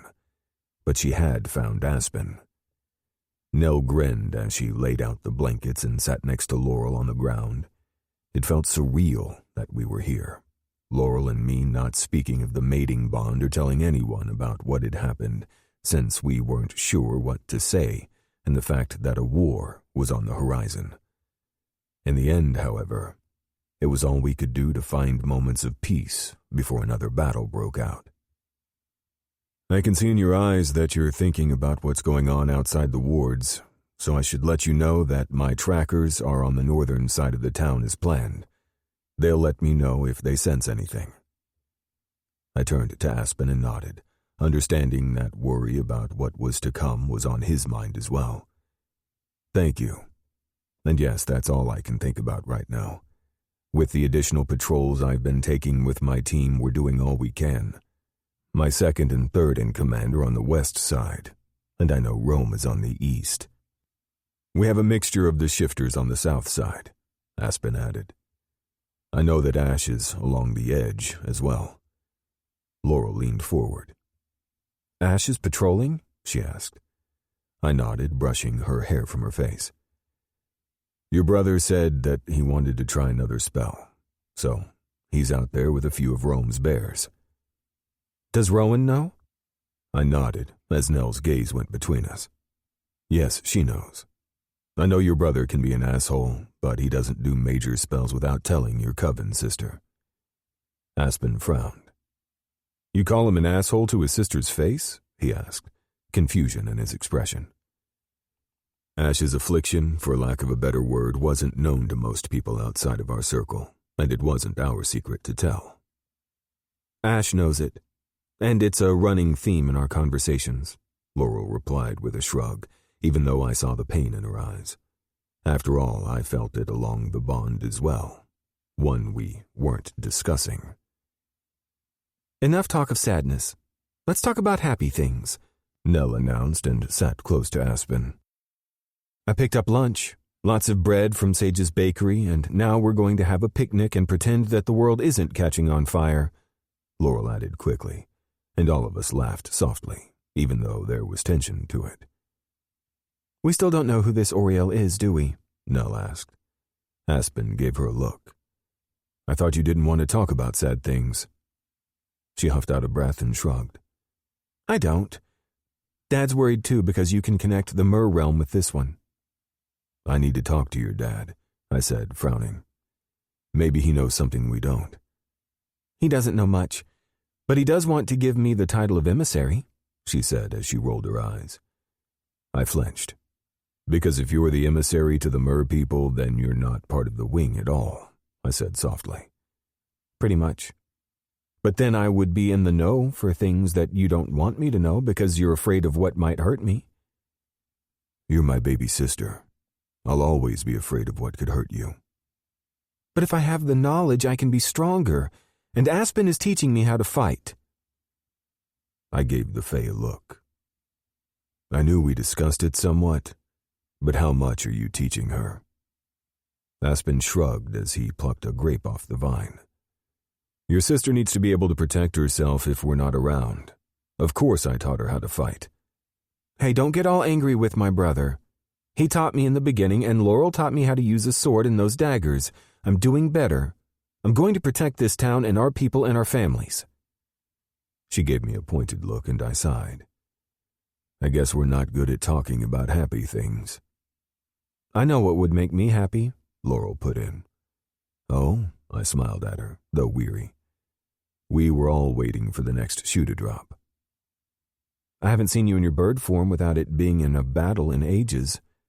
Come on, fly a bit. I know you want to feel the wind beneath your wings. She teased at the joke of the song, and I flipped her off playfully. I don't need to preen for you like some peacock. No, you're a beautiful hawk shifter, she soothed. But it's been a few days since you've flown for yourself, hasn't it? I can feel the tension. Even as she said the words, I knew they were a mistake, because there would only be one reason for Laurel to feel that tension. Nell's eyes widened. You can feel the tension? As in a mating bond? She asked as she clapped her hands together. She looked between the two of us, and I sighed. I leaned down and pressed a kiss to Laurel's cheek. Yes, but we're keeping it between us for now. The town has other things to worry about. My sister looked ready to celebrate or throw her hands up in the air, but one look from Aspen, who seemed to know her as a soulmate, would, and she calmed down. I'll keep the celebrations to a minimum, but as soon as you tell everybody I'm planning the mating ceremony. You are you? I teased. What? If you go with the wing, everything's going to be airy, flowy, and white. And the Coven is busy with other things, so let me do it. Laurel grinned. You know, a goth mating ceremony might be fun. I look amazing in black. See, I may be the goth mermaid, but I will totally make sure that your mating ceremony is classy, a little goth, a little sparkle, and a little flame. I couldn't say no to the looks on Laurel's and Nell's faces, and they knew it.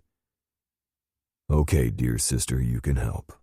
I'll take it. Now go fly. I know you need to. I looked between my sister, my mate, and the Fae King, and sighed. Okay, but then I'm going to be hungry. Make sure you save me some food. Of course. I'll take care of you. Laurel's words soothed my soul, and I stood and stripped off my shirt. Nell made a gagging sound before she leaped into Aspen's arms, and I shook my head before going into the copse of trees to strip down. While nudity wasn't a big deal with shifters, my sister didn't need to see. Mermaids could use their natural magic to shift their clothes into their tails. However, as a hawk, I didn't have that option.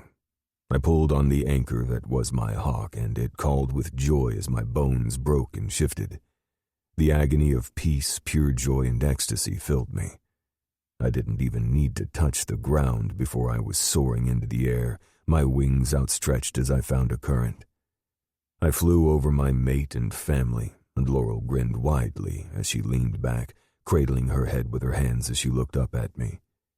Nell leaned into Aspen as she waved, and I began to fly again.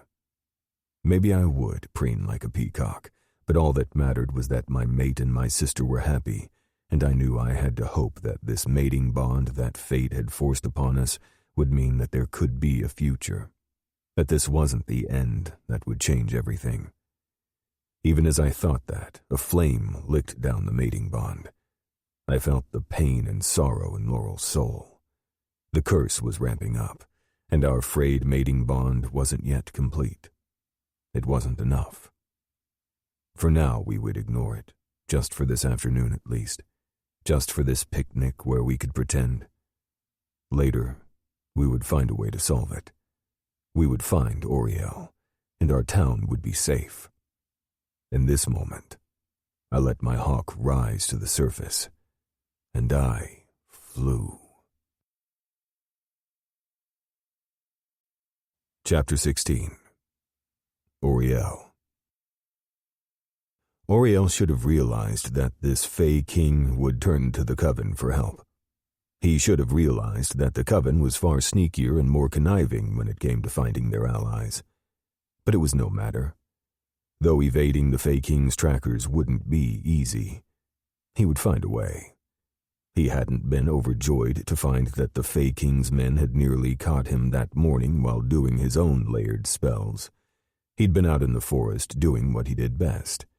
He altered the secrecy and shadowed spells that would slowly deteriorate the strength and power of the so-called female witch leader. It was like acid dropping on a surface of their futures one drop at a time. Oriel was the greatest necromancer of all time, the most powerful witch Ravenwood and the world had ever seen, would ever see. And he had to hide because of the Fae. Never again. He had magic to elude them. He was good at what he did. Oriel had just been cocky. Or perhaps it was because the devious so-called leader of the witches had thought to outthink him. Oriel tapped his chin, annoyance wrapping around the immense and powerful magic in his body. Rowan's cunning wouldn't be a problem in the future. He wouldn't allow it to be a problem. With a held-back sigh of impatience, he looked over as the hawk shifter landed in front of him and watched as William shifted back into his human form. Oriel detested shifters of any kind. They were so much harder to work with because they needed to deal with their animal forms. It never failed to annoy him that he needed to deal with their inbreeding and animalistic natures. However, William did come with an insider's knowledge to the powerful Hawkwing and their determined leader, Jackson. When Oriel's Lieutenant Renee had shown up with a mate, he'd nearly killed her right then. How dare she show up with a bond to someone else that was not him? Not that he wanted to bed her or mate with her. He wasn't that obscene. However, he had needed her unending loyalty, and he needed to control her actions. Since her loyalties would now be divided between her mate and him, he ensured that every moment of her time was devoted to him. If she went outside of the box in any way with that flame of hers, Oriel would strip the wings off the bastard in front of her. He had done it once, just the feathers, to see what would happen, and William had screamed in his hawk form, and then again in his human form during the weeks it took him to heal. He only lived to serve Oriel, and that was something that Renee and William would know until the end of time. Now, William was whole and healed, and Oriel's spy. He could evade the other hawks because he had history with them. William was his spy to get through the wards of the dying Ravenwood town. Once Renee and William took the next step with the revenants, he would be that much closer to taking the town. Oriel wanted control, wanted Ravenwood's essence, because then he would be at his final stasis. The immortal he truly needed to be the greatest necromancer of all time. There was only one standing in his way. One that would have to be taken out. But he'd save her for last. He would enjoy stripping her magic from her, one morsel at a time, but first he needed to take down those who would come against him. First, it would have to be the dying witch and her precious hawk. They had nearly gotten him before, but it seemed they had tricks up their sleeves. That was no bother. They would do it again and again and again. They would be no match for them.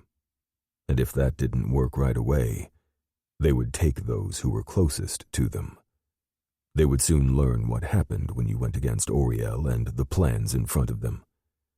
The battle would continue, and he would be the man he needed to be. He leaned against his chair, the dead witch in front of him beginning to smell. He hated the stench of death, even though he raised the dead and controlled death itself. "Renee," Oriel barked with a snap of his fingers. "Dispose of this one." It was a young witch, one who had wanted to find power. They may not have wanted his type of powers, but they needed something. They had been on their way to Ravenwood, the legacy of the powerful air witch and Coven, too much to resist. Oriel sneered at that. It would soon be his town they would be coming to, and they would cower before him. Rowan didn't deserve the power she held within her veins. He would be the one in control. That he promised himself. "Would you like her with the other bodies, so she's ready to be a revenant?" He nodded, shooing her away. Yes, you know what to do. Bring your mate over here. I have questions." Renee nodded, flames dancing in her eyes. She loved to torture, enjoyed pain as much as he did, though she did nothing for him like Faith did. He missed Faith, missed how she was close to him, the way she understood him, even if she hadn't been powerful enough. It was a pity that she was dead, but it had to happen. The prophecy said so. At least what he knew of it. The town would fall, and he would rule. That was what the prophecy stated, the words recorded long ago at the founding of the town. Renee dragged the girl out of the room, and Oriel looked at William. "Tell me more about your cousin." "What do you need to know?" William asked readily. "I want to know how to get into the wing and how to take out Jackson. Because once he's out, I can get the Fire Witch, and that's one step closer to Rowan." William nodded, not even a moment's hesitation in giving Oriel all the details of the territory and what he thought Jackson would do to fight. Oriel grinned as Renee walked back in, and the battle plans commenced. The town would burn, and then the power would be his. The world would soon know what happened when they ignored Oriel for too long. It would all burn, and then it would bow. Chapter 17. Laurel.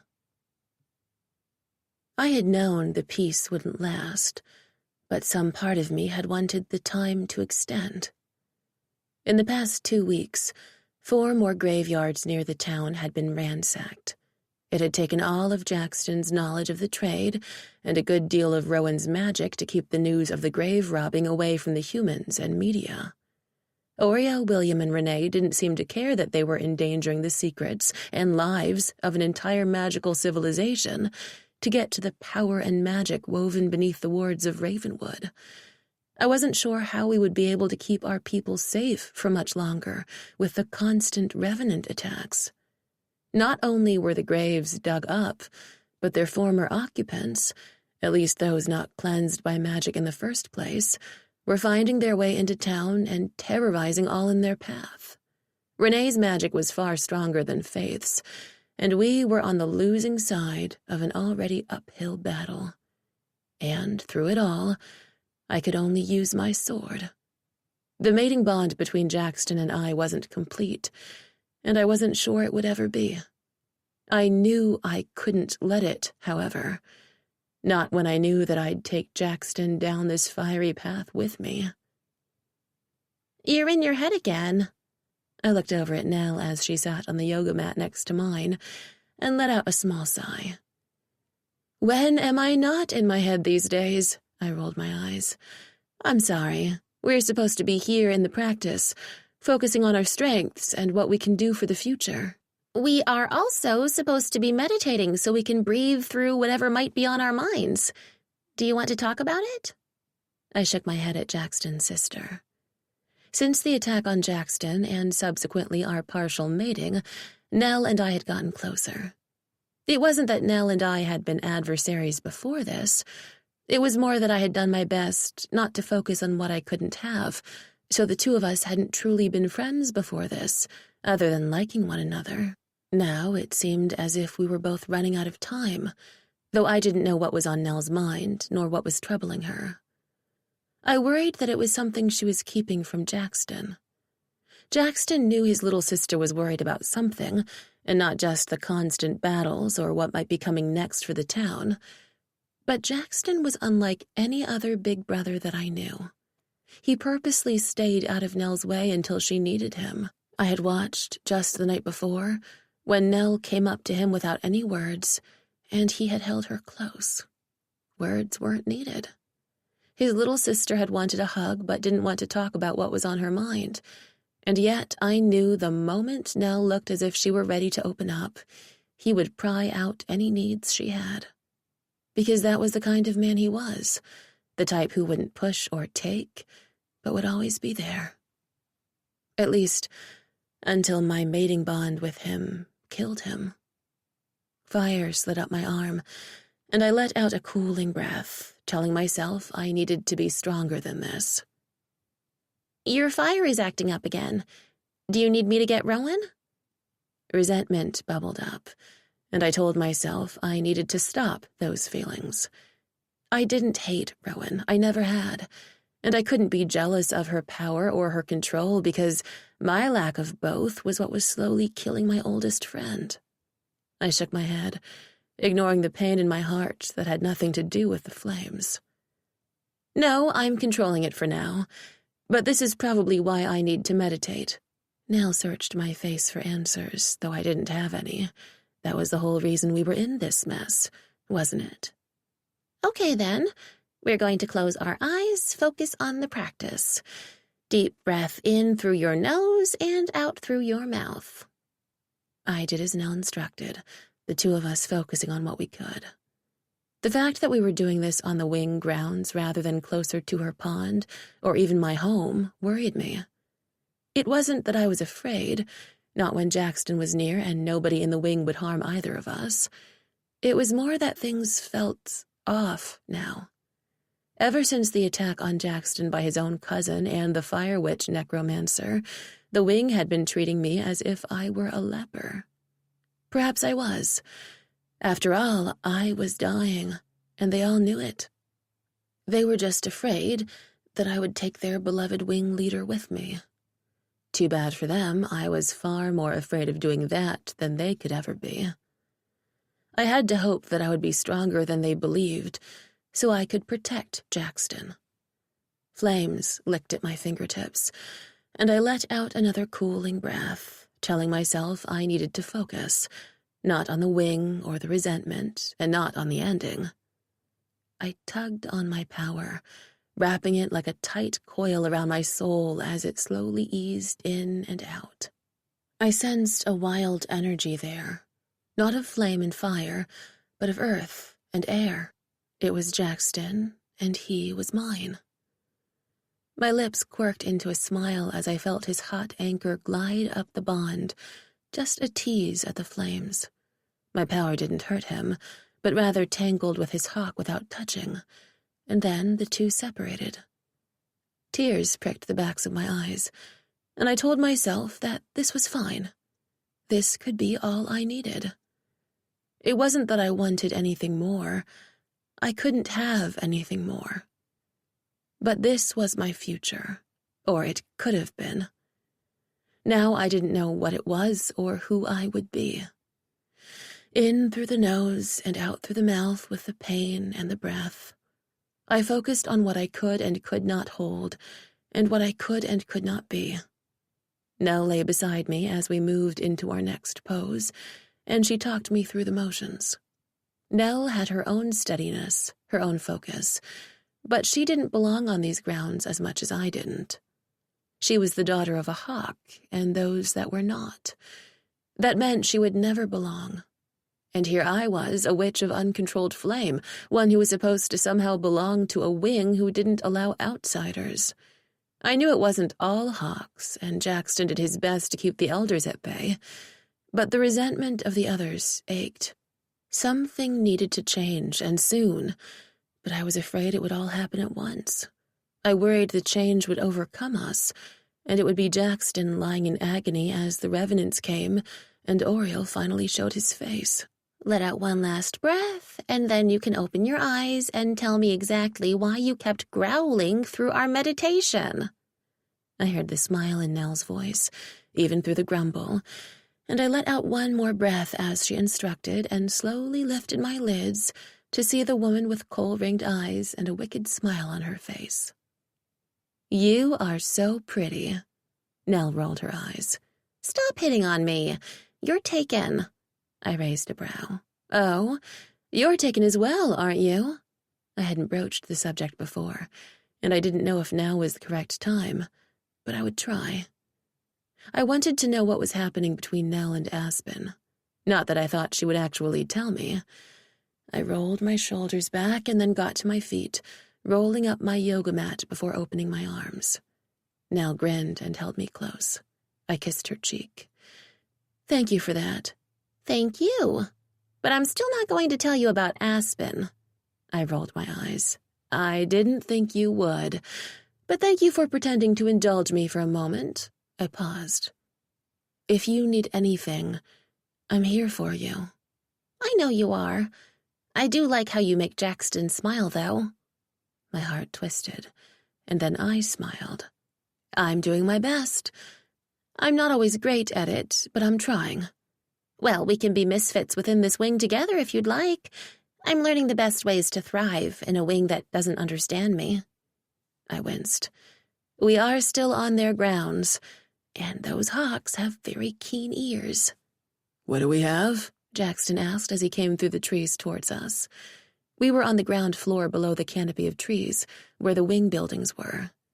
I hadn't expected to see Jackson today, since he had a meeting with the elders, as well as training for the older hatchling's flight. Then he was on patrol and on cleanup duty thanks to a revenant attack the day before. I had opened the shop, worked the desk, did inventory, and then let my staff take care of closing. I had needed a moment to breathe and hadn't wanted to deal with coven issues or magic. I just needed to focus. So when Nell offered to do some meditation with me, I jumped at the chance, needing some time for myself. Something I used to do often, yet it felt like I hadn't been doing much at all for too long now. I looked over at Jackson and rolled my eyes. "I was just saying you have keen ears. Don't sneak up on us." Jackson leaned forward, cupped my face, and pressed his lips to mine. It was a gentle hello, a sweet nothing, that meant everything. This was the moment I had wanted for ages, the moment that would break me. Yet I just had to live for it. I had to stop dwelling on what would happen, what could happen, and just be. I knew the more I meditated, the more it might help. I held back a sneer at the thought. "You're beneath my eyrie. What do you expect? I wanted to see you before I needed to head out and meet with Rome." My senses went on alert. "What's wrong?" He shook his head. "There doesn't have to be an issue every time I meet with my best friend." "I don't know. Lately it feels like every time we take a step toward our future, something attacks us." Nell came up on my side and hugged Jackson's other side. The three of us stood there in a little circle, and it felt like this could be something. I only wished it didn't have to end. "I'm meeting with Rome to discuss some border issues, yes. Plus, my best friend wanted a beer. He's a bear. They like a good honey beer." "And what do birds like? A fishy beer?" Nell asked, her eyes wide. "Or maybe something with worms?" "The mermaid is asking me if I like fish beer. What do you eat, then, sweet sister of mine?" Jackson teased. I grinned. "Well, whatever you like, if you want it charbroiled, I'm your girl." I snapped my fingers as flames danced between the two, just for an instant. Jackson's eyes widened, even as Nell clapped. "That's some decent control, mate of mine." I ignored part of that, as I wasn't ready and focused. For a moment, I breathed in and smiled. "I've had more control than usual, but it comes and goes. I don't know if it's the mating bond or the meditation, but while things still hurt and I can feel it getting progressively worse, There are moments of clarity. The look Jackson gave me was so intense, I felt Nell pulling away ever so slightly to go finish packing up our things to give us some semblance of privacy. Then our mating is helping? I reached up and danced my fingers along his cheek. I don't know, Jackson. I do know that the attacks when they come still hurt, and that when I try to use my magic for more than just a burst like I just did, I can't control what pours out of me. I'm afraid that I will hurt someone other than myself someday, someone other than you. I will never forgive myself if that happens. Maybe it just takes time. The full mating bond. We don't know how our partial one even snapped into place as it is. How are we supposed to know what to do to create the full one? I'm honestly not sure I want to mate with you. The hurt that crossed his features was gone in an instant, but I still felt it etched across my soul. I only meant because I don't want to hurt you. I know, but sometimes the words hurt. I closed my eyes and let out a breath. But before I could say anything, Jackson's second came forward, Aiden growling a bit.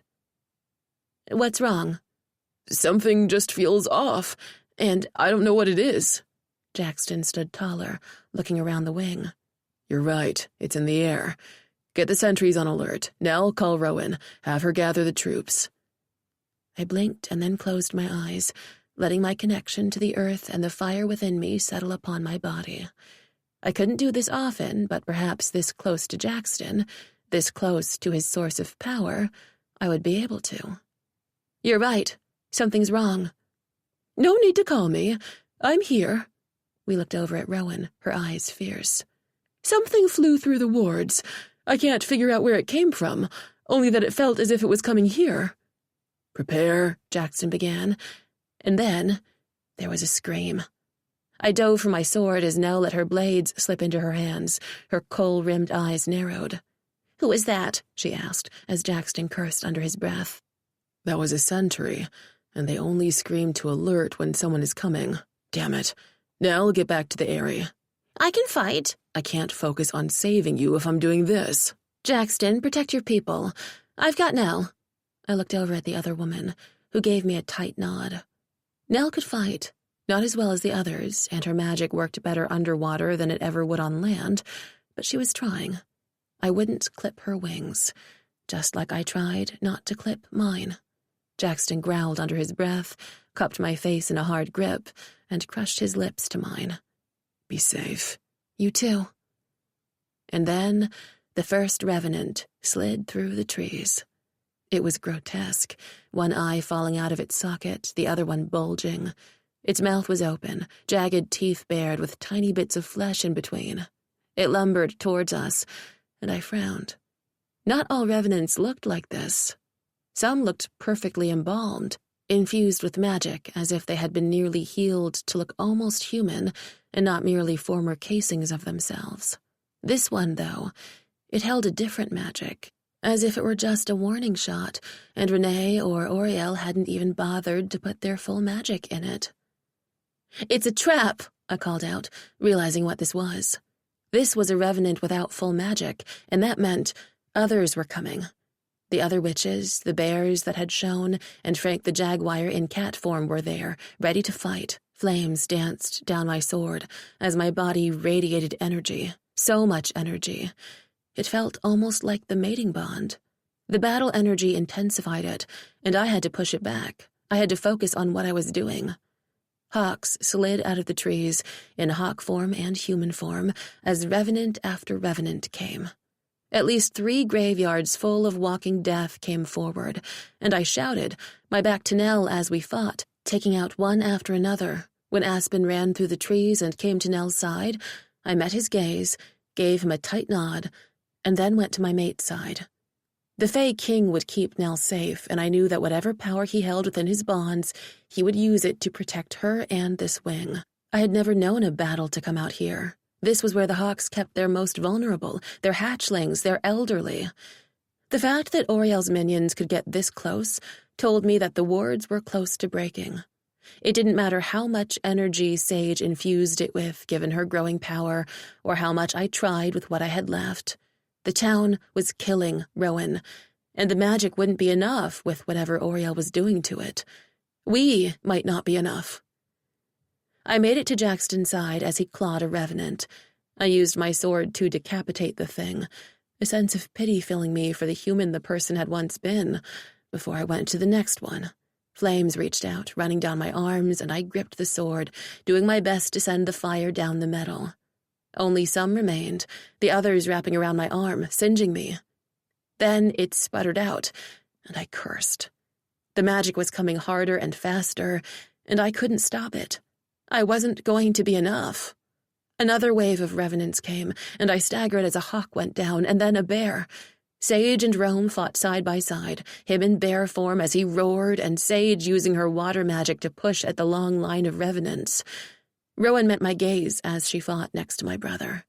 Ash looked fuller of emotion than he had recently. He looked almost like his old self, fighting to protect Rowan and the town. He might have changed when the spell and curse twisted him, but some part of him was still there. I had to hope for that. Rowan was at my side in an instant, her black hair pulled away from her face, a bloody gash on her cheek. The fact that she hadn't used a spell to even staunch the wound told me that she was running out of magic, the town draining her. "We need to block them. They're coming towards the hatchlings," Jackson said from my side. Rowan nodded. "One more spell. I'm sorry, but we need the Coven." She met my eyes, the sense of knowing in her gaze almost overwhelming. "I have enough for that," I said, hoping it would be enough. Whatever held me to Jackson gave me some power. Hopefully it would be enough to at least get through this. Renee stepped forward, William at her side, and some of the hawks let out a shriek, a loud call that I knew was anger and shock. Maybe some of them hadn't believed that William was truly on the enemy's side, but it didn't matter. He was here, and we had to stop him. "Give up now," Renee said. "The sooner this happens, the fewer people will die. Oriel just needs your town. Once you concede, once the witches perish, Oriel will let the others live. He promises you that." "Just give in," William cooed. "It'll be easier that way." "You bastard," Jackson snapped, angrier than I had ever seen him before. "How dare you betray us?" "You didn't even want me to be part of the wing. I was nothing when I was with you. Now I have a mate and more power than you could ever dream of. Give in to Oriel. Save the others. Don't be such a fucking coward with too much pride. Your indecisions are killing others." "That's a lie," I shouted. "And you are a waste of space," Renee said with a grin. "You can't even control your power, and you're killing the wing to make it happen. You don't even have the strength to use one tiny little fire spell. All you do is rely on others, and you don't even know how to fight a revenant correctly. You are nothing. You always have been. Soon my master will kill you, if I don't get to you first." Rowan gripped my hand as Sage came to my other side, taking the sword from me and tossing it to Jackson. She took my hand, and while I missed the sword, I knew we needed to do this. "One more spell," Rowan growled. "One spell to banish. Your coven, your power of 3 is nothing. But you can try. It's all you do these days. You try." I met Rowan's gaze, nodded, and spoke the spell we had practiced before.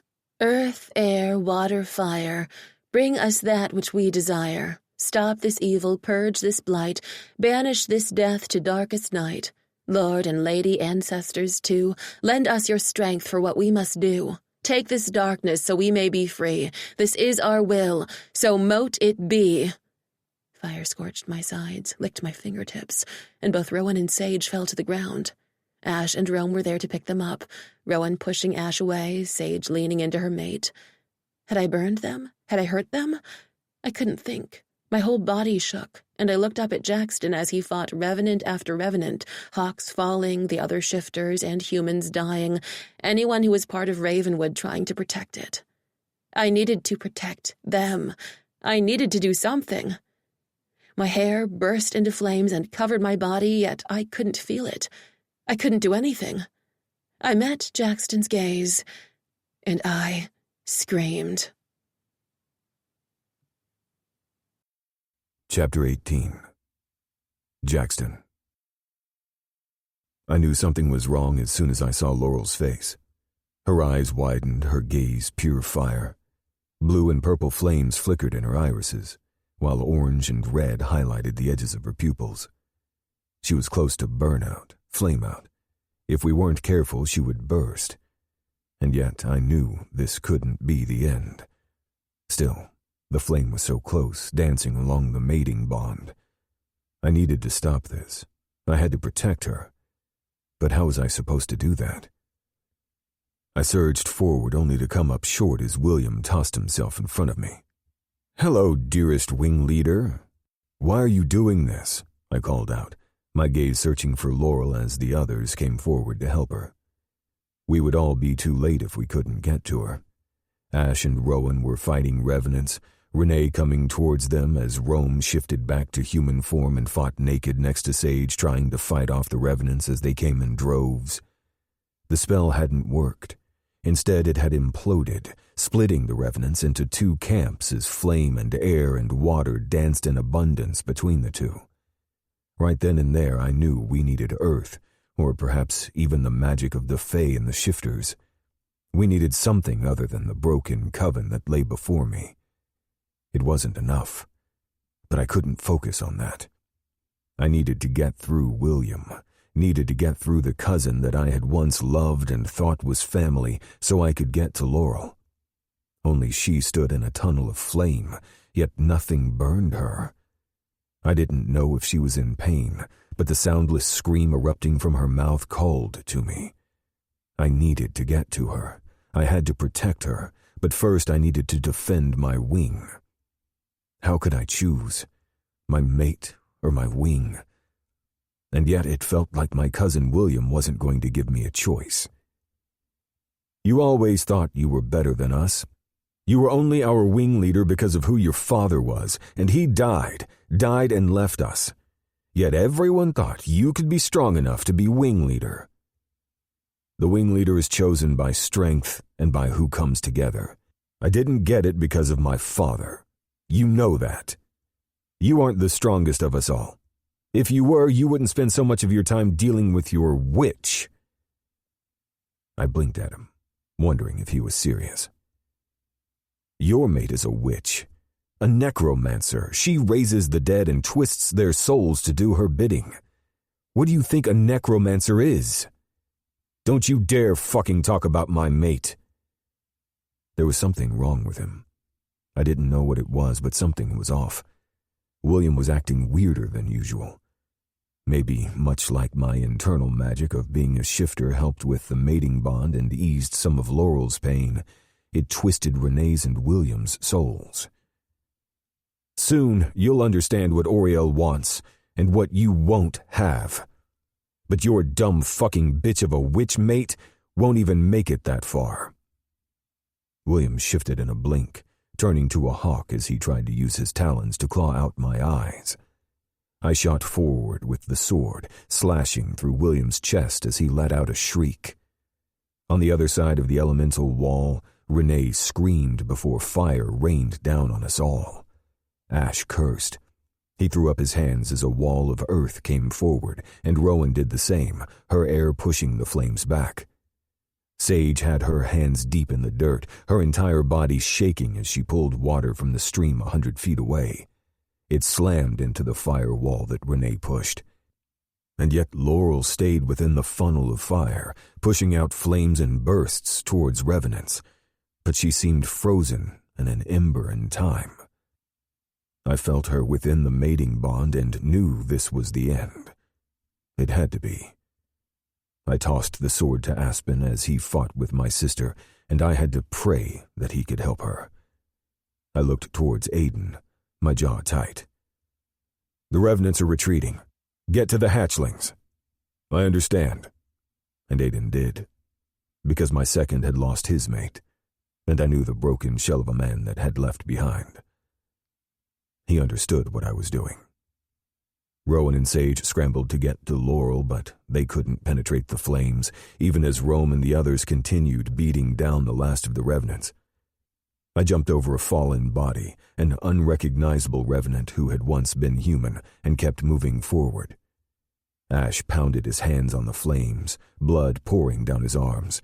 Black, charred burns appeared on his palms as he kept pushing, trying to get to his sister.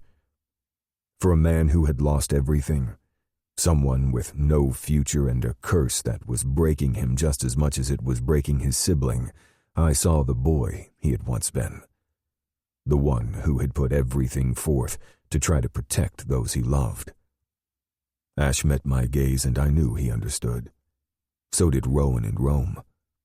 I didn't think Sage got it yet, but she would. I jumped, turning into my hawk in an instant, knowing that my animal would protect my mate thanks to our bond. I couldn't say how I knew, but the bond was the only thing of truth in my head at the moment.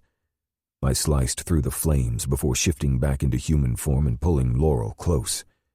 She looked at me, her body shaking, her eyes wide. The curse. It activated. I don't want to hurt you. I don't want to hurt anyone. I cupped her face and wiped away her steaming tears. It's okay. I'm here. But your wing, your people. They'll be okay. No. No! She beat on my chest, even as the fire danced on our skins. It burned, though muted as if Laurel were doing everything in her power to protect me. It's okay, Laurel. It's okay. It wasn't. I was going to watch the love of my life burn, watch her fall to embers, but I couldn't let her do it alone. You don't get to kill yourself, she screamed. I'm not. If you use our mating bond, we can keep the fire and curse within the wall. We won't hurt anyone else. But you can't do it alone. Use me. We can protect the town. It was as if I had always known this would be where it would end. And as Laurel screamed, I held her close, and the fire ignited. Agony, sweet and blissful, rode our skin as the flames came closer and closer before engulfing us both. I looked down at the love of my life, the woman who would forever be mine, and smiled. Because her power was a thing of beauty. It was a sweet ecstasy and strength that would bring a future.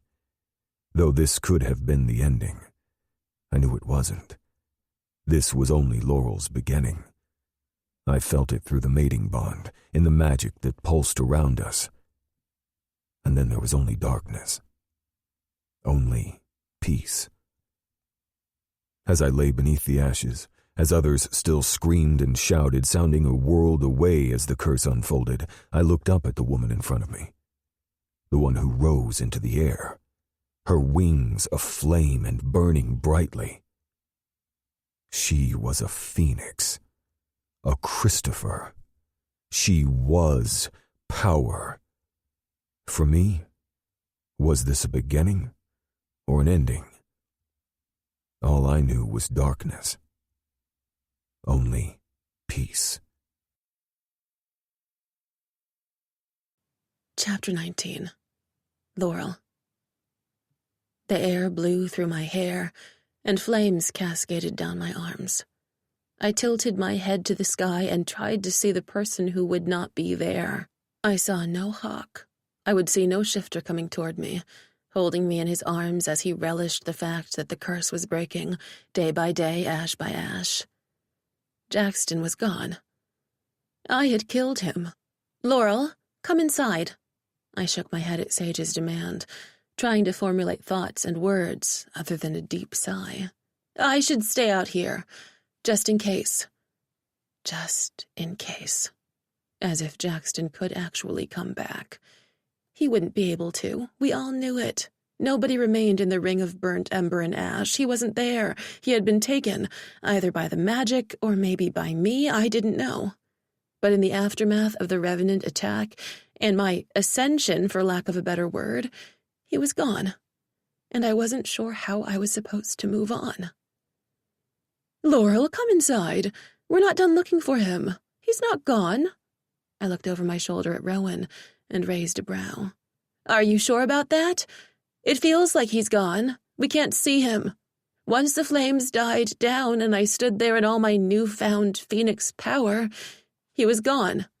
But it's magic.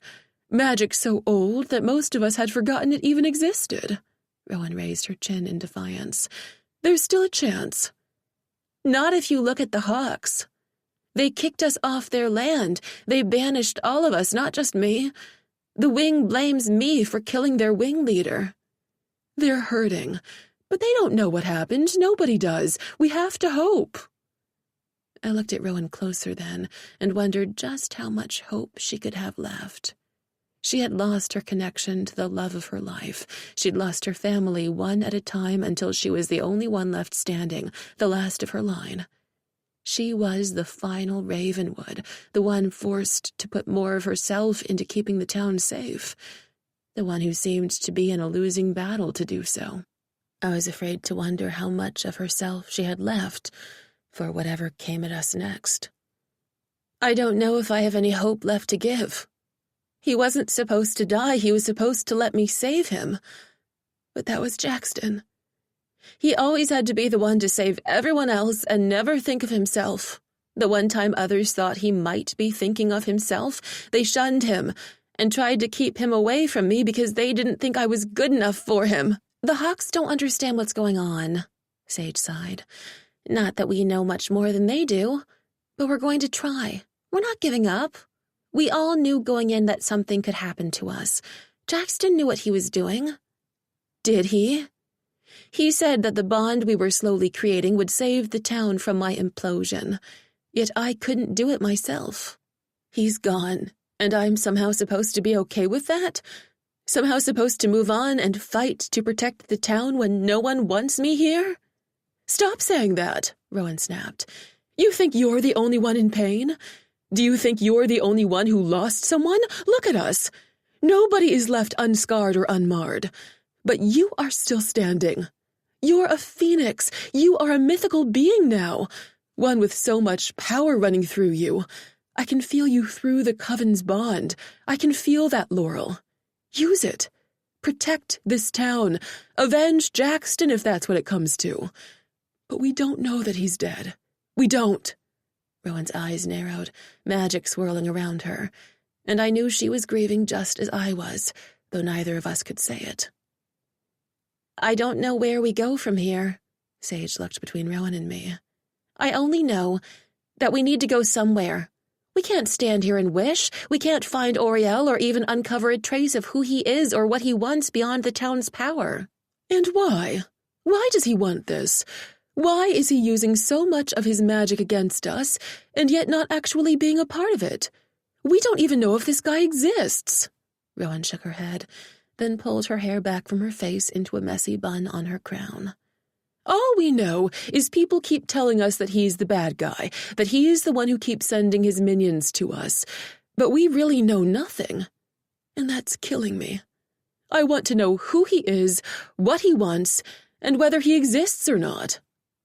I bit my lip. I need to do that too. I need to get over my pity party and help. I slid my hands over my face and let out a scream. I've been so lost in what could happen for so long, I don't even know who I am anymore. I was a warrior, the one who could use flame and my sword to fight for those who needed me. Yet all I've been doing is wallowing. I'm sorry. Hot tears burned my cheeks as I moved forward and took Rowan's hand, then Sage's. I'm sorry. I don't know what I'm supposed to do. Things hurt, and I don't know who I am. I don't know what it means that I'm a phoenix now. Aren't phoenixes supposed to fly? Sage asked softly, and my heart broke. I swallowed hard. Maybe. But flying was for him. My voice broke. Flying was for Jackson.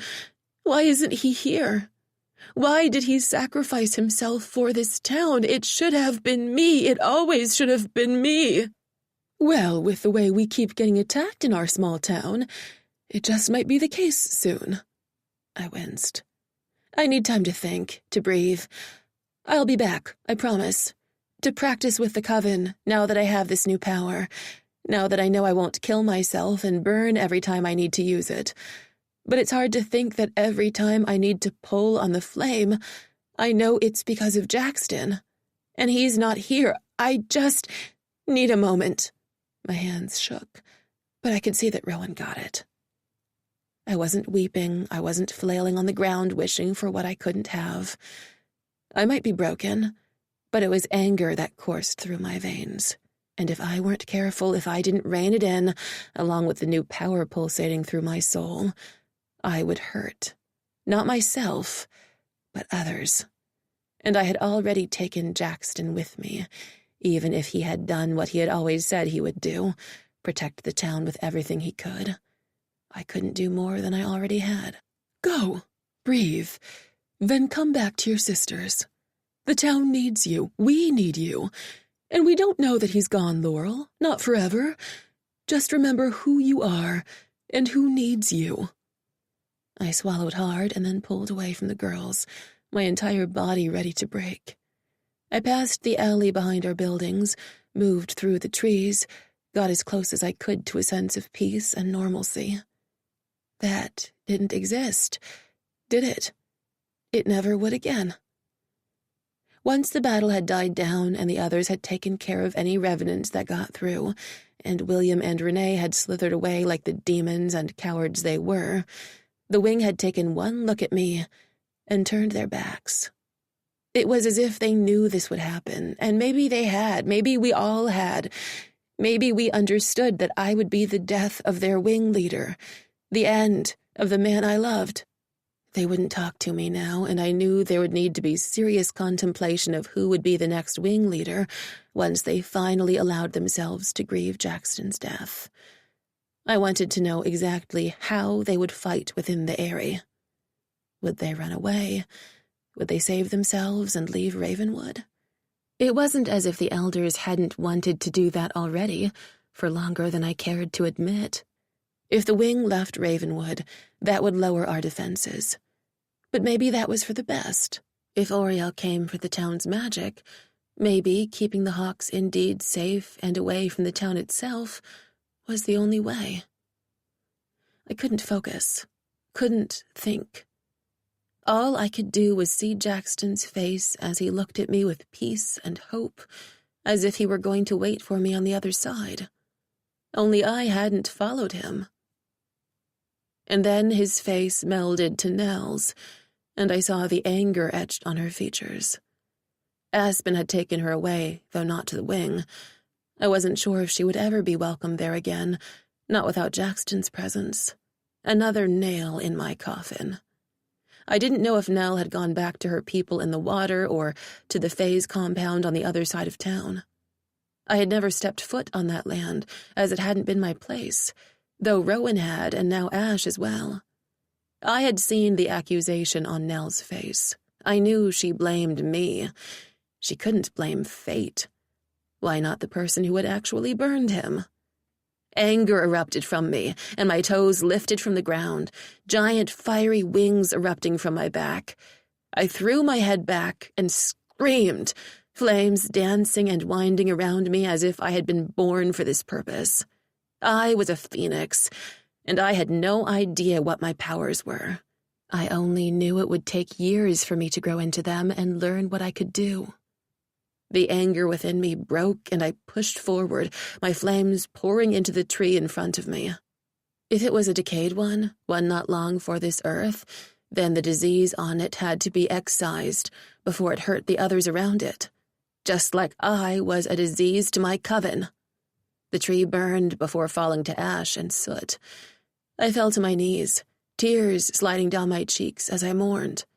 No matter what Rowan said, Jackson wasn't coming back. I had been born again through flame, and he had been the sacrifice the fates needed for the Coven to have my power. I didn't know if I could forgive myself for that. Having fun burning things, knowing that you're never going to be strong enough. I whirled, my hand going for my sword, only to find it wasn't there. I always had my sword on me, and yet I had left it behind.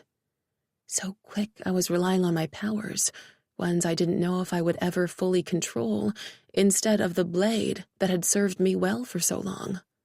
I stood, balls of flame in my palms, as Renee shook her finger at me. I only want to talk, little phoenix. I don't want trouble. You constantly attack our town, and you say you don't want trouble? I haven't hurt you, have I? No, the world seems safe enough. Your little town isn't on fire, and we both know I could do that. After all, aren't you the one who can burn this town to its final beams and twigs before you walk away unharmed? I can feel the power burning within you. Wouldn't it be wonderful if you could control it? What do you want, Renee? I want you to know that there is a way to control it, though you're not going to like the answer. I'm not using dark magic and becoming a necromancer to control this, I spat. I am a phoenix, I am a fire witch, and I am Coven. I am stronger than you will ever be. Renee threw her head back and laughed. Oh, you're laughable. I mean, really? You've never been stronger than me. I don't even know you. Of course you do. Don't you remember the little witch who came to town when you were a little girl? You never noticed me. No, you only wanted to play with your best friend and your brother. You trailed around after that little hawk boy and the little bear that I don't see around town. Didn't you wonder if it hurt when he died? I hear Faith rose him from the dead again, another revenant to play with. I'm only sad that I wasn't there to see it and be a part of it. My hand shot out, flames speeding towards her. Renee flicked it off as if she weren't even trying hard. I'm not done talking. We can play later. All of this because I didn't play with you when you were a little kid? I don't even remember you. Of course you don't, because your precious coven already had a fire witch. They didn't need two. We weren't even a coven back then. I didn't even remember this woman, but apparently I had hurt her in some way. I'm sorry if I hurt you, truly. But we were children. If what you're saying is true, we weren't a coven. We hadn't come into our magic. When did we meet? Outside the cafe that's no longer there. Apparently it burned down in a fire when we were 5 or so. She winked as she said it, and my stomach rolled. You were 5 when you burned that down? I remembered the little cafe with its dark iron tables and happy pink colors. They'd had cupcakes and sandwiches and afternoon tea for those who wanted it. And it had burned to the ground. The owners, an older pair of witches who had just wanted to be part of a magical place, had decided not to rebuild. They had moved away a few years after, wanting to be closer to their children, who hadn't been born with magic and hadn't wanted to live surrounded by it. Ravenwood was dying, taking its magic with it, and I knew it was because of the curse of the town and the curse of the Christophers, one that had pushed Sage away. Something that had tried to kill me and had broken Ash. Now the curse that spoke of darkness, that warned it would come for us and break Ravenwood open, exposing it to the darkness itself, was attached to Rowan. And her soul was attached to the town, so when the Ravenwood broke, so would she. We were thrice cursed, thrice broken, and I had to hope there was a way out of it, a way to breathe. But I couldn't think about any of that right now. I had to focus on the witch in front of me. Fire to fire, little witch. I'd love to see you burn, baby, burn. You rose as a phoenix from the ashes, even though you should have died long ago from the Christopher curse. It seems that fate likes to throw us curveballs, but that is fine. You don't know your magic. And remember, I'm a necromancer, a higher one. That means I can pull revenants from spirits and bodies. I can control them all, as well as the darkness. You don't give in to that, even though you should if you want to be a true phoenix. That means I will always beat you. I am the more powerful one. You just have to remember that." And then Renee lifted her hands, palms up, and deep shadows and fog crept over the land. This was the fog of a necromancer. It didn't matter what element they held. It was what pushed it forward. While Faith had been a water witch, she could also use the necromancer fog because she had tainted her soul with that darkness. It seemed that Renee was no different. Revenants began pouring through the fog, the shuffling echoing in my ears. I was alone out here, a situation of my own making, but I would not let these revenants or this fire bitch hurt my town, my family. They had already taken Jackson from me.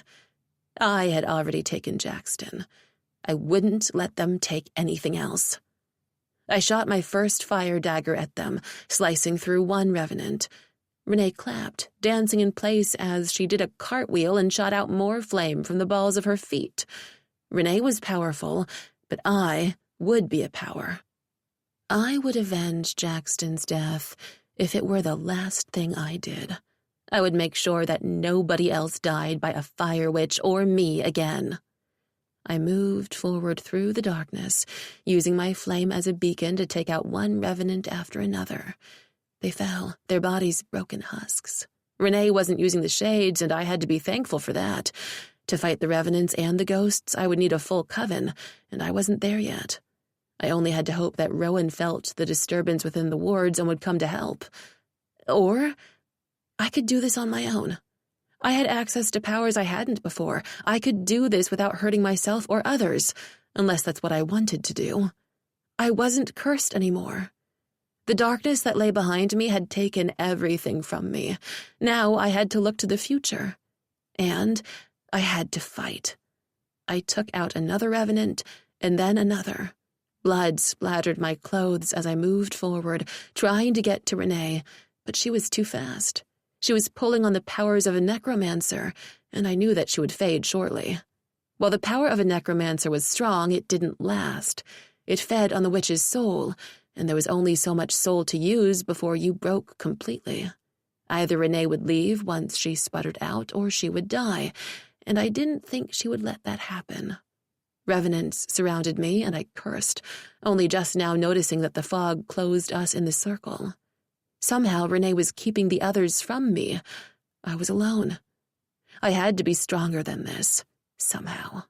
Fire scorched my arm, and I cursed, annoyed that I got distracted by a revenant and allowed Renee to get too close. I couldn't focus on her and the revenants simultaneously, but I had to do this. Flames erupted from my hands, and I pushed them forward, fighting back. Suddenly, something came out of the darkness, and I nearly tripped over my feet. Dozens of revenants surrounded me. I pushed back, fighting, trying to make it through before looking up at Jackson. He was here. Whole. He'd come through the darkness alive. He winked at me and then pulled out a sword, my sword. I had left it at home. Or had I? Had it burned in the fire? I didn't remember. I felt like I was dreaming. Jackson cut down a revenant and then another, and I moved towards him, trying to get closer, needing to see if this was a mirage or something real. Renee looked between us, her eyes wide, before she cursed, and then she ran. I moved after her, but the fog thickened, pushing me back. This was magic I wasn't strong enough to fight, because I wasn't a necromancer and I refused to go dark. I took down the last revenant, and then hurried towards Jackson, or at least the person I thought could be him. He was fighting, breathing. He didn't scent of a revenant. I couldn't focus. Jackson? He moved forward, sword in one hand, as he cupped my face with the other. I felt warmth. This was real. He wasn't dead. How are you here? Where were you? Wet tears slid down my cheeks, and Jackson lowered himself a bit, his forehead pressed to mine. I needed to come back. I'll always come back to you. I didn't understand. I couldn't. But I didn't care. I threw my arms around him as flames swirled in a vortex near us. The others came forward, the spell in the fog finally breaking, and I held my mate, hoping that I didn't wake up from this dream that couldn't be a dream, from fate that didn't feel much like fate. Chapter 20. Jackson. Coming back from death when you were a wing leader and hawk shifter meant I didn't have paperwork, but I did have to speak to a few people. Laurel had gone back with the Coven, the three of them needing to focus on Laurel's new powers. I hadn't wanted to stay away from her, the mating urge between us so intense that it was hard for me to even breathe sometimes. Though I knew I would see her soon. There was only so much distance we could give each other when I had come back from the darkness just for her. Now, though, I needed to speak to my wing so they understood what had happened. Not that I knew precisely. "You're back," Aiden said as he moved forward and bowed. I frowned at him, wondering why he was bowing to me. We did not bow to one another. "Stand up, Aiden. Why are you doing that?" "You're my wing leader. I'm making sure that anyone watching knows that I'm not taking your place." I frowned, tilting my head as I studied him. Everyone thought I was gone. Of course someone would try to take my place. It wouldn't have been safe for the wing not to have a leader. Aiden gave me a look. "You sure do seem all-knowing for a man who just rose from the dead. Hopefully not completely risen," Rome said from behind me, and I snorted as my friend came forward. I might need to meet with the hawkshifters, but my best friend would not leave me alone. My best friends, for that matter, considering Ash was by Rome's side. The guys were going to ensure that I didn't disappear again. I didn't blame them for being worried, but I knew that I would want to be alone with my mate soon. "I'm back. I will fight to see who needs to be wing leader if I need to, but I won't hurt you. Do you understand that?" Aiden shook his head. "I was the one the elders wanted. I'm the second strongest after you, but I wasn't going to take your spot." "Well, now that we have that settled, I guess we should go speak to your elders," Ash said dryly. I sighed. That's not something I'm looking forward to. But first, where's my sister? Aiden winced. Anger rode me, and I narrowed my eyes.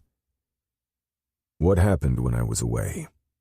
Away seemed like the best thing to say just then, since on the brink of death while waiting in the in-between didn't seem like something I should approach just yet. "She's fine, safe. She's with Aspen. I came here to talk to the wing, my sister, my family, and to explain what happened. Why wasn't my sister allowed to stay with the wing?" Aiden let out a small growl and Rome answered it. Birds didn't growl. It was more of a gruff grumble. Bears, on the other hand, their rumbles echoed throughout the forest. Ash just looked between them and shrugged before moving on towards the wing. She didn't feel she would be safe with the elders because she knew they didn't want her here. My eyes narrowed, my bird of prey moving forward, wanting to slash at anyone who came towards me. "Excuse me?" "She's safe. We made sure of that. But we couldn't do that with her on the airy premises while we were trying to figure out where to go. My sister is part hawk. She may only shift to a mermaid, but she is still a part of this family. I'm done with the elders and the rest of the wing thinking they can push us around because we do not conform to their ideals." Rome's lips quirked into a smile. "Sounds like you're having problems just like my bears were." His smile wasn't nice, yet I appreciated it. "I'll help you make sure that what happened to us doesn't happen to you." It already did with William. I shook my head. "Come on. We'll meet with the elders later. I can't do it right now." "Are you sure?" Aiden asked. "I need to find my aunt. She's broken over what William did. Then I'm going to find my sister. Then I'm going home to my mate. When I return, I'll still be the wing leader that you need." Of course, it seemed I wouldn't have time for what I wanted.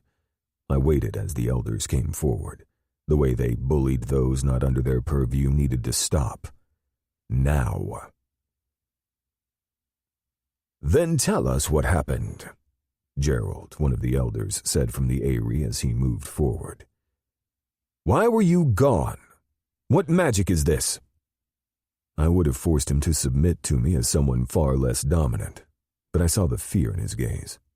He wasn't afraid of me, but of what had happened. Maybe he needed answers, but then again, so did I. The curse broke. Laurel is what she was always meant to be. I went with her to ensure that the town was safe from whatever backlash could hurt us, and in so doing, I went to the in-between. Ash cursed under his breath. And they let you out? I didn't even know Ash knew of the in-between, but here he was, speaking of it as if he had been there too. I had questions for my friend, but not here, not in front of others. I have let this wing do what they need to feel safe. I'm not the type of wing leader to throw around my power and defeat those weaker than me. I have tried to protect everyone I can while listening to their problems, and I have let you walk all over me in the process. Jackson, we didn't know. There was a reason. I shook my head at Gerald. Have your meeting with your elders. We'll meet soon, and you will tell me exactly why you chose to disgrace who you are within this wing and who we are as a people. We are Ravenwood. We were sent here to protect those who needed it. Ravenwood should be a safe place. And it's not the witches breaking us down. It's not the magic. The way we are infighting is bringing our wing down. We cannot allow this to happen again. I was in the in-between, but I was still here, watching as much as I could. You pushed my sister away. You pushed me away. You won't do that again. I'm done holding your hand and trying to get you to come to the future we are in. No more. Meet with your elders, meet with your side of whatever fight you think we are on, and then come to me. You will know exactly where we need to be. I am done pretending for you. I am not submissive. I am the fucking leader of the Ravenwood wing. And we will fight the darkness. But we will no longer have darkness within ourselves. Do you understand me, Gerald? Gerald lowered his head and tilted it to the side to submit. I understand, Jackson. We'll explain. I promise. I wasn't sure I wanted their form of explanation, but I nodded. Fine. I'll be back tomorrow. We'll discuss it then. I've always been all in with this wing, Gerald. I regret that you haven't seen that, but know that the wing is part of the town. The fact that you haven't seen that for so long is on your shoulders and mine. We will not have that again. Gerald nodded again. Then he walked away, Aiden following. I'll make sure he gets home. And that was the wing we should have been. Aiden, as a dominant, helping the more submissive Gerald find his way home to be safe. When they disappeared, that left me with my two friends as they stood on either side of me, Rome giving me a look I had never seen before, and Ash looking far off into the distance. I had to wonder what was wrong. I need to find my sister, and then I need to go to my mate. I'll stay with your wing, Ash put in. I blinked. Really? To ensure that nobody decides to try to take out your wing leader back from the dead and because they're hurting. You can feel they're hurt? Rome asked, voicing my question. Ash gave a small smile, but it didn't reach his eyes. I don't know anymore. And that's the problem, isn't it? And then he left to follow where Aiden and Gerald had gone, leaving us standing there wondering what would happen to our friend once there was nowhere left to hide and no one left to fight for. I'll go watch the Coven and do what I do best. You find your sister. No need, Aspen said from the trees as he came forward. Nell was at his side, and she gave me a look as if she were studying me to make sure I was real. And then she ran. I held out my arms and she jumped into them before settling back, her body flashing from her fin to her legs again. I shook my head, kissing her hard on the forehead before holding her close. You must be freaking out if you can't hold your shift, Shut up. You died. You really died. I'm back, I promise. And I wasn't dead. I was more in stasis, waiting. It seemed like the only thing I could say just then, since nothing made sense when it came to magic. I'm glad you're back, Wing Leader, Aspen said softly. It wasn't time for you to leave us. I hated when the Fey King got all mystical like that, but I didn't say anything since I agreed with him. Never leave me again. I was so mad. So broken. Nell closed her eyes tightly and leaned against me as I held her close.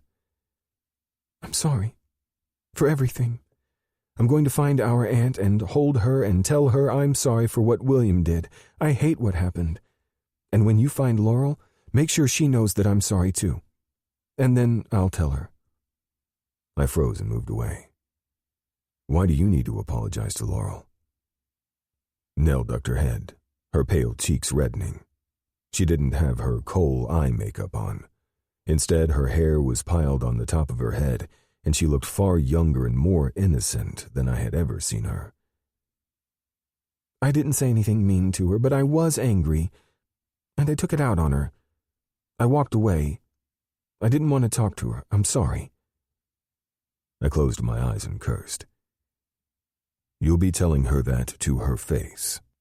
But Laurel will understand. She loves you. I love you, big brother.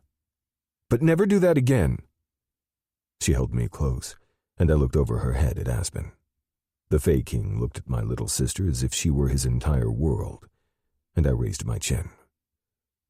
When it's time, you and I will have a discussion too. My sister punched me in the ribs, and I rolled my eyes as Aspen just smiled. The Fey Leader looked forward. I figured as much. Maybe it's time that both of us stopped waiting in the wings, as it were, and move forward to keep our town, our people, and our families intact. And with that, Aspen pulled my sister away and they moved in the direction Ash had gone. I shook my head and looked at Rome. I wasn't gone for that long, was I? 3 days is a long time when it comes to death and losing those you love. Go to Laurel. She's waiting. Rome rubbed his chest. I can feel Sage waiting for me. I put my hand over my heart, the small mating bond between Laurel and me barely warming. I was not a phoenix.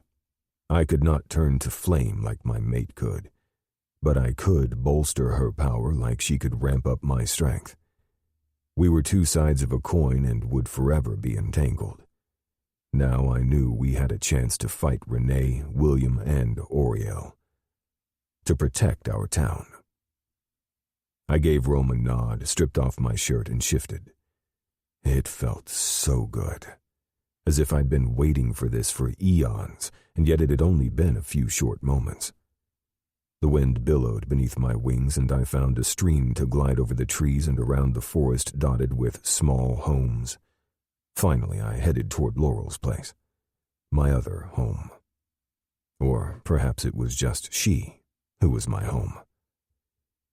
I landed on the back porch and shifted to human, making my way naked to the back door. Laurel opened it quickly and threw herself at me. I held her close, letting her pepper my face with kisses as she grinned at me, her eyes bright. There were still flames within them, and the scars on her side from the curse might never fade. But it didn't matter. I kissed her hard on the mouth, holding her close.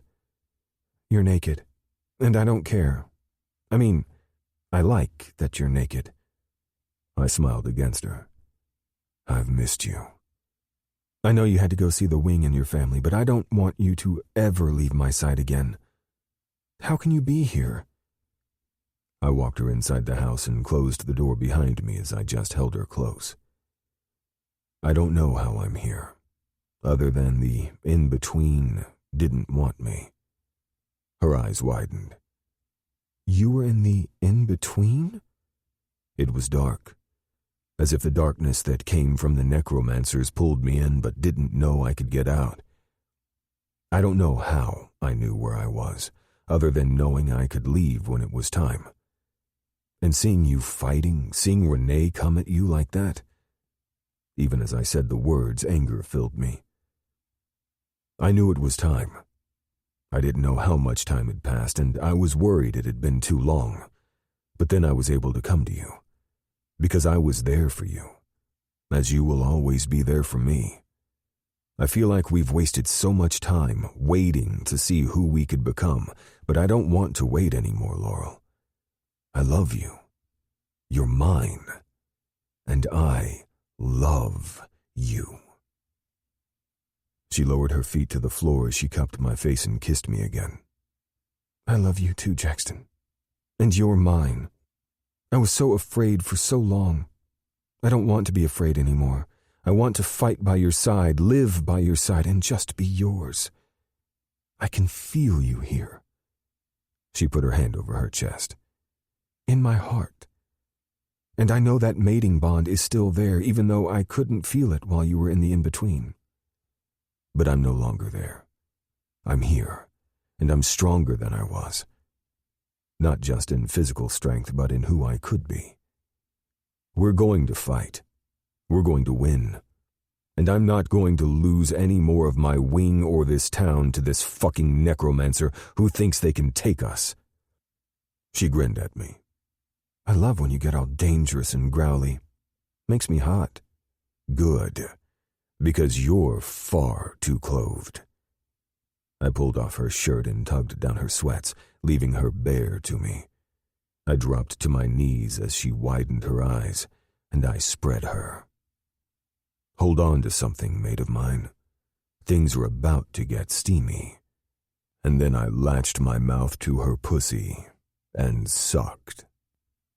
Laurel slid one leg over my shoulder as I kissed her intimately, needing her taste, just needing her. We were standing in her living room, and I felt as if I were living outside myself, watching me make love to the woman I loved. When she came on my face, I stood and kissed her again, needing her.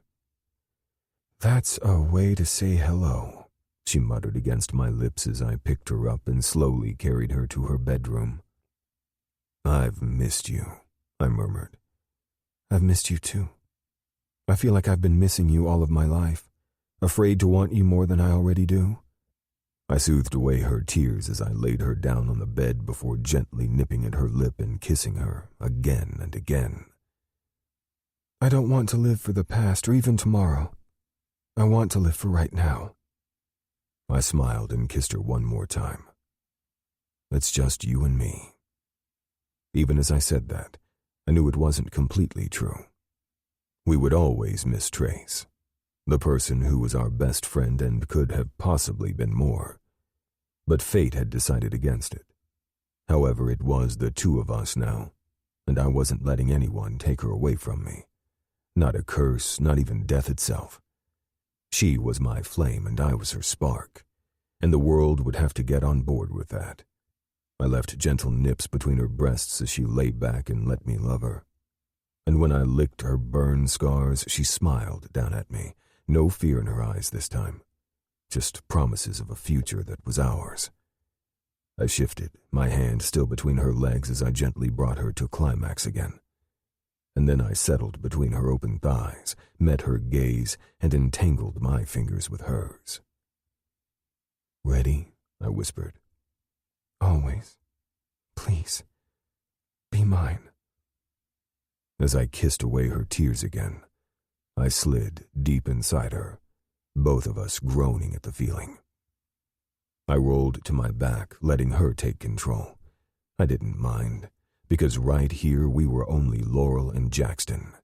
I might not be the growly predator shifter that people thought I needed to be, but I was still a leader, still dominant. But this woman, my mate, was my equal, my everything. I would burn down the world for her. We had nearly done that for each other. And now, as she rode me, my balls tightening and my dick hard, I knew that this was only the beginning. It had to be. The mating bond snicked into place between us, my hawk gliding over the bond towards her flame. Her phoenix danced with my anchor, and my eyes widened as she grinned. "Whoa," she whispered, and then she came again. I clung to her, both of us rolling to the side as we held each other. Those attacking the town would come for us. I knew it. But for now, I would simply hold my mate and know that we had gotten our second, third, and infinite chance. I had promised myself I would never stop trying, and I wouldn't, yet I knew this was it. It had to be. I had died once for Laurel, and I would do it again, but if fate shined down on us with the curse fully gone, our mating bond would be forever, and death was only our beginning. Chapter 21. Jackson. Magic pulsated within the bookshop, and I leaned against the doorway, my gaze on my mate and my family. Though the curse had broken for Laurel, it hadn't for the others. Darkness still surrounded the town, and Ash was still dealing with his personal scourge.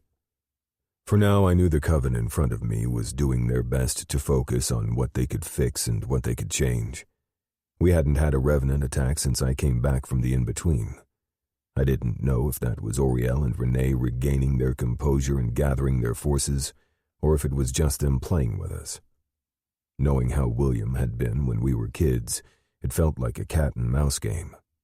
That they were waiting for us to make the next move, even though we didn't have one. Rome pulled up next to me and frowned. Ariel and I were out on the eastern section this morning because Rowan thought she felt a disturbance in the wards, but there was nothing. Ariel was Rome's beta, having taken Trace's place when Faith killed the other bear. She was strong, smart, and knew how to fight. She was also a damn good tracker. If she couldn't find anything, maybe it was nothing.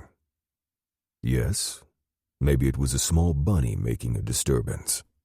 Rome shook his head. No, somebody wanted us out there. Maybe to test our defenses again. I frowned, pulling out my phone. Me. Aiden, any breaches? Aiden. No, we're on alert. Getting ready for this evening as well. However, there have been no sightings. No ward breaks on our end. Yours? I had left Aiden in charge while I went to the witches today to go over spells and plans with the Coven. Aiden was to track any encroachments onto our territory, just in case William had found a way in. After all, he had once known the land as well as we did. And no amount of changing access points and increasing security could change the fact that William had grown up in the Eyrie and knew it like the back of his hand. Me. Keep on the lookout. Something's happening, or at least it's coming, and we don't know what it is. The Coven is doing a healing spell today to help strengthen the wards now that Laurel is back. Hopefully that will help. Aiden, sounds good to me. We'll take all the help we can get. The hatchlings can't wait to see you guys. My lips quirked into a smile. Me. Good. I can't wait to see them. I slid my phone back into my pocket and turned around.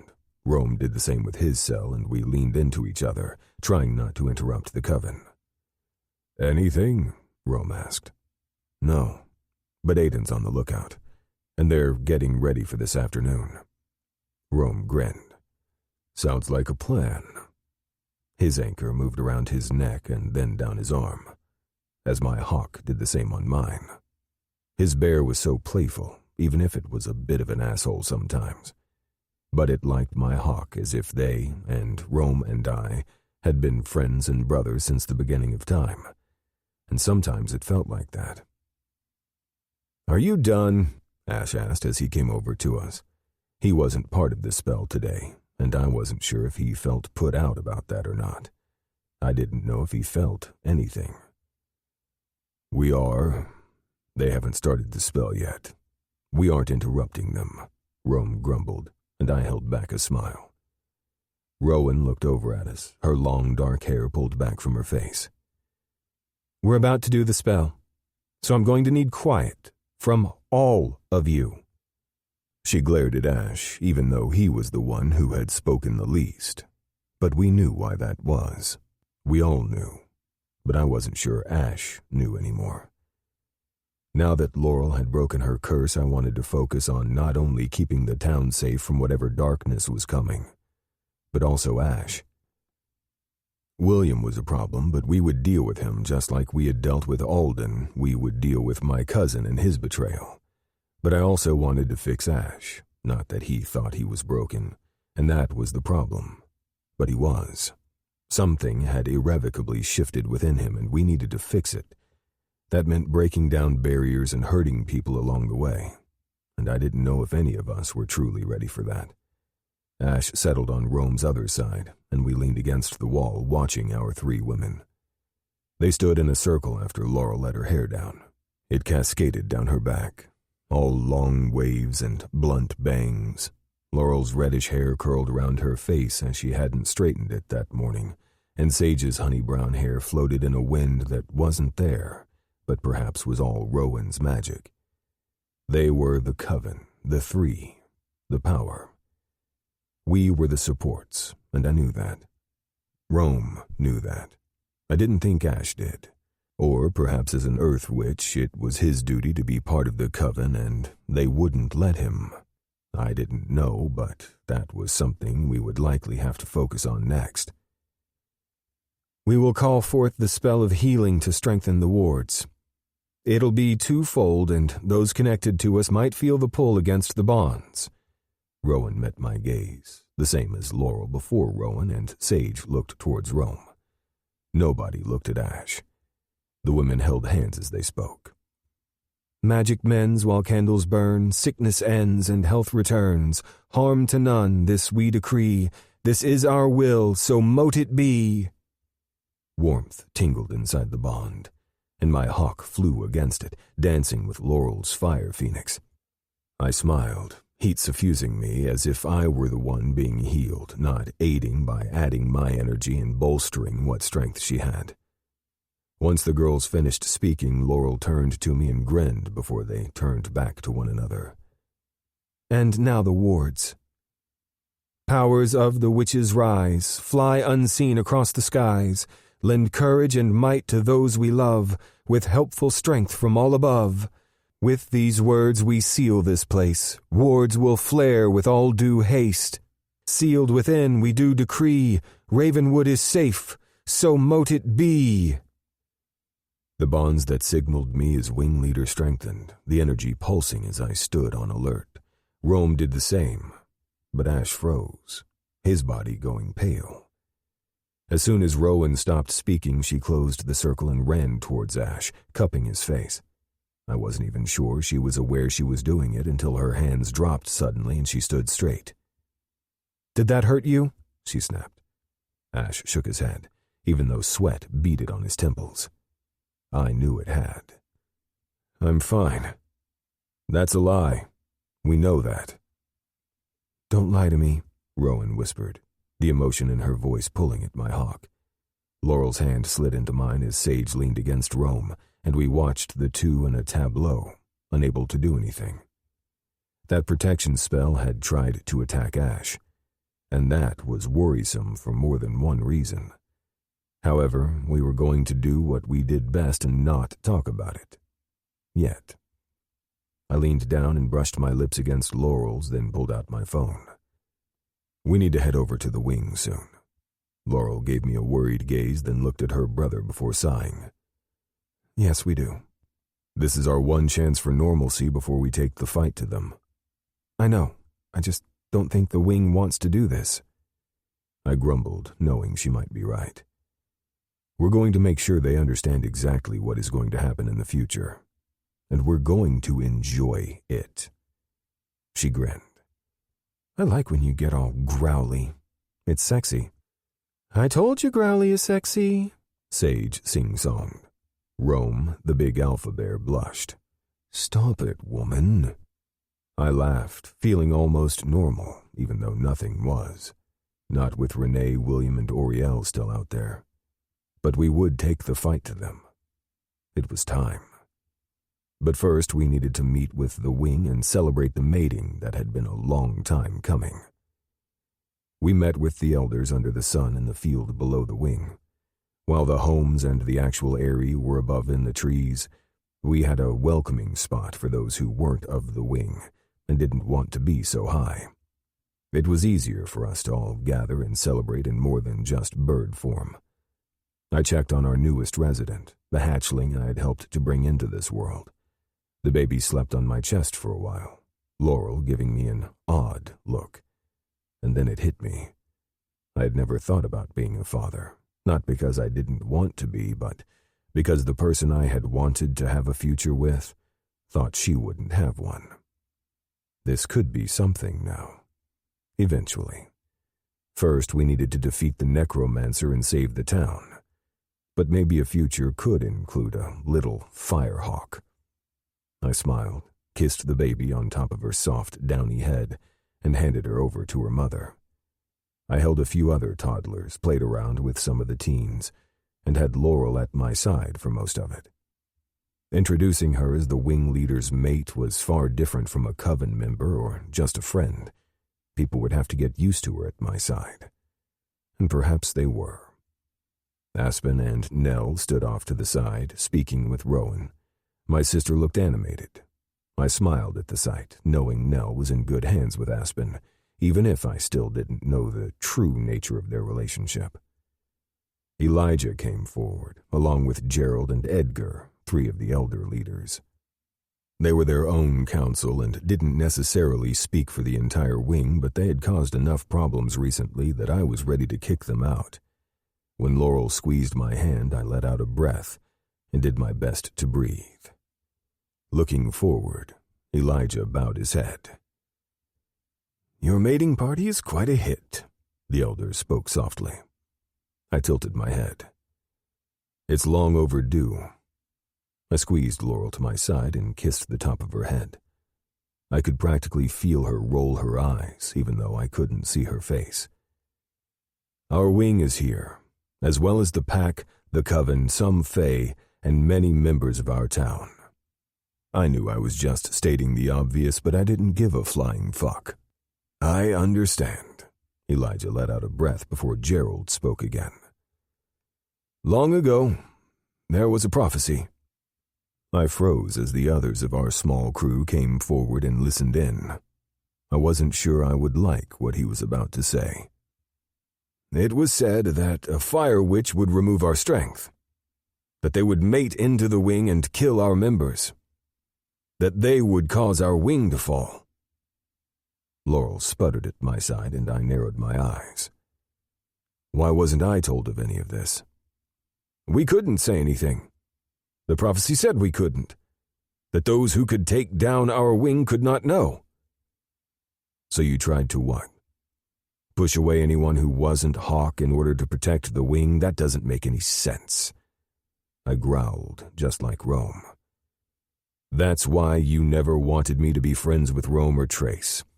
That's why you don't want me helping the Coven, because you were afraid if we did, it'd take down the wing itself?"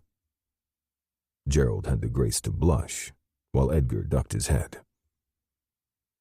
"It seems we were wrong. That it was Renee, the fire witch, who took William and tried to take down our wing. We were wrong." Then it hit me. Yes, a fire witch had taken a member of our wing as her mate. I let out a breath. "We will not let those two nor Oriel destroy us. We are stronger together." I looked around at the rest of the party. As the music died down, everyone looked at us. Even the hatchlings looked at us. And I figured it was time for them to listen. Everyone needed to be on the same page, and I needed to stop placating the elders and their damn prophecies that had been hidden from us for so long. Our wing has a long way to go to get into the future we need it to be. But we are working on it. We are finding our place within this town that isn't hidden within the trees. All of us are touched by those who are not Hawk, and we need to remember that. I looked at my sister as she leaned into Aspen. My sister is mermaid and Hawk, and yet we treat her as if she's an abomination. We're done with that. There are others among us who aren't full-blooded hawks, who found mates of fate and heart outside these walls. It's time we remember that we are part of this town and part of the greater magic of Earth. Not just hidden within the feathers of what we thought we needed to be. We will be strong. We will be strong enough to take down the darkness, to take down Auriel. I let out a breath. We will never let what happened to William happen to anyone else. My aunt watched me, but she didn't flinch, didn't pale. Instead, she lifted her chin, and I knew there was a promise in her gaze. She didn't want another mother to lose her son, and I was right there with her. We are strong together, and we will continue to be. But remember, we are Ravenwood, not just a wing. We are Ravenwood, which means we are with the Coven. We are with those who fight against the darkness. My mate is of the Coven, and she is now your wing leader as well. Together, we are stronger. I looked down at Laurel as she smiled up at me, her eyes filled with tears. I love you with the deepest part of my soul. My hawk claimed you as mine the moment I saw you when we were children. It took us a while to get here, but now that we are not going back. I will fight to the death for you, and I did. I fought in the in-between for you, and I will continue to do so, for you, our wing, and our town. I love you, Laurel. I just thought you should know. Laurel wiped away tears as Sage openly wept in Rome's arms. Others watched us as they began to clap, and Laurel leaned into me and whispered, "Talk about a declaration, Hawk Boy." "Whatever you say, Fire Girl." "I love you, Jackson. And you're right. We're stronger together. Now, let's go kick some ass. But first we celebrate, because if we don't, then what are we fighting for?" I kissed my mate as the music began again, and people celebrated and mingled, taking our wing one step closer into the future. The battle would come, and we would be as ready as we could be. But first, I would be with my mate, and I would never take these moments for granted again. Chapter 22. Laurel. "It's time we take the fight to them," Rowan began as we looked around the small pond where Nell entered the Myrrh realm with the rest of her family and people. We were here in force, some of our team around the town, but this was where we were doing our best to lure Auriel to us. We had strengthened our protections and done spells over the past week to focus on better centering our magics. We had shined our weapons, sharpened what we could, and protected the hatchlings, cubs, pups, and all those who needed us. We were ready. Or as ready as we could be when it came to an unknown force. Our trackers can't find Auriel or his hideout. He's using dark magic to hide himself from us, but that means we need to be the ones to take the higher ground when he comes for us. And we will, Rowan said. All of us out here will lure the trio in, Jackson added. I stood by him, my sword in hand, my head raised. The Fae are taking the perimeter, Aspen informed, and I nodded, knowing that this was important for the Fae and the others. The fact that we were trusting the unknown was a big thing. The Fae weren't good or bad, it depended on the individual. But their magic was so different than that of the Coven and the rest of us, and they kept their secrets. We allowed it because it wasn't our place to say otherwise. They protected the town just like we did. And we were ready. All of us. First, we will do the protection spell, Rowan continued. And then we'll add on the luring spell, Sage added with a nod. I swallowed hard. And I'm here. Finally. I saw the small smiles on their faces, as well as on some of the other magical creatures around us. They had all known what was happening to me. There was no hiding it. And they all knew what had happened with Jackson, but now here we were. And we were ready. Or at least as ready as we could be. "Let's do this," Sage said, clapping her hands. Rowan and I met each other's gazes. We used to get that excited about doing magic, and then things changed. I had twisted into myself, and Rowan had given too much of herself. But we were finding a way. We had to. We held hands as the others stood around us, protecting us as well as the town. This was what we had trained for, what we were ready for. We were tired of the revenants coming for us. Now we would go for them. I let out a deep breath and began. "Banish the evil and those who wish harm. Give us courage to pick up our arms. Sisters, brothers, ancestors, friends, our strength is unrivaled and without end. Lords and ladies, spirit guides too, guide us and protect us in all we must do. Today is our day. Together we rise. Victory is ours from earth to skies." Warmth soothed my body, and I looked around. Flames danced along my skin, but they didn't hurt. They didn't touch anyone. It was as if it was a part of me, and it was. I looked behind me as Rowan's eyes widened. A look of surprise shone on her face that shocked me. Rowan never looked nonplussed. She always looked ready to fight anything in front of her. This was different. I looked over my shoulder and my eyes widened. "Okay then," I whispered. Jackson came up to me, sliding his hand over my fiery wing. It didn't burn him. My flame knew its mate, and the hawk in Jackson's eyes called to me. "It looks like you'll be flying with me soon, mate of mine." "That is so cool," Nell announced as she came forward, blades all down her arms and legs, two in her hands. She was ready to fight, and I knew that Aspen had been teaching her. I had been doing my best to show her some things, but she was better with a shorter blade than I was. I saw the consternation in Jackson's eyes, but he wasn't pulling her back. He would never do that. Instead, he did what he could to protect his sister by making sure she was ready to fight anything that crossed her path. We would be near the water as well, so if she needed to dive in and use her magic there, she could. We had this. "Are we ready?" Rowan asked, her voice bellowing. Everybody nodded, and then Ash joined the circle. I held my brother's cool hand and swallowed hard. "Thank you for inviting me," he said dryly, and my lips twitched. Sage just smiled warmly, and Rowan narrowed her eyes. We needed Ash for this part, to lure in the darkness. I hated that we did, but as we had seen before, the darkness was attracted to Ash. Therefore, we would use him.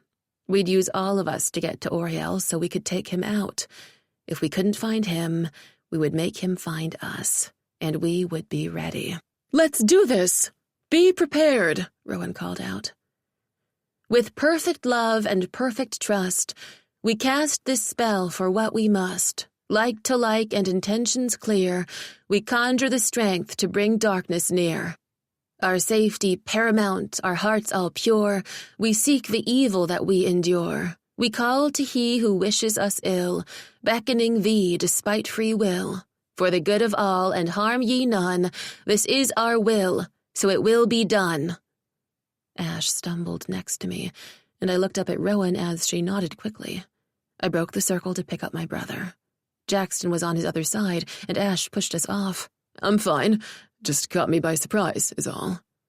Whatever it was, we didn't have time to go into it, and I didn't think my brother would let us anyway. I turned at the first sound of a growl, Rome having shifted to his bear form. They were here. It had worked. At least, I hoped it had. "You called for us?" Renee asked as she fluttered her eyelashes.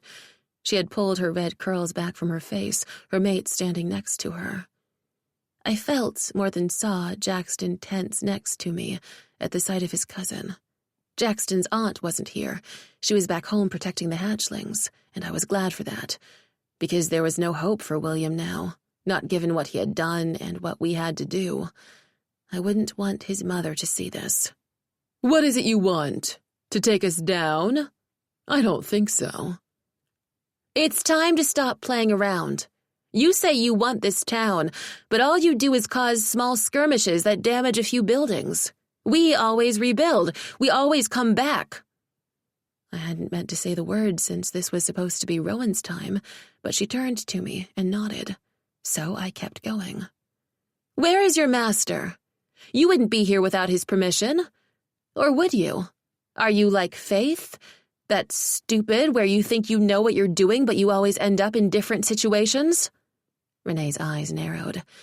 You're going to pay for what you did to the sister of my heart. And Faith wasn't as strong as my mate, William added, and I had to wonder how stupid the hawk was. He rarely spoke. He was only a good fighter, but Renee had lured him to whatever dark side she was on, and we would have to find a way to change that. My revenants are here. You called, and now you have to deal with the ramifications. Just remember, you asked for this. Oh, and Oriel, it's not his time yet. You'll know, honey, when it's time. Then I guess it's your time, isn't it? I asked, flames dancing over my sword. Renee just snorted. You're so cute. Still not strong enough, but we'll see. And then she shot out her hands, and fire flew into the middle of the field. My fire pushed it back as Ash's earth assisted. People moved out of the way, and the fight began. Revenants slowly crawled out from everywhere, the smoky darkness doing its best to surround us.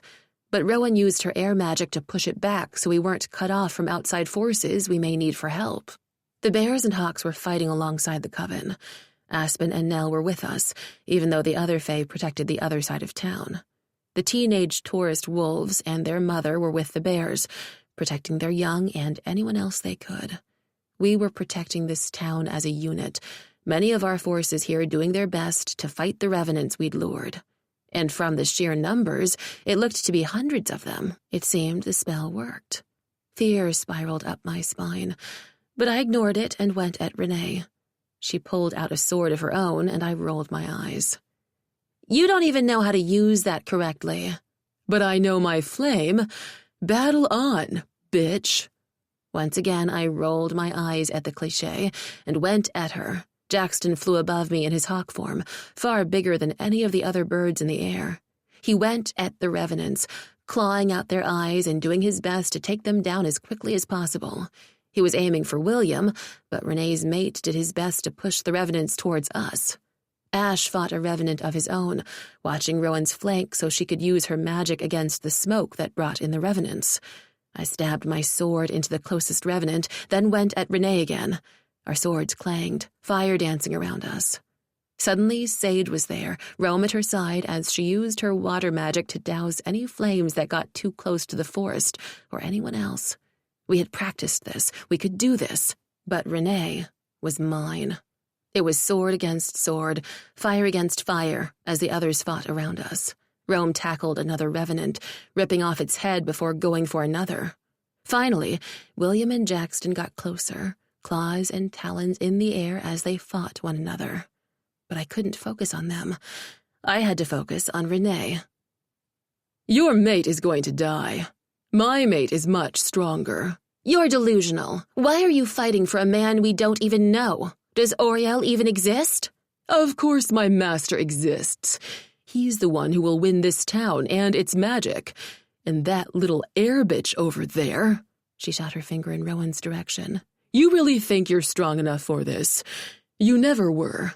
You might have come back as a phoenix, but you don't even know how to tap into that power. You would be so much stronger as a necromancer. I will never fight for your side. Then you're not going to fight at all. But first, there's something my master asked of me. She pulled out a dagger, set it aflame, and threw it into the air. I reached out with my flame, trying to stop it, but I couldn't. Instead, Renee's sword slammed into my side, cutting through the flesh and searing it as I screamed, falling to my knees. Jackson turned to me, pushing William off him. And then, I couldn't breathe. Not through the pain, not through the shock.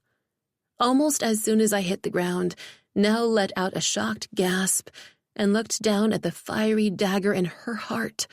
Then she fell too. There was a scream, another shout, and it felt as if the world had ended. The beautiful goth mermaid with her kohl-rimmed eyes, her chainmail leathers, and her dark flowing hair lay on the ground, blood pooling around her as the Fae King screamed and the Hawk Wing leader swooped in. I couldn't breathe. Chapter 23. Jackson. My talons slashed into William. This couldn't be happening. I could not believe this was happening. I should have left her with her father. I should have hidden her back in the water with the other mermaids. They would have been able to protect her. Instead, dear God, not now. The ground shook, the air pulsed, and I looked down to see Aspen kneeling over Nell, his entire body shaking as he grieved. He screamed and trees uprooted, other revenants dissolved and burst into 1,000 pieces. The shifters were unhurt, as was the Coven. Even in grief, the Fae King didn't harm his allies. No, Aspen was using too much power too quickly in his misery and hurting those who had hurt his mate. Because that's who Nell was to him. His mate. And now she was gone. I had lost my sister. I flew closer, trying to get through whatever magic was coming forward, attempting to get to my sibling. Instead, she stared up at me with lifeless gray eyes, her mouth parted, blood pooling around her. A small trickle of blood trickled out of her mouth, and then I screamed. A collective of shrieks echoed back at me, my hawks grieving with me. She was ours. She was mine. And now, she was gone. I looked down at Laurel as she fought Renee, my mate bleeding from her side from a wound that had been licked with fire. Renee had cut her, injured her, but Laurel was giving back just as strong. Slash, slash, slash, clang, clang, clang. Sword against sword, fire against fire. The two were equally matched. Only my phoenix needed to catch the Dark Witch in order to dig into her new powers and fight back. I didn't know if we knew how. I needed to get to Nell, to my baby sister, but first I needed to make Renee hurt. I whirled in the air, my talons outstretched as I clawed at William. My cousin was my size, maybe slightly smaller in the wingspan, but whatever magic pounded through him thanks to Renee's darkness made him stronger. Somehow he was stronger than me, but he would not win this. I refused to let this traitor, this asshole who mated my sister's killer, get the upper hand. William flipped around me and latched his talons to my chest. I did the same with him, and we whirled in the air, spiraling down to the ground. Others scattered for me, and I saw Rome try to move to catch us, but I shouted at him with a screech to not come closer. The bear seemed to understand and went to guard his mate, fighting alongside the new witch with all of their combined strength. William and I unlatched from each other at the last instant before hitting the ground and shifting to human. It didn't matter that we were naked. Shifters didn't care. I needed to stop William. That stupid bitch of a sister of yours didn't deserve to live. She wasn't even a pureblood. She shifted into a fish. We eat fish, don't you understand that? Your mother was a traitor for opening her legs to the Mermaid King, and now your sister's where she should be. Vengeance coursed through me. I needed to stop this. I needed to end this man. I needed to destroy everything he held dear before I turned to the darkness that threatened us all.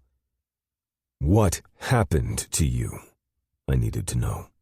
I needed to know where my sweet cousin had gone and why this man was here in his place, a traitor to us all. You treated me like I was nothing. Now you deserve what you get. Nell is gone, and soon we'll kill your bitch of a mate. And then we're going after the wing. I will be the wing leader, what I should have always been. You've always been delusional. No more than you. We shifted back to hawk form, our talons outstretched. William went for my eyes and I twisted, earning a claw in the ribs instead. I snapped and clawed at him, both of us fighting for our lives. We weren't like bears or wolves that could fight on the ground. We needed to be up in the air, but our talons were deadly. The strength of our beaks enough to break bone. We could kill, maim, torture. But I wanted William gone fast. I wanted vengeance. I wanted my little sister back. William twisted, going after Laurel this time, angling his wings to shoot like a bullet. And that was it. I couldn't let him live. I moved down, angling myself, and raked my talons down his back. I twisted in the air and slammed him into the ground as we both tumbled and shifted back to human. Blood coated our bodies, and still I went after him, my fingers shifting to talons as I clawed and swiped. William did the same, catching me in my shoulder. I got his hip. He punched me in the face and I kneed him in the gut. I looked at him then, saw how Renee kept fighting Laurel, flames dancing all around us. Magic pulsed through me, and I pulled on the strength of the wing. I felt their hope, their fear, their passion as shifters. Aiden, my mother, everyone. They were all a part of me. William wasn't. Our bonds had been broken. He was lost to us forever. I looked at my cousin and knew he saw the moment I had gained in power. The moment I became the true wing leader. I dug my talons into his chest, gripping his heart. Then I twisted it. The light in his eyes dimmed, and for a moment, I saw the young boy who had once trailed after us, the one who had once been my friend. But then he was gone. Only a traitor remained, the darkness seeping into his eyes as his mate called out for him. My cousin was dead, his blood on my hands. But the battle wasn't over. "No! How dare you!" Renee screamed. I shifted back, going after Renee and helping Laurel. But Laurel seemed to have the upper hand, even before more magic filled the field. Something unknown that I had never felt before. I turned, shifting back to human and knowing I would exhaust myself if I weren't careful. Aiden tossed me a pair of sweats that I pulled on quickly and gripped a sword that had fallen in battle. I cut off a revenant's head and moved towards Aspen, wondering what the hell was going on. The Fey King looked at me, his eyes glowing green swirls. "She was sacrificed with a spell of fire. It's not true death. That spell was meant only for her. That blade dipped in a poison just for her. That means she's mine now." I frowned, confused as everyone continued fighting around us. I needed to get back to Laurel, and yet as Aspen stood there holding my sister in his arms, I had to wonder what the hell the Fae was doing. What had he meant? "What's going on?" I called out over the shouts. "The dagger was spell-soaked. It's not a true death. I can bring her back." Alarm flooded me, and I swallowed hard. "Not as a revenant. Not if she's a shade. No, I can still feel the bonds. She's like you were, caught in the in-between. I can bring her back." Aspen's gaze narrowed, even as his body glowed. "What will that do to her?" I asked, hope and a kernel of joy in me mixing with the fear. "She'll be mine. Forever. She will be a mermaid, still a hawk, but she will also be the Fey Queen. She will be mine." Did I have the right to allow him to make that choice for her? Then again, I didn't think I could stop Aspen. So instead I leaned forward, kissed my sister on the forehead, and met the Fey King's eyes. "Save her. I need to help my mate." "It is done." Magic so old it tasted of the beginnings of time coated my tongue and my body and everywhere else. Everybody froze as they turned as one towards the Fey King, my sister in his arms. The pair lit up like a beacon, magic I didn't understand coming towards us. Even Rowan looked surprised, her mouth parting as she held on to the magic that kept the shadows at bay. Ash at her side, protecting her. "She is mine," Aspen repeated. The magic pulsed again, and again, and again, faster and faster until my heartbeat raced with it. Nell arched in Aspen's hold, her body convulsing for a moment as a shout echoed. I wanted to stop this. I needed to ease her pain, but I didn't know what exactly was happening. Suddenly, sea foam green tattoos appeared all over her arms, her chest, and her hips, matching those on Aspen. And I knew that he had created a mating bond to protect her. That was the spell. His mate was alive, just like mine fought behind me. Aspen met my gaze and nodded. "I will protect her."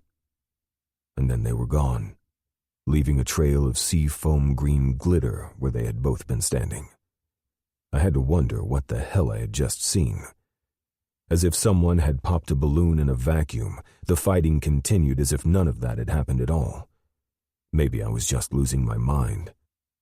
I turned towards Laurel, saw her battling Renee, and knew that I needed to protect her, my mate, my future, and damn anyone who got in my way.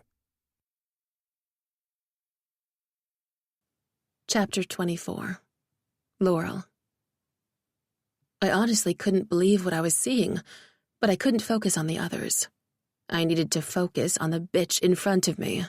Renee screamed, grief pouring off her in waves, and yet I couldn't feel sorry for her. She had used her mate and his connections. It was clear that while she might have loved him in her own way, their darkness had twisted each of them, and I didn't know what any of that meant. I didn't know if she could actually love him.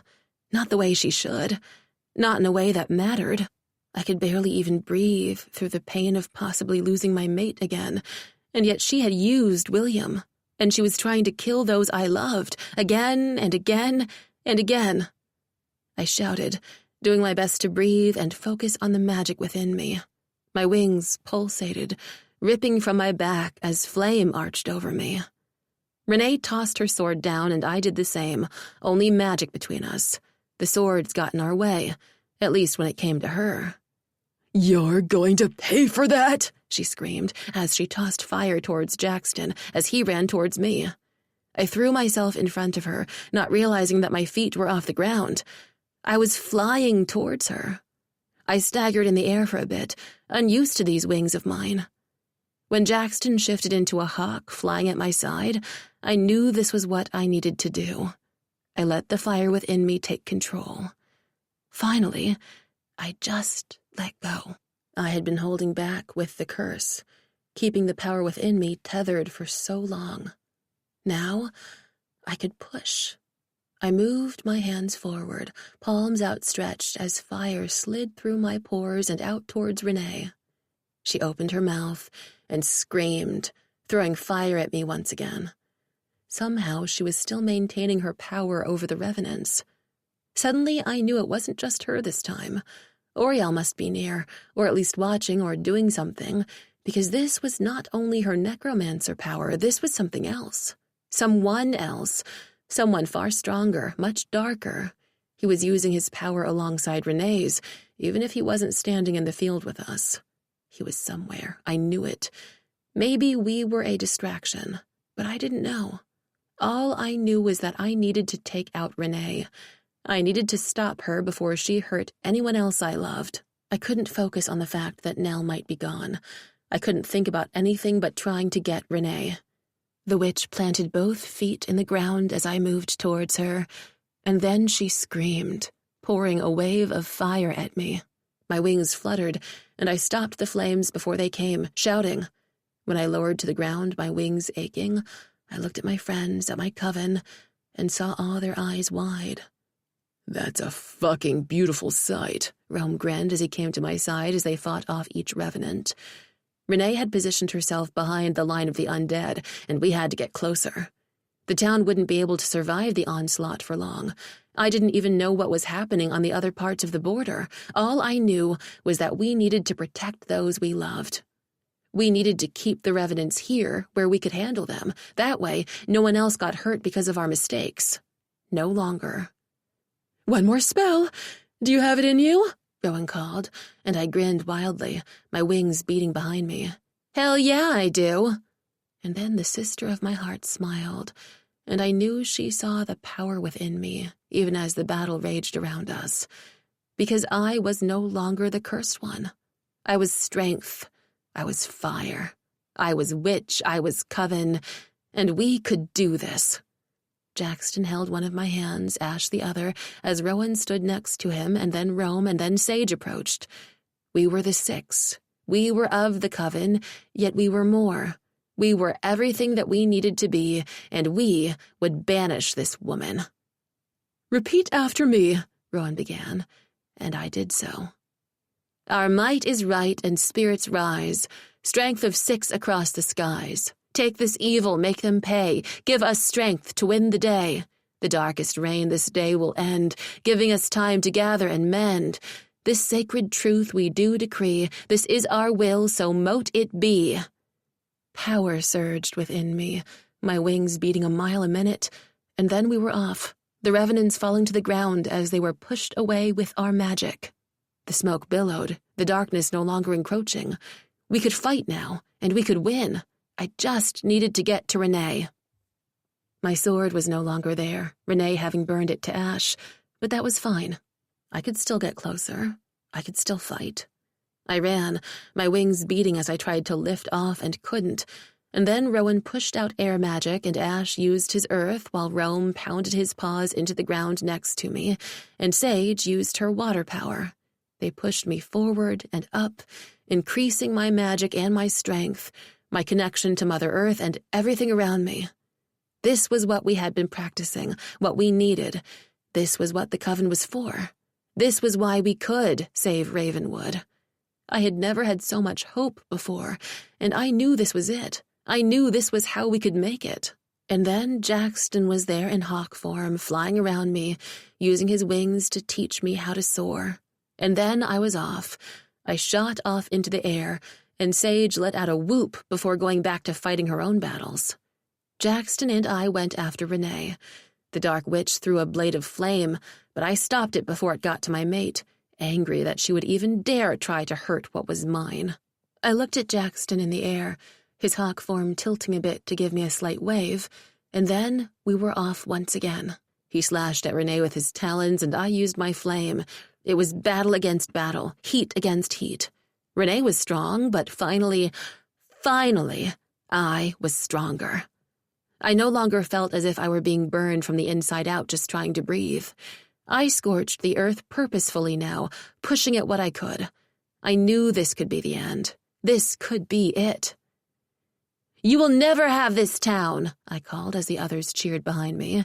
"Ravenwood is ours." "It was never yours. You are on stolen land. This was ours, and you will finally know it."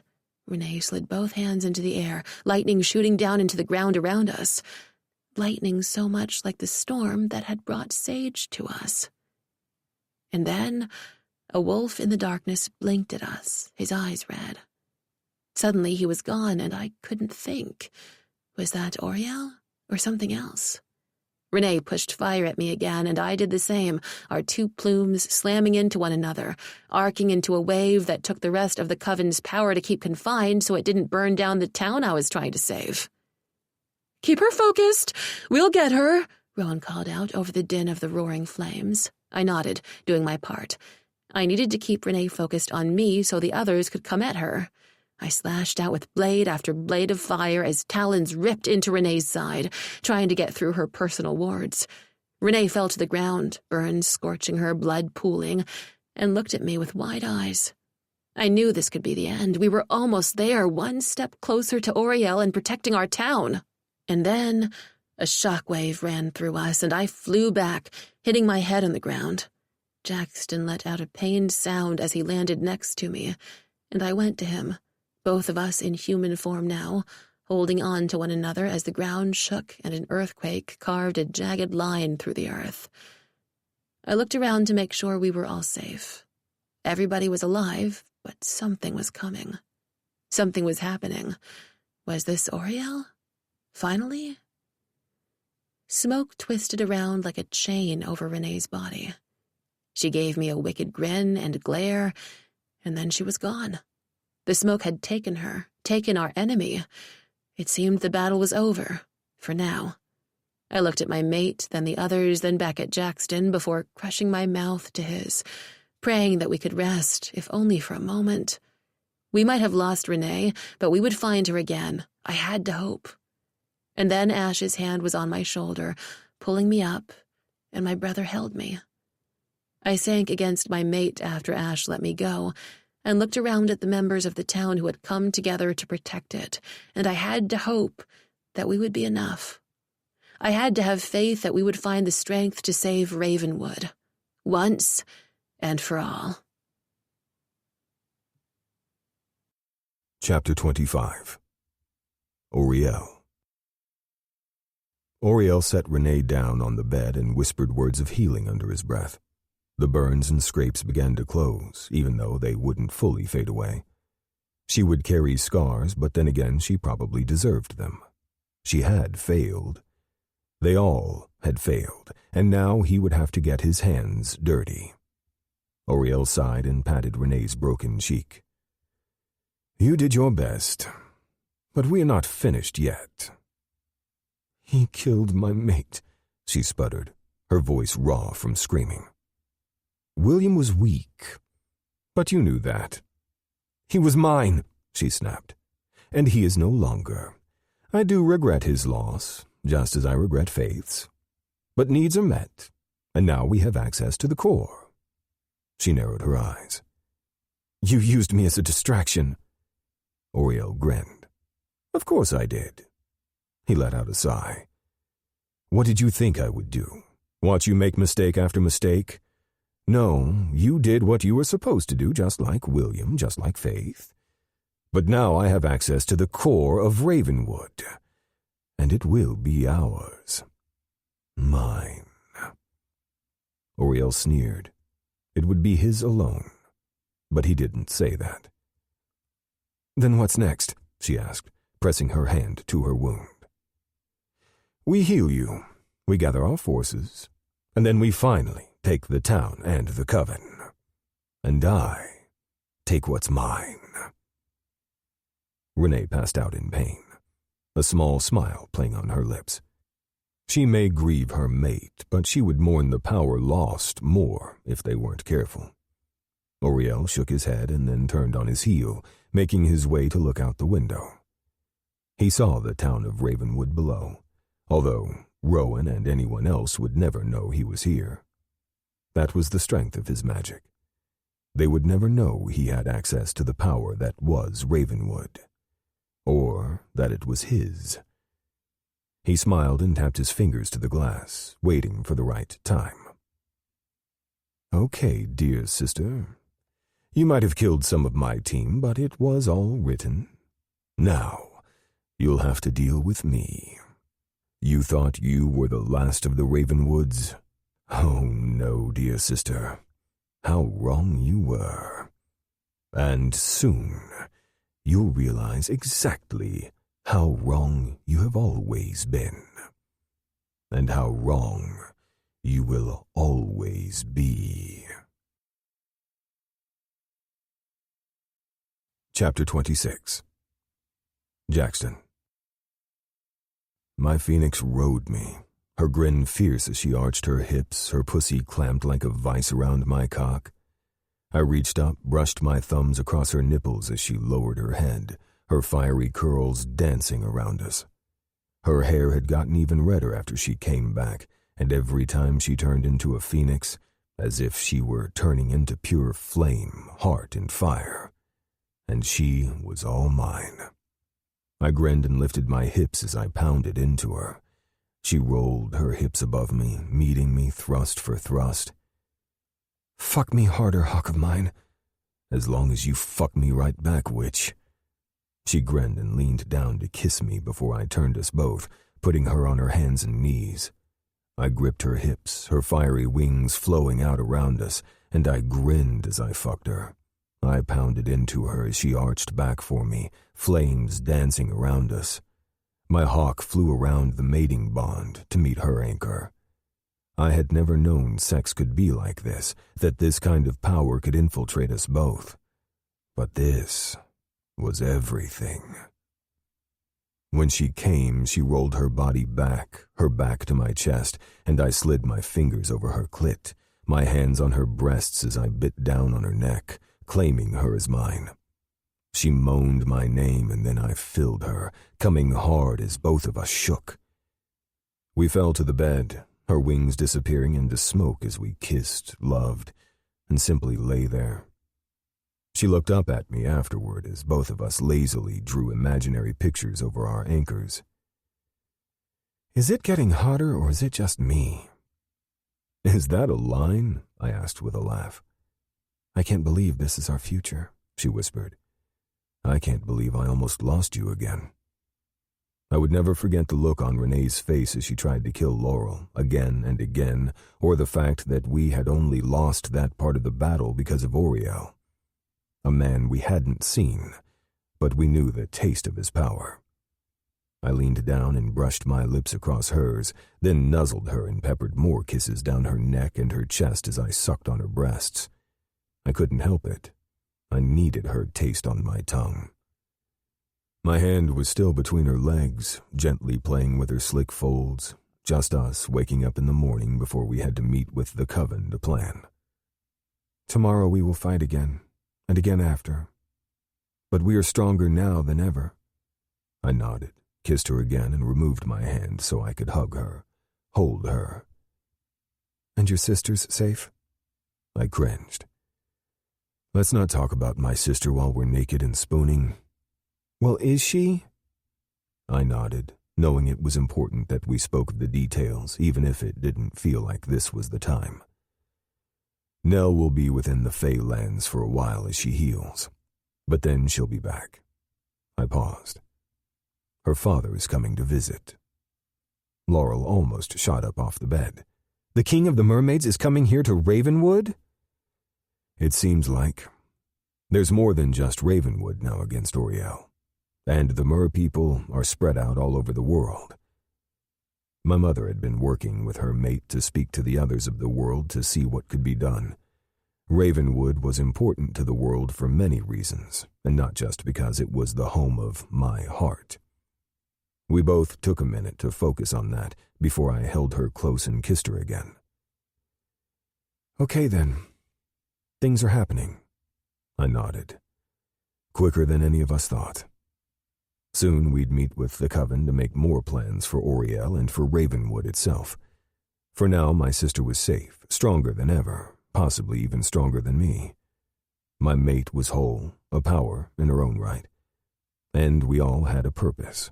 The wing was strong, coming into the future and navigating their own mistakes while rising above them.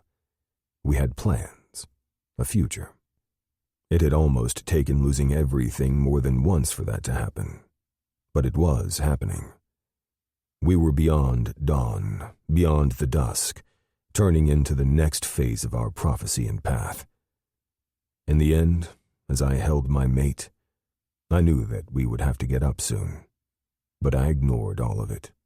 I kissed Laurel, wondering how I was so lucky to finally be able to hold the woman I loved, the woman I had lost, the woman that was mine, until the end of time. Chapter 27. Rowan. I was used to being alone. I had been alone for most of my life. My parents were gone. My family was gone.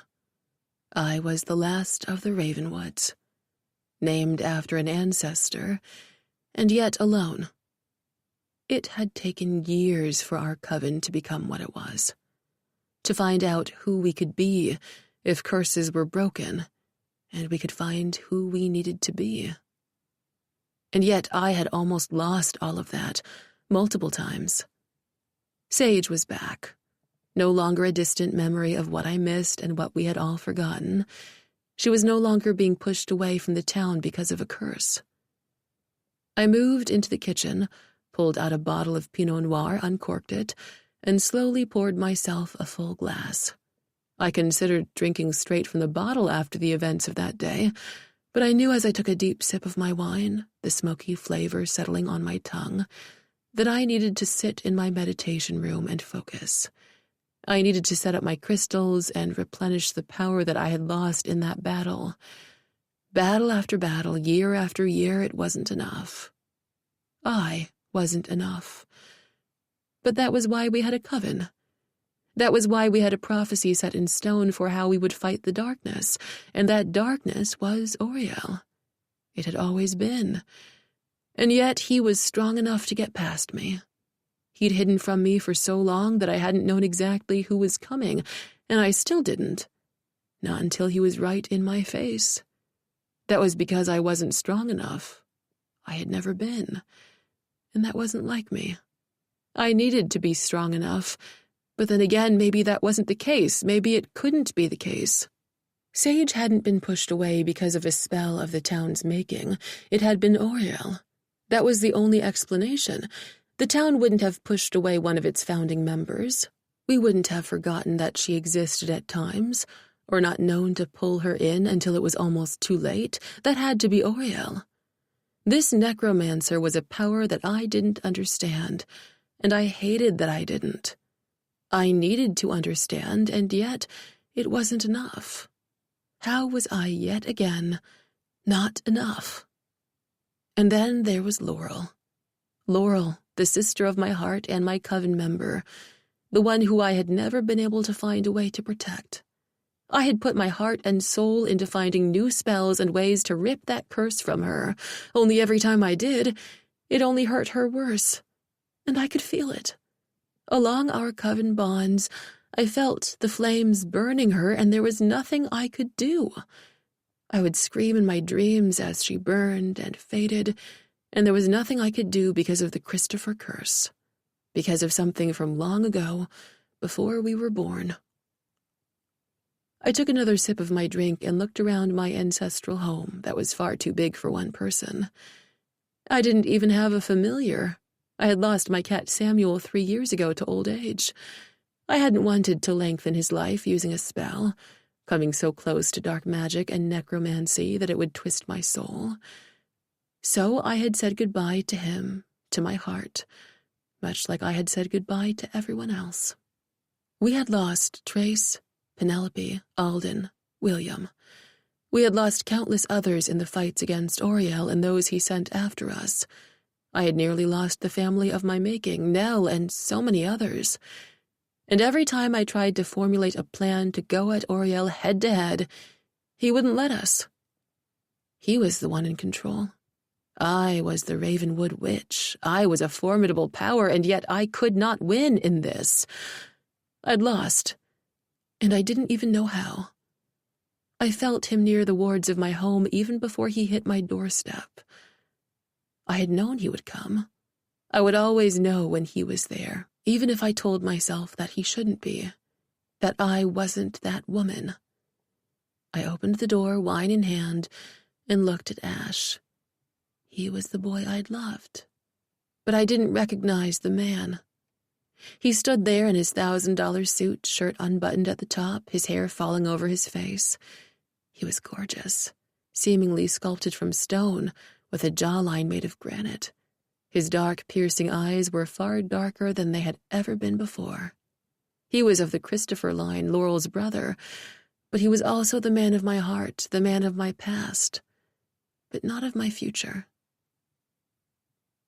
I know we planned with the group, but it's our turn, Rowan. It's time for us to come together so we can fight the darkness. He said the words, but there was nothing in them. No emotion, no feeling. Nothing. It was as if he said the words by rote, and I couldn't recognize the man that stood in front of me. I sipped my drink and took a step back. Come in, Ash. I suppose it's time we talked. He walked past me, gently brushing his arm against mine, and I knew it was an accident. He wouldn't even do it instinctually. He didn't have the capacity any longer.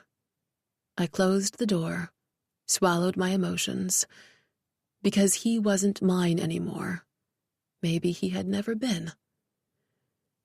I pressed my palm to the aged wood of my door, ensured the town's wards that were slowly draining me dry despite the Coven's help were intact, as well as the wards around my home, and then closed it. When I turned to my soulmate, I met his gaze. Could a person be a soulmate to someone without a soul? That was the question for the ages, the question of my past and my future. Ash Christopher was my soulmate, my path, but he had lost his soul, and he could never be mine. This has been Dusk Unveiled, The Ravenwood Coven, Book 2, written by Carrie Ann Ryan. Copyright 2021 by Carrie Ann Ryan. Narrated by Victoria May and Aidan Snow. Production coordination by Lyric Audiobooks. Produced by Marnie Penning Coleman. Post-production by Chrissy Farrell. Victoria May and Aidan Snow are members of SAG-AFTRA. For more information about author Carrie Ann Ryan or any other title in the Ravenwood Coven series, please visit www.carrieannryan.com. This unabridged recording was produced in 2021 by Carrie Ann Ryan, who holds the copyright. Neither this recording nor any portion of it may be reproduced or used for any purpose without prior written authorization from Carrie Ann Ryan. Thank you.